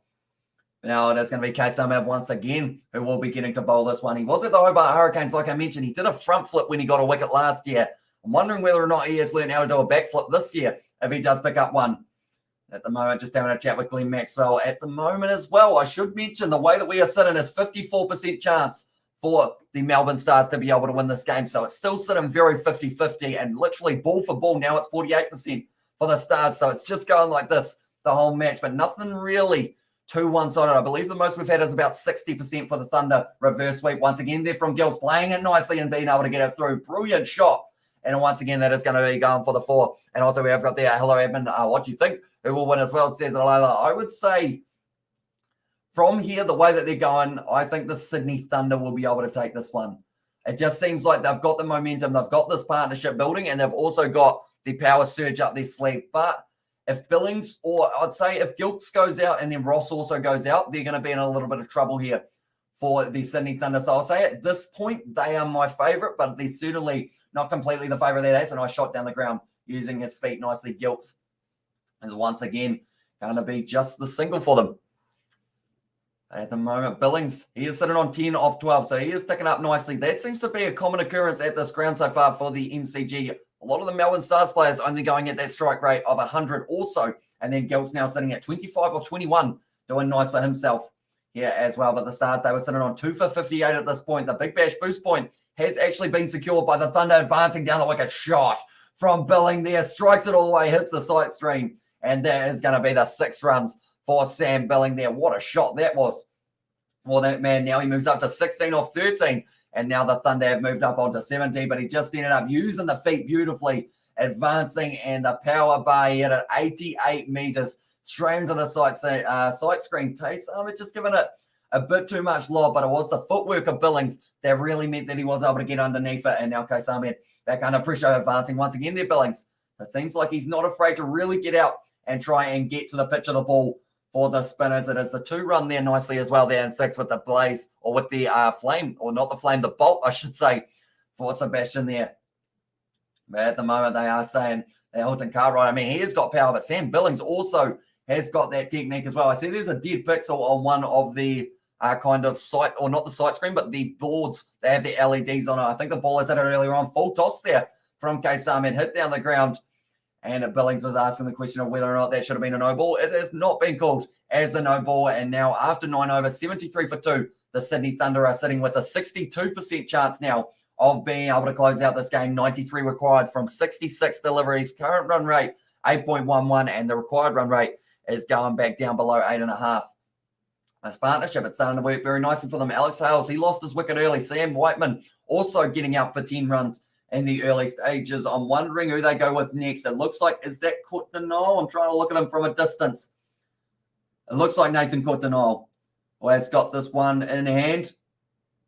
Is it going to be Nathan Courtenay? I believe it is going to be. That will be getting this next over, getting this next over for the Stars. That has been happening quite a bit today. I end up saying the wrong word at the wrong time, and I end up just going blah, blah, as my way of trying to say it. It is going to be just the single of the first delivery of Nathan Courtenay's over now.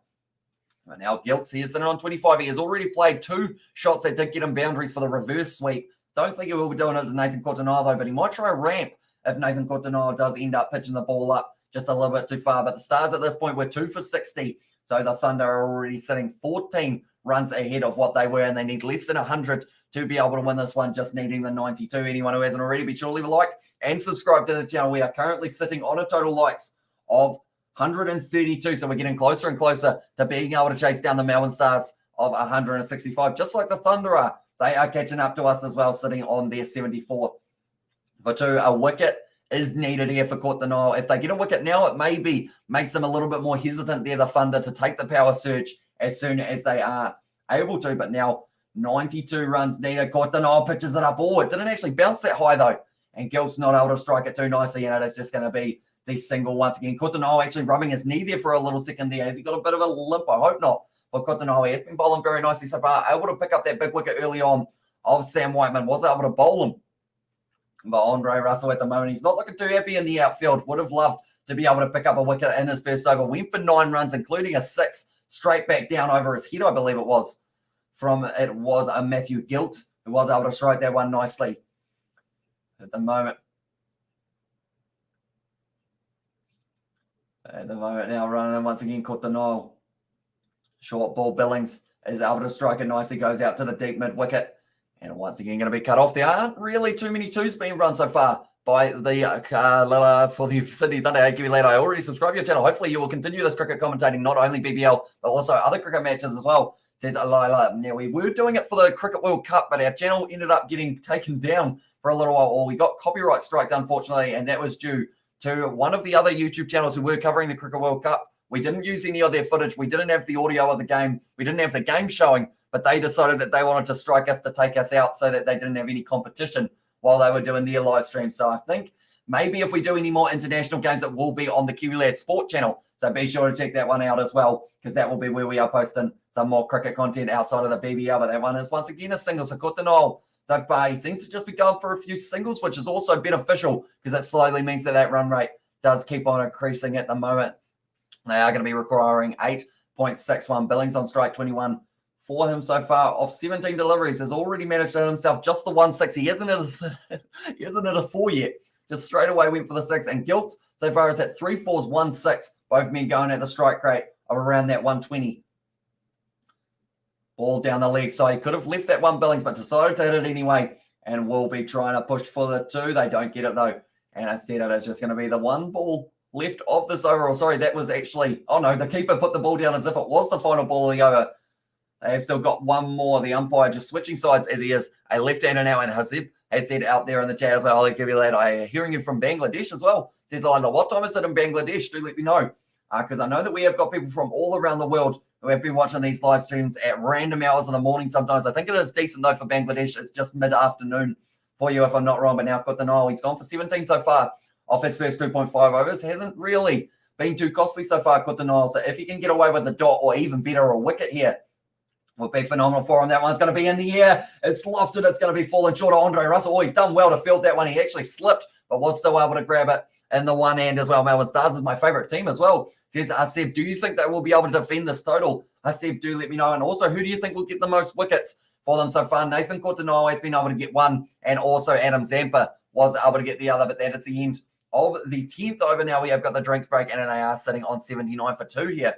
So the required run rate is sitting at 8.7. It's still doable for them, definitely. And the current run rate, they're going at 7.9. So at this point of time, the Melbourne Stars were actually only sitting on 62 runs. So it just shows how quickly the Sydney Thunder have started. They lost the early wicket of Alex Hales, also relatively early wicket of Sam Whiteman, but they are both still going over. What's your name, Edmund, bro, as well?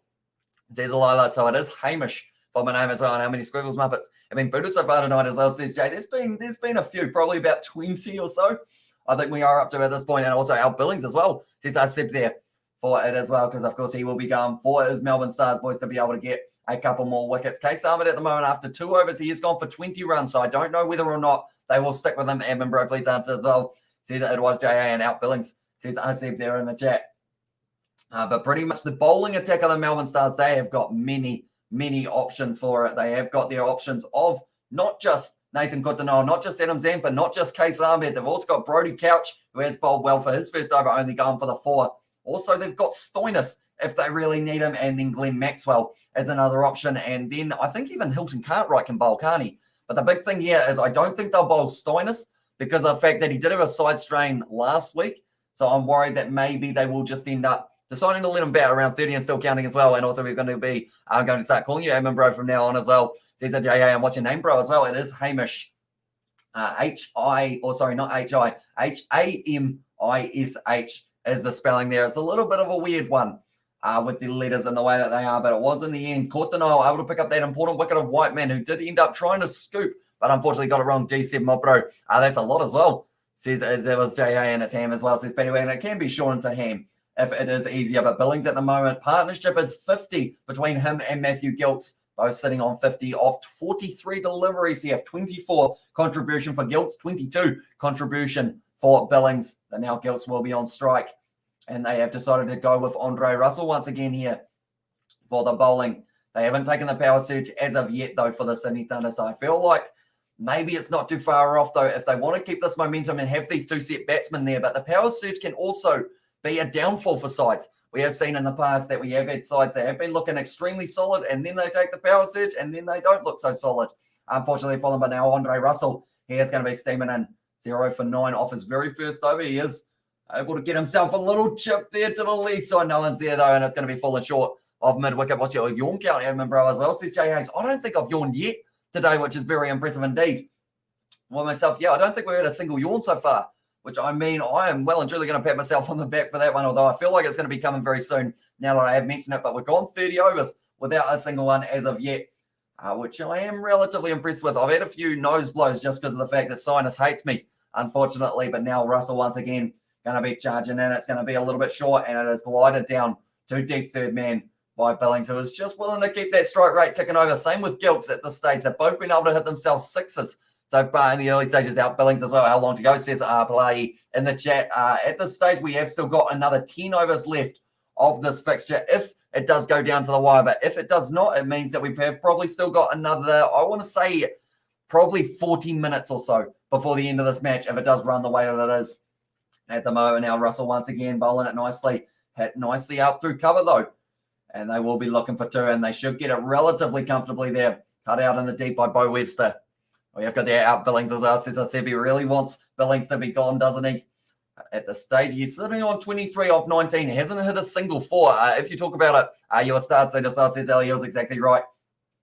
Yeah, hasn't hit a single boundary other than the 6 for Sam Billings. Hasn't hit a 4 yet, whereas Gilks, he has hit 3.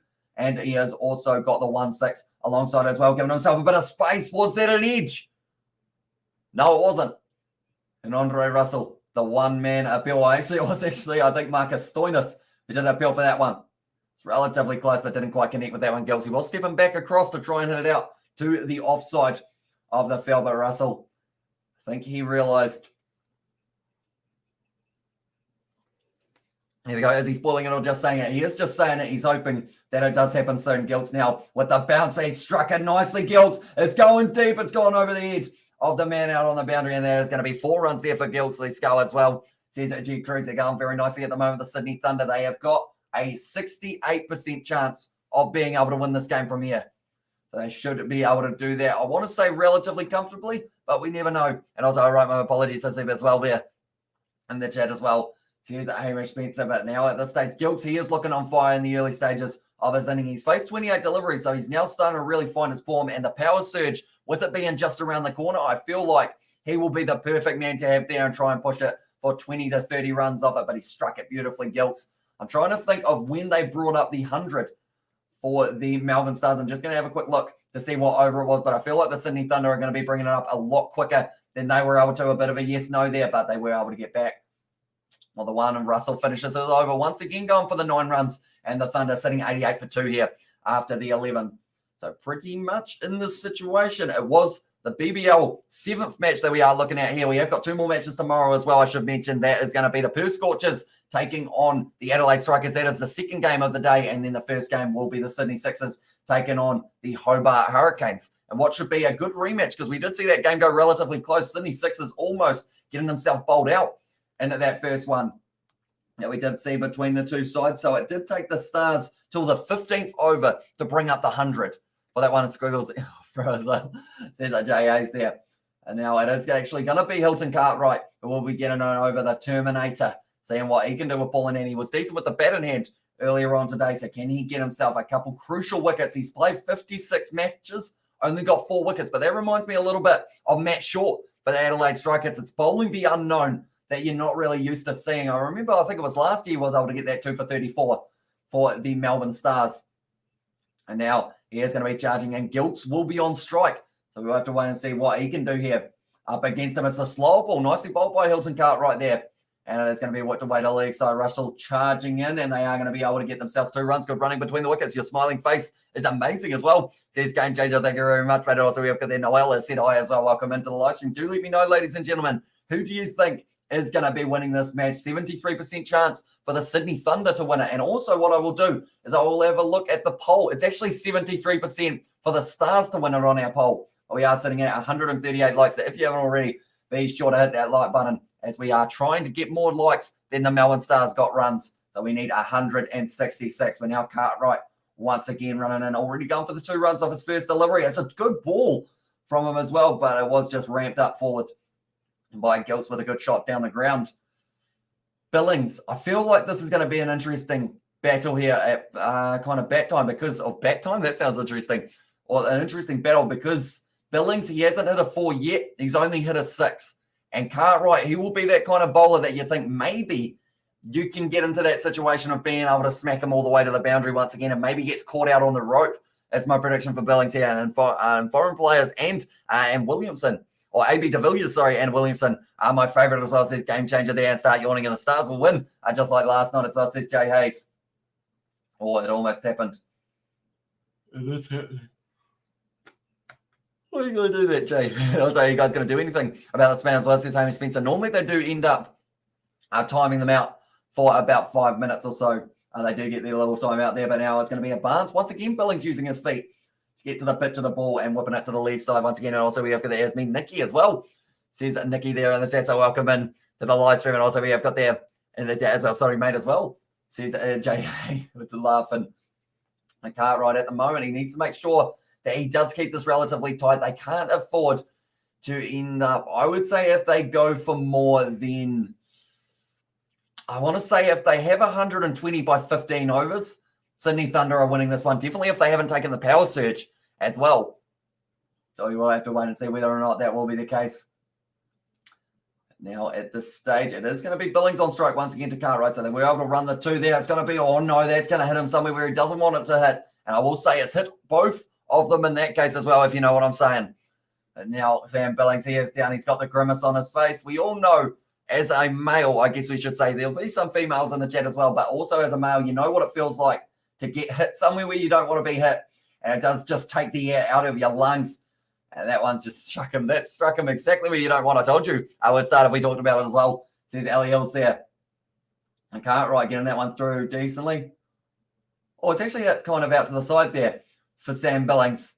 So he might have been a little bit lucky that it might have only just clipped the side of the box there. And also we have got there, you are so hardworking. You always commentate more than 3 hours. You're awesome as well, says Game Changer. Thank you very much, mate. We have been doing live streams for about the last year and a bit, and I have never looked back from it as well. I have absolutely loved every second. Definitely talking to you guys in the chat while they are taking place, and also just getting to watch some very good sport. We've done all sorts. We've done rugby, we've done cricket, we've done the sevens at the Olympics, which was an awesome occasion as well. Now Hilton Cartwright once again going to be bowling just a little bit down the leg side, but it's going to be cut off nicely by Case Ahmed to keep it to 1, and that is the end of Cartwright's over. Only going for the 6, so I feel like he has done his job there for what Maxwell would have been wanting from him, but that is going to be now the over finished, and they are sitting 94 for 2 here for them as well. But yeah, pretty much we did the Cricket World Cup as well for a little bit of time. I was going to say I have no idea what you're talking about there, as says Elliot's there. And the chat, but now Gilts. Is it Gilts or Jilks? Do let me know, ladies and gentlemen. Is it a J or is it a G? Do let me know. And also, I would love to see Jay's reaction reading these comments as well. Says a version as well there.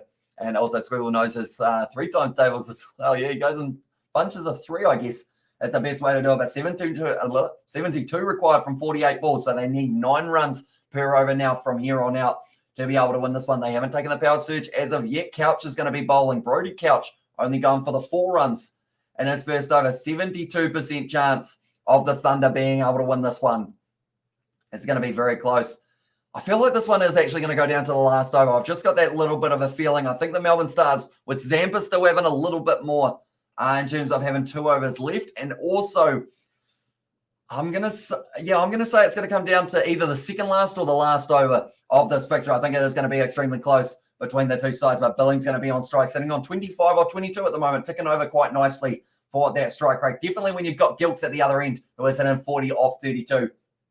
Couch steams in. It's a short ball. Going to be hit nicely by Billings. Picks up the gap, and that is going to be 4 runs with a pull shot there for Sam Billings. And that makes it just a little bit easier. Now goes down to 8.68 for the required run rate. They haven't even taken the power surge yet as well. Thunder should win, says Hamish Spencer. They certainly should from here. 75% chance for them to win it. If they lose 2 wickets in a row here, if they lose Sam Billings and also Gilts, I feel like that is probably where it is going to be, kind of in that situation of maybe changing it a little bit. And now it is going to be Couch once again stepping across there. Billings, big swing. No connection though. Very ambitious, I should say, from Billing. And also I feel a wicket in the next 8 balls due to the yawn predictor as well, says Jay there. And also we've got the other ones with excessive compliments as well. And the chat says Sebastian there. And also we haven't got any more BBL games, cricket tomorrow, Hamish, as well. So the next game that we are covering is in about 21 hours time. And that game is going to be between the Sixers and the Hobart Hurricanes. Should be a very exciting one. And then the game straight after that, it is the Perth Scorchers taking on the Adelaide Strikers. We will be covering both of those games as well as the Champions Cup as well. Another shot to the league side from Billings. That's a strike, and that's gone for 4 runs once again. They bring up the 100 as Match as well, or Match, sorry, says Rajan there in the chat. And now Couch sitting 12 runs off his first 1.3 overs. He's already gone for 8 off the first 3 balls of his second, and this could be a very costly one, definitely, if Sam Billings just keeps on going. And I don't believe they've taken the power surge. They don't normally show the umpire in these situations. They've got there high in the chat. I can't see the excessive compliments there. Probably who blocked me as well there. Says Jay there, but now it is going to be once again Billings on strike. Up to 33. He's trying to catch up with Gilks at the moment. Gives himself some space. Hits it across the line. Finds the gap as well, though. They want to. Webster with a decent throw. But it is going to be kept to just the 2 there. A little bit of a change of pace there from Couch. Billings at the moment. He is on fire in this over. He's been able to hit himself a total of the comparison per 50, I should say, actually, quickly while it is up on the screen. 34 balls it took the Thunder to get their second 50 compared to the 43 for the Melbourne Stars, whereas 32 was how long it took them to get their third 50 as well. And also, Seba, you on the live chat as well. See that Jay Hay there. It's going to be bold. Oh, that's an awkward one for Billings. No, not out. Oh, he tried to get the run out, but that almost hit him. I think it got him almost in the back and in the ribs. Transylvania smash as well. Says Sebastian there, but Seth Billings, he's taken that one on the body. I'm going to see where this one hit. Oh, it's under the arm, but that's going to leave a nice bruise there. And anytime he tries to put his arm down, he's going to be feeling it as well for Sam Billings. And it's all good now as well, says Sebastian there.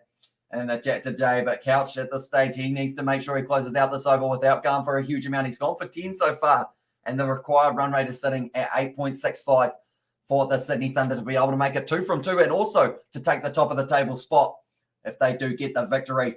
The good Yorker. Billings strikes it nicely though. Has he got all of it? Yes, he sure does, and it is a 6 down the ground. Billings strikes it beautifully, and now because of it, it is going to be 56 needed off 42. Brilliant shot for Sam Billings. Surely they take the power surge now if they haven't already, because they are both in it beautifully. Billings actually overtaking Gilts now, moving up onto 41 off 28, whereas Gilts is sitting on 40 off 32. These two look like they're going to be bringing up maybe 100-run partnership. That would be absolutely incredible for them. And 6 with the line bolt as well. Says it was Sebastian. I've just realized, is that like for the Lightning? I've just realized the Sydney Thunder have a lightning bolt. Like, what is the emoji for fire, or not for fire, for thunder? Because I've realized, like, wouldn't it be the Sydney Lightning then? But maybe not, because I'm just overthinking it. But it was a big shot down the ground from Billings once again, able to clear the rope. He's been able to himself 2 4s though as well to go alongside his 2 other 6s. The 6 landed on the deck as well. Did indeed. That man just not quite able to take the clean catch from him, and he is disappointed with himself. Thought he was going to be able to get it. Adam Zampa now will be bowling. They need an economical over here, maybe even a wicket. They need probably, to be honest, 2 or 3, because the Sydney Thunder, 88% chance of them being able to win from here. Adam Zampa charging in, advancing down the wicket. Gilt strikes it nicely, and it's going to be nicely taken there in the deep for Cottonau, who was able to cut it off just using the one hand. The Melbourne Stars and the Sydney Thunder as well. Says Sebastian there in the chat. Oh, what other logos have you got, Sebastian, for each team? Hobart Hurricanes, I think you should be able to do. Who else have we got, I should say? Renegades. What have you got for your emoji for the Renegades? Sebastian, do let me know. But the partnership moves up to 82 runs of 62 deliveries. So they are certainly looking like they will be able to bring up that 100-run partnership, unless Adam Zampa can change that right now for the Melbourne Stars. Anyone who hasn't already, be sure to leave a like and subscribe on this live stream. It is going to be pitched up nicely from Zampa, hit down the ground, and they are once again going to be getting the single, hitting it straight to Nathan Cottonau. We are sitting on 143. We're getting closer and closer. We're trying to chase down the total that the Melbourne Stars have. The Hobart Hurricanes there as well from Sebastian. If Thunder don't win, they will be more embarrassing than England as well. Says Amy Spencer, yeah, with 89% chance of winning this game. And if these two don't lose their wickets, that's going to be up in the air, though, from Gilts. Does it fall safe? It does indeed. The outfield is absolutely massive at the MCG, and it is extremely hard to find the location in the 6s as well, with the 6 there from Sebastian. But it is once again going to be the 2 runs there for Gilts, and he moves up onto 43 now.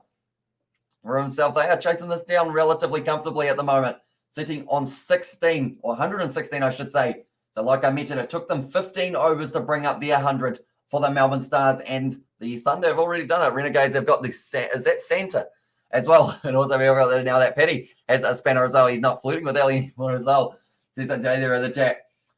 Now they are showing the dugout of the Sydney Thunder. They shouldn't need to use the likes of a Chris Green or anyone like that. Maybe Daniel Slams or Alex Ross get a little bit of a late opportunity in this one if they do lose 1 or 2 wickets in a hurry. But they need 50 runs of 38 deliveries now.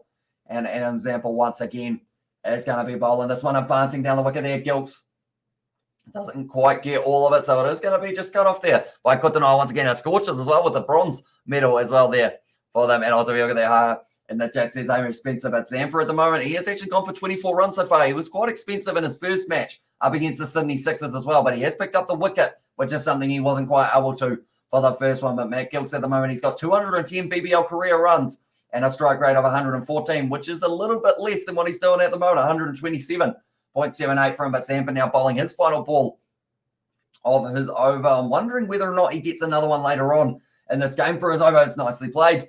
Once again, using his feet, Billings, and there's going to be the single to close out the over, and that will be now 118 for 2 after the 14 overs. And poor Ali is us, says Jay there in the chat as well. But it looks like Gilsey is going to the side. Are they taking the power surge? That's the big question. It is going to be now looking like Case Ahmed will be the man bowling. I would say if they haven't taken the power surge yet, they should take it now, because if it's Case Ahmed bowling, I feel like they can really make the most of it. And they're saying, just wait, we are talking about it a little bit longer, and it is looking like they are switching out the bat for Matt Gilts. Does want a new one, and he has got that. So I wonder whether or not there was a little bit of communication there between him and the man running on the bat, whether it's the time to take the power surge. Because that's the thing, the batsmen, they do get a little bit of say while they're out of the crease, but it's also probably that coaching side of it and the analytics guys who are like, right, this is the perfect time to really unleash it. But now sitting BBL 11, this is match 7 so far. We have got 2 matches tomorrow that we are covering of the BBL, but it will be Case Ahmed now already going for 20 runs of his first 2 overs, 48 runs required off 36 balls. Also got their next over billing out, says the show, and also big 2 games this weekend is Northampton Saints and Racing 92 and Leinster versus Bath. Going to be awesome areas as well, says Kevin. And also Wasp versus Munster is another one that I'm curious at in terms of how it does go. But Case Ahmed now advancing down the wicket. He hasn't struck all of that. Billings, this is a chance taken in the outfield by Maxwell. And he has been able to get that breakthrough wicket. Case Ahmed, does he do the front flip? He's decided against it for now. As this game is certainly not one, but that is a massive wicket. And now it will be Sam Billings, who has gone out. He values his spanner more. That is love for you. So says Jay there. And I know right there, says Ellie there on the jab, but that was a big shot down the ground from Billings. Uses the feet, but then Maxwell taking it safe as houses under that one, Glenn. And it is going to be the wicket. Now, the thing is, with that wicket falling, it's still 81% chance for the Sydney Thunder. And the Yawn does it as well, says Jay. And also, cough, any teams from London? Says Sebastian. Of course, the Harlequins, I almost forgot they are playing the Castries, and that is going to be the 6:30 game on the Monday morning. We're certainly going to be covering that one. Don't worry, Sebastian, we are going to be getting behind the Harlequins for that one. They are actually underdogs going into this match. So I'm like, they're going to win, aren't they? Like, they have got a very good side, and definitely with the back line, if they have Joe March in there as well for that matchup, getting added alongside like Marcus Smith and everyone like that, I feel like they will be absolutely fine, and they should be able to win that one. Yeah, he does as well. Says Eliel's there, and are you sure as well? Says Paddy Wagon there. And at the tap, 48 needed off, 35 deliveries now, 8.23 runs per over required, 82% chance of them being able to win it from here. But Daniel Samsey has made his way to the crease now. He hits a long ball, Daniel Sams, and I think that is strategic that they've sent him in ahead of Alex Ross because they might be taking the power surge extremely soon, and that would mean that Daniel Sams can just keep on swinging for it as well. But Glenn Maxwell at the moment, they are talking to him on the mic. Case Ahmed bowling it nicely. Gilts was on strike there. They're going to be able to run through for the 2 runs there they've gone for. That's not great fielding there from the Sydney Thunder. Shouldn't have been able to get through for the 2. Come on, you Quins as well. Says Sebastian there. And now Glenn Maxwell, he might even get a bowl of his own for the later stages of this game. Perhaps he does decide that it is worth a crack, giving himself 1-6 as well. There's Vishal there. And the chat is going to be Case Ahmed now bowling. It's nicely hit down the ground from Gilks, and that is going to be the dot ball. Once again, so important for the Melbourne Stars to put this pressure back on. And also, you've got there, you told us to get a room as well. Says Elios and Spanners are cool. Says Paddy Wagon. There in the chat as well there. And now on this stage, it is going to be hit down the ground once again. And it is Andre Russell who has been able to field that one nicely there for him. At the stage, my coverage at the moment, the Wi-Fi seems to be cutting in and out a little bit. So every once in a while, we do have a bit of a freeze frame for this one, but the Sydney Thunder, they are still going over at a decent run rate. They've been able to get it on 8.16 throughout pretty much the whole innings. They've been going out around that 8. He traded the room for this batter as well, says Jay, but it was way outside from, I believe it was Case Ahmed, who just didn't quite get that one right there. Oh, tell you what, that one was close to touching the wickets. He ended up hitting it from Gilt's bat. Almost, he picked the wrong tool as well. See that it was Jay, but that one was hit down the ground, and they're showing Glenn Maxwell once again able to take a brilliant catch. The Stars at this point, they were still 15 runs behind what they are now, and Sam Billing was not a happy man. Case Ahmed, he was fired up for it, and now he's got his final delivery. He's only gone for 3 runs so far, and also has been able to pick himself up the 1 run. Also the 1 wicket. Oh, it was a stumping opportunity. It was the wide fastball there from Case Ahmed, but 117 Ks went straight through. Gilts didn't read it. He fell over. All he needed to do was stump him there, and that would have been another wicket down, and that could have been a huge one for them, but does miss out on the opportunity, and now 15 overs down, 121 for 3 here. Please don't spoil the action. Wait until Hamish reacts to it as well there. And the chat says Sebastian, but Daniel Sams, he's going to be on strike. He hasn't faced a single delivery yet. 5 overs left here, and they require 9 per over. They're just looking up at the scoreboard. Do they take on the power surge? It looks like they're having a long chat here, Gilts, and also it is also at the crease. Going to be Daniel Sams. Hasn't faced a delivery yet. He did get 50 with the ball in hand. So maybe he can try and get himself a super quick few runs in that one as well. But the power surge now, are they going to be taking it? It looks like they're holding off for just a little bit longer here. It's going to be coming very soon. Anyone who hasn't already, be sure to leave that like on the live stream. We are currently sitting on 144. We are trying to chase down the Melbourne Stars, so we still need 21 or 22 more to be able to do so. So it will be relatively tough for us to do so. But if you haven't already, be sure to leave that like and subscribe to the channel. We are back tomorrow with 2 more BBL games, and also the Champions Cup will be starting tomorrow morning, and Yawn Wicket coming as well. Says Jay, it seems to be that trend, doesn't it? I'm thinking hopefully it's just going to be the one Yawn as well that we are going to be having. But Sam Billing at the moment having a bit of a conversation with the commentators. They're actually right on the touchline there. It's kind of interesting what they're doing for the BBL this year. They kind of have people from all kinds of locations. Like they have them in the studio for one game, then they have them on pitch side for another, trying to get like the feel for the atmosphere. But Giltz at the moment, he's sitting on 48. He will be loving this atmosphere, even though it will be one that won't be wanting them to get the 50 as we are in the MCG for this one. But Sam's going to be on strike, and it is going to be Couch now with Steeman once again, and they will be very happy when they get to see Harris Ralph for their side. It's going to be whipped off the pads there by Daniel Sams, and that is going to be just the single for Daniel Sams to get off the mark. Let's go for 6 more likes. That's a century and a half, as Amish would say as well. Says Sebastian there. So yeah, if you haven't already, be sure to hit that like button. Let's see if we can get to the 150, and then we will slowly be chasing down the Sydney Thunder as well in that regard. But yeah, we have got plenty more BBL coming, plenty more cricket action coming on the channel as well. Sam Billings smacking the bat around a little bit. He wasn't too happy with going out when he did, because he knows that was such an important partnership between the two.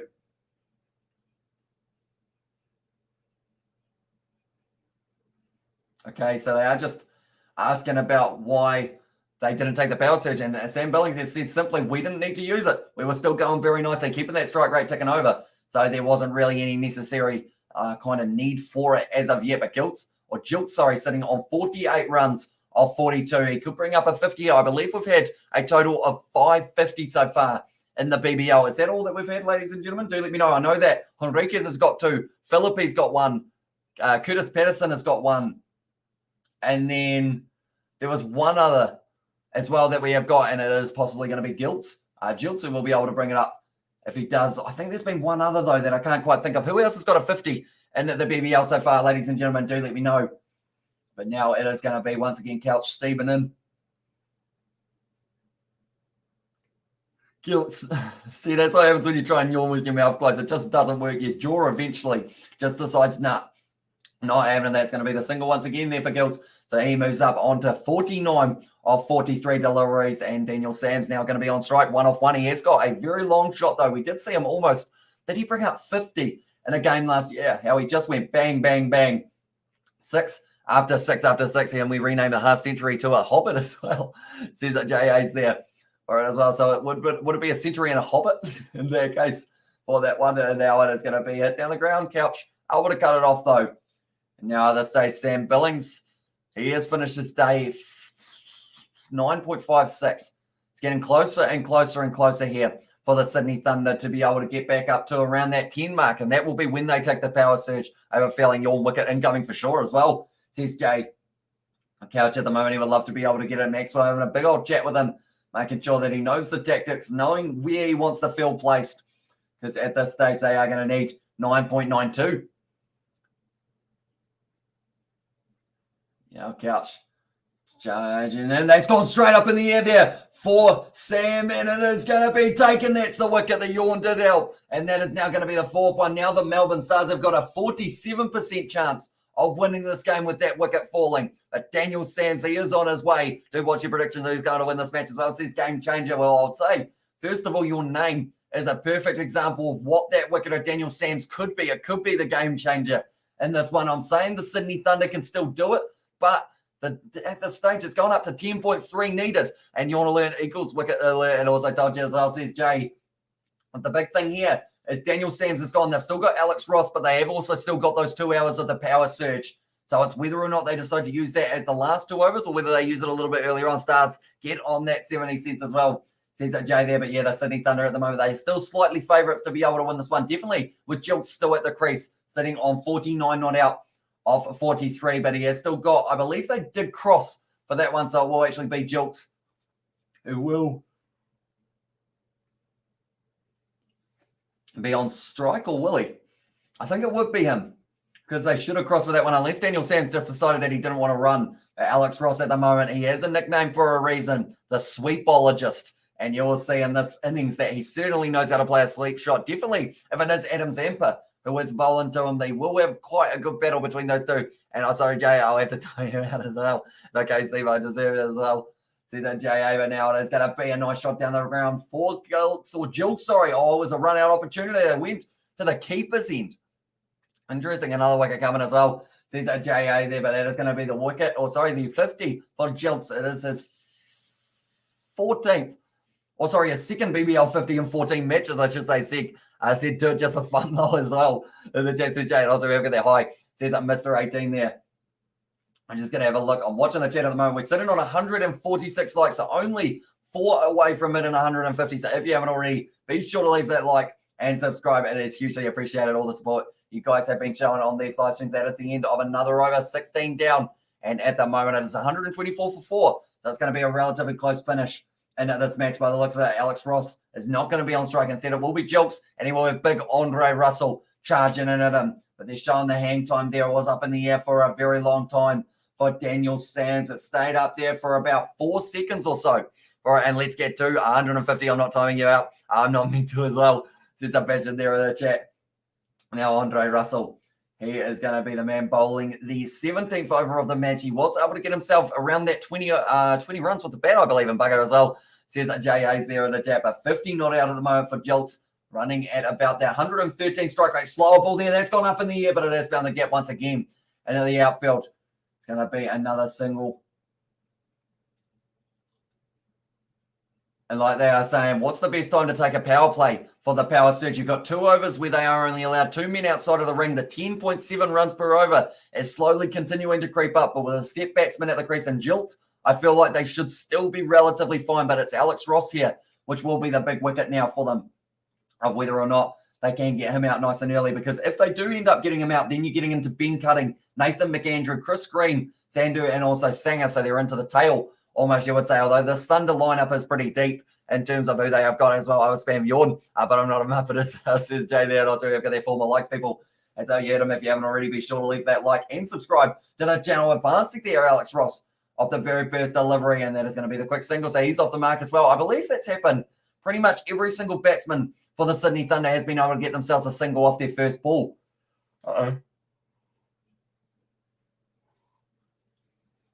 We got another one that did just happen for the yawn. That means that there's another wicket coming normally, if I'm not wrong. But Jilts, if it is him, then all of a sudden the odds would completely change, because 53% chance for the Sydney Thunder to win this match. If they lose a wicket, that probably drops down to about 40, if not 35. As well, we have got a nice whole heap of hearts there in the chat. 100% a lull from JA's there. And now Andre Russell once again running in. It's going to be a wide. Gilts hits it up in the air. There's no one out there, though. And it is going to be falling safe once again. Like I mentioned earlier on the MCG, the boundaries are that big that unless the ball is hit pretty much straight to you, you are not going to be able to get there that one if you are out on the boundary. But Gilts at the moment moves up onto now 52 of 46, 39 runs needed off 21 balls with 11.14 required per over. Imagine if they take it as their final 2 overs, they decide that they want the power surge. That would be absolutely massive for them. Another 100 as well, says Ellie Hills. Who knows? Maybe we can do it. Or another 100%. It seems to be everyone's name at the moment. Alex Ross now going to be hitting it out to deep cover. The big thing here is I think they need to be strategic here and take their power surge next over. Because if you leave it right to the last over is where you can sneak those extra singles and get the 2s as well. But then I guess it's also the case if you want to be able to get those boundaries. So 100% spills as well, another 100% Muppet as well. And the chat says, Jay, I'm not sure what 100% means. Maybe it is just to try and get your attention like straight away with 100% on there. But it's the slow ball, nicely bowled by Andre Russell. Oh, it's going to be the wide. Jeez.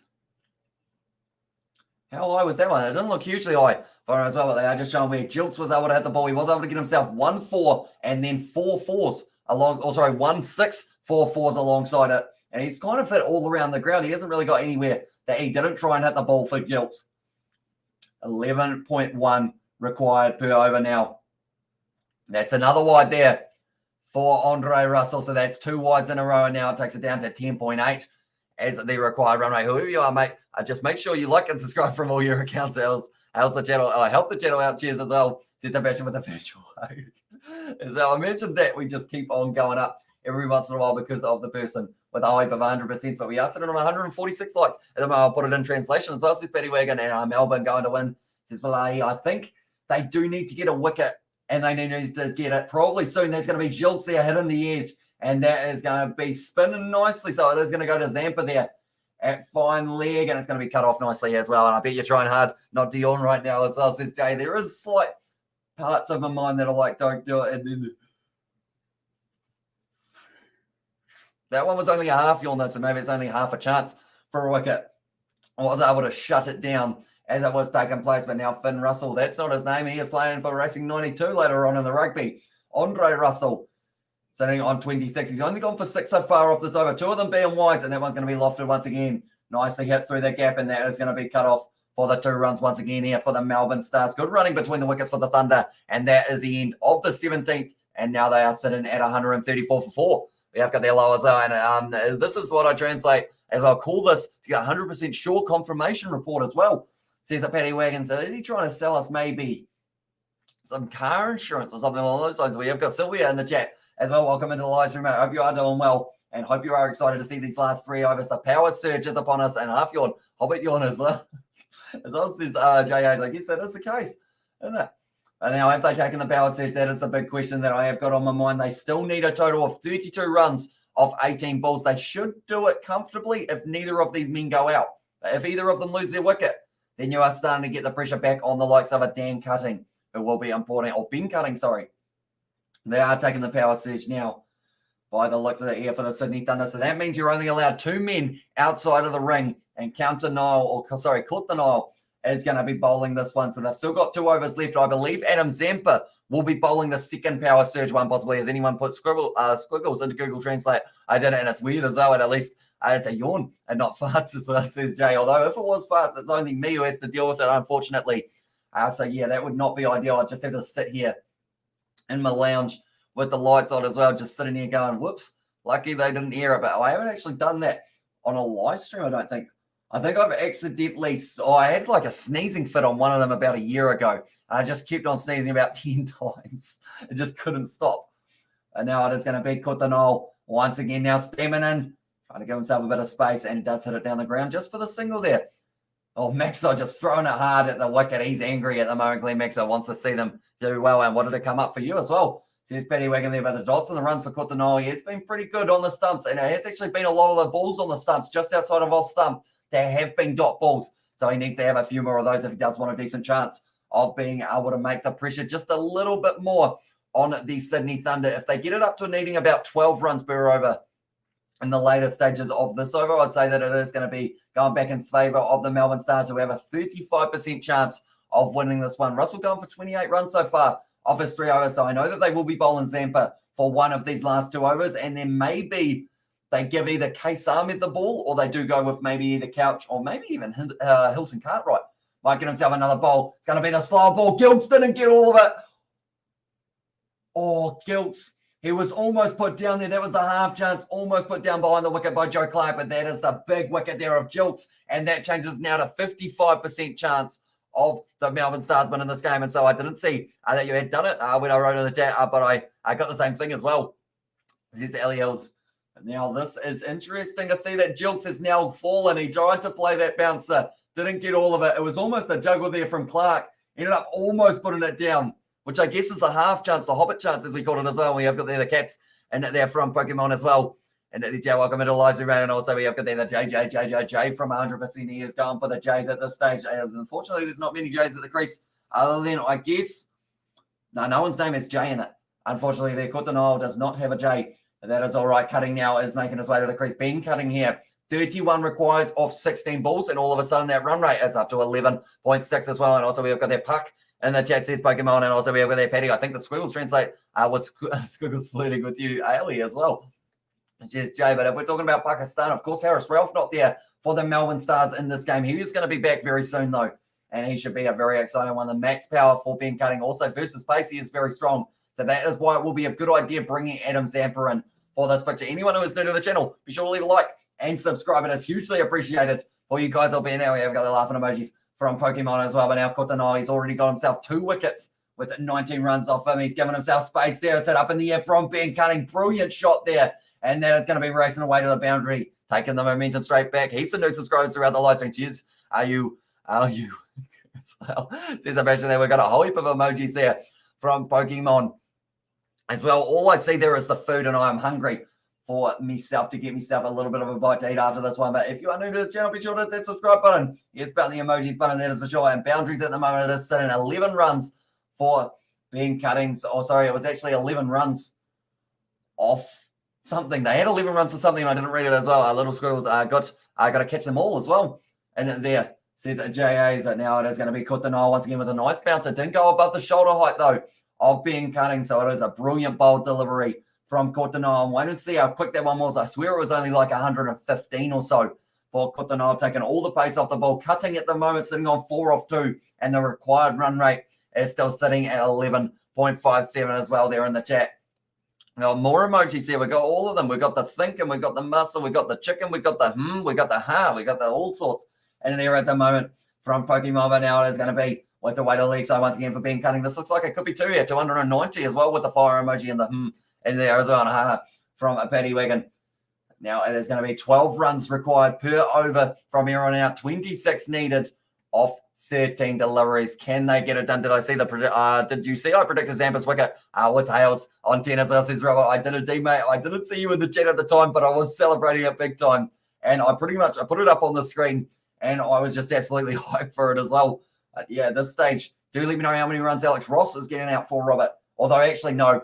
I will say don't, because of the fact that you've made it that impressive by getting the first one correct. I don't want to make it that it's 50-50. I can't see half the chat. The Muppets seem to block me as well. Said Jay there in the chat as well.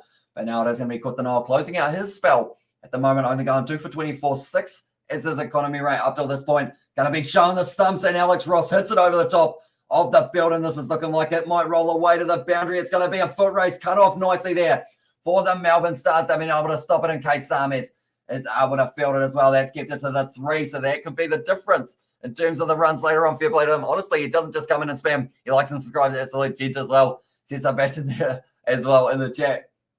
And now at this stage, it is going to be 23 runs required off 12 deliveries. The last 2 overs, one of which is going to be the power surge. So we will have to wait and see whether or not that will be a good enough moment for them as well. But Cutting is sitting on 5 off 3, and Go Stars as well. And they're from Jay, sitting on 23 off 12. Required run rate of 11.5. They've got Ross and Cutting, both relatively new men to the crease here. So it's going to be so important that one of them is going to be able to stick around. We're on 149 likes as well. So anyone who hasn't already, be sure to leave that like on the live stream. It is hugely appreciated. And we're going to be back with 2 games tomorrow. The first of which taking place will be the matchup between the Sydney Sixers and also the Hobart Hurricanes as well, where the Stars move to on the ladder if they win, says Robert. So at the moment, the way they are sitting here for the Melbourne Stars, I'm quickly going to bring it up the table. If they do win this one, they will actually move up into 6th. So they will still only be 6th due to the fact that they did not get themselves the bash boost points. So they'll just receive the 3. If the Thunder win this game, they will actually promote themselves right up into 1st place as we are sitting at the moment. This is embarrassing as well. Says Amish Spencer there. It's going down to the wire, mate. It seems like could be going either way. And at the later stages of this one, they've decided Andre Russell is the man to go. So Zampa might have the last over here, depending on how it goes. And also we have got their last. Sees Amish Spencer, Andre Russell steaming in. It's a brilliant Yorker. Great shot down the ground, though, from Alex Ross. Stand and deliver. Gets it for 4 runs. And now because of it, it does mean that they are only going to need 19 from 11. Dallas Thunder are losing. What a shame as well. Sebastian there. Brilliant shot there from Alex Ross. Just getting all of it. And Maxwell not able to cut it off with the outfielding. And that is just, it's a classic cricket shot from Alex Ross. I wonder if he's ever considered T20 cricket, Alex Ross. I feel like he probably, or sorry, not T20, Test match cricket. He probably wouldn't, because of the fact that he is that good at T20, doesn't need to play Test match. But I feel like he would be an exciting player, similar to a Joss Butler, in terms of the fact that he probably wouldn't go at a hugely slow run rate, but also with that sweep shot that he has got on offer. Perhaps that will be able to get him a few runs up against some tough spinning conditions. Who knows? Now, at the moment, Alex Ross still going to be the stage. Oh, it's actually going to be 17 off 10 here now for them, I believe. Oh, I haven't actually seen that ball yet. I've just realized. I was wondering what just happened. I didn't see that one. And we got the Ashes on tomorrow. We do indeed. I wonder if Darley will listen to my advice as well And they says how expensive, but yeah, the Ashes, they are going to be taking place for about 8 hours. Then after that, 2 BBL games straight after each other, then another 6 or 7 hours of live streams for myself when we are doing the Champions Cup for the rugby. That is going to be the 2 though, and it's a misfield as well. Or the hammy of Maxwell. Uh-oh. That's not good for Glenn Maxwell. He has ended up doing the hammy there. He is certainly a player that they do need now. Andre Russell, once again, stamina and hit straight down the ground from Alex Ross. Not getting all of it at all, though, but they do get through for the single. The coverage kind of jumped forward about 20 seconds or so, but we are sitting now 16 runs required off 9 balls to win this match for the Sydney Thunder. Can they do it? Ladies and gentlemen, it is going to be coming down to the final over by the looks of your mate Yawn as well. Another 8 hours of Doward. And Joey batting as us, says a basher with the fire emojis, perhaps. Tell you what, if they spend another 8 hours batting, this test match, like the momentum would all of a sudden, I would almost say Australia probably batting to save it if they do bat for the whole day tomorrow, because you're probably looking at another 300 or so runs for England if they are able to do so. I'm excited to see how it does go. I'll probably end up sleeping through like the first couple sessions, but after that, I am going to be up and I am going to be ready to go because we have got the early morning live stream of Racing 92. They are taking on Northampton Saints, and we are covering that game on the channel as well. So anyone who is new, 9 a.m. New Zealand time, if you're up nice and early on a Saturday morning, be sure to check that one out as well. But now Finn Russell. I've said Finn Russell again. He is playing for Racing 92 a little bit later on. But now Ben Cutting needing 16 runs off 9 deliveries here for the Sydney Thunder to be able to get themselves a win, their second win in a row, and that would make them top of the table. Finn Russell, beautiful Yorker, whipped away by Ben Cuttings. Was that the Rashid Khan that we just saw there? It was all wrists from Ben Cutting, and he's been able to just whip it away to the boundaries. I don't think so. I'd say Stark will bolt of it as well, and 150 likes, and Palms won't score 300 in a day, as that says Jay. Yeah, I feel like it's going to be very tough for them, isn't it, for them to be able to go. I feel like if they get 200 or so, it would be nicely. And how are you doing today? Just finished a 20K run as well. Says one man punch. That is certainly a lot more than I've done. I've done a walk to the fridge and a walk back. I think it's about as much exercise as I've had there. I agree, Jay, as well. And then one punch man still signing autographs as well. It was a brilliant shot from Ben Cutting to be able to take him through on to 9 runs off 4, 151 as well, and 89.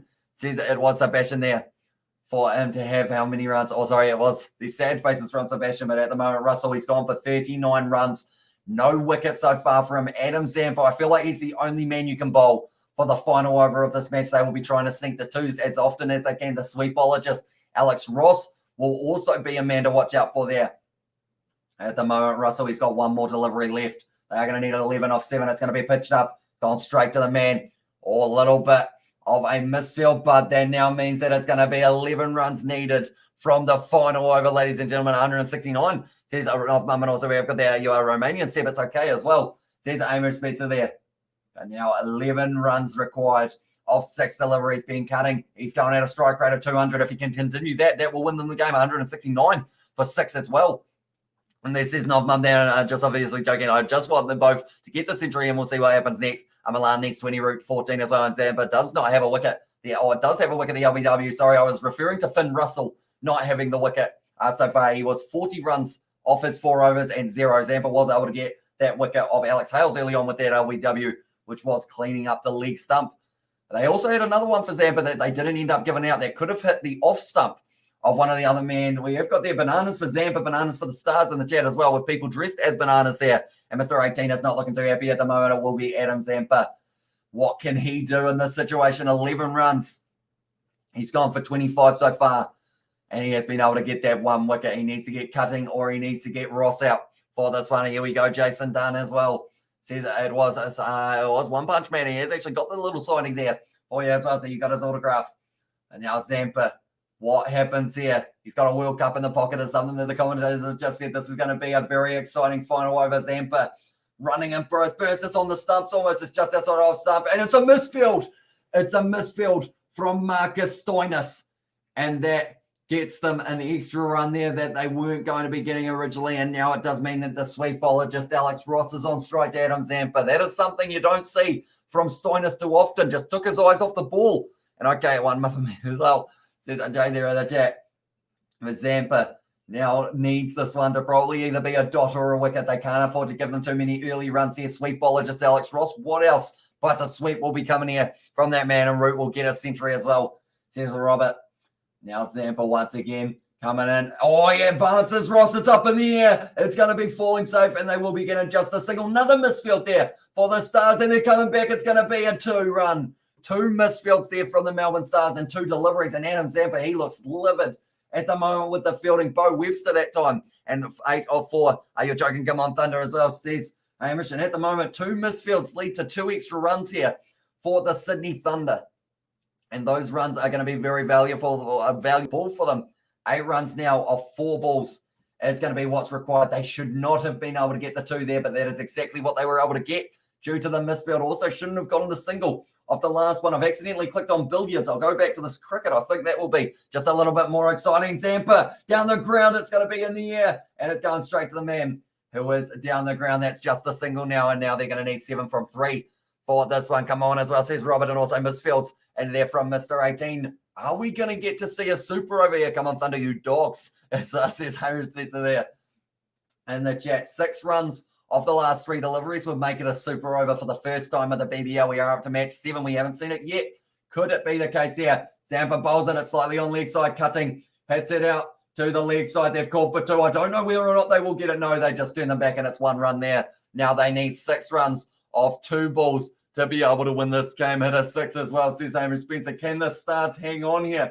At the moment, it is 71% likely that the Melbourne Stars win this. Case Ahmed at the moment having a bit of a chat. I think Case Ahmed, that's the thing. Case Ahmed, he loves to throw in a very quick one as well. For example, bowling the final over as well, says Mr. 18. And let's get a 6. Come on, says Hamish Spencer. A 6 will win the game for them. A boundary and a 4 would make it, a 4 and a single would make it go to a super over. Stein is having a bit of a chat at the moment. Now, what does Zampa do? This is where the captaincy of Glenn Maxwell and also the skill and experience of Adam Zampa is so important. For 150 likes at the 10 out of 10, says Sebastian there.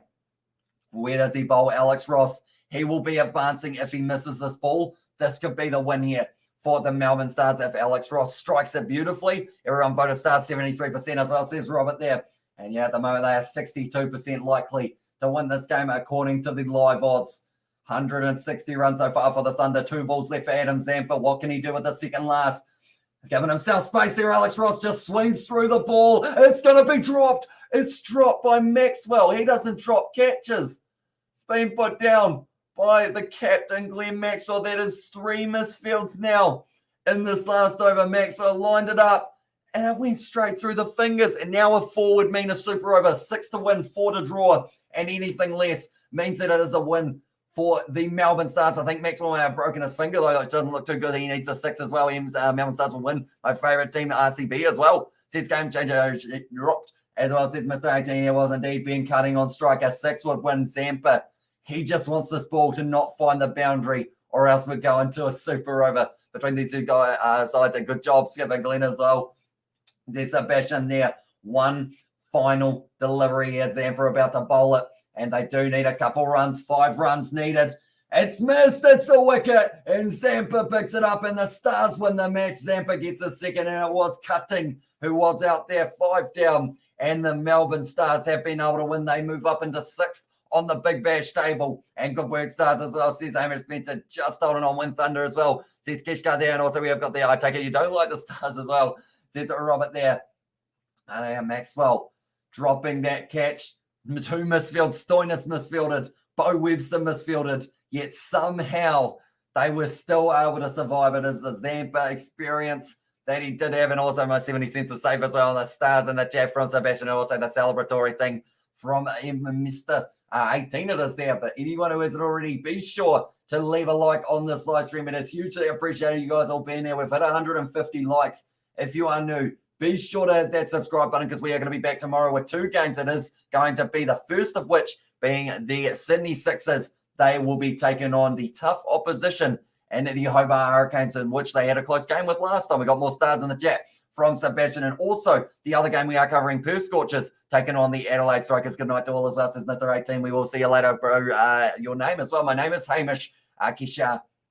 But yeah, that is my name, and time out as well. Says it's Hamish Spencer. Surely we can't time out Sebastian for putting a few stars in the chat. But nonetheless, thank you all very much for tuning into this live stream. If you did enjoy, like I mentioned, be sure to leave a like and subscribe. Check out the Kiwi Lad Sport channel as well. It is linked to this channel, and be sure to check that one out. But nonetheless, thank you all very much for tuning in, and I will see you all for the 2 tomorrow. Thanks, Sam, as well. Says Betty Wagon, and thanks for the stream. I'm just going to ask when's the next stream? So it is going to be 9 a.m. tomorrow. His name is Edmund Browser, says Jay there, and all jokes, says Average Spencer. So yeah, 9 a.m. New Zealand time. That is going to be the Northampton Saints taking on Racing 92. We will be covering that game on the channel as well. But thank you all very much for tuning in. Then we've got plenty more Champions Cup, Challenge Cup, and also it will be more BBL coming up soon as well. Perth Smash as well, says Jay. But thank you all very much for tuning in. And I will see you all for the next one.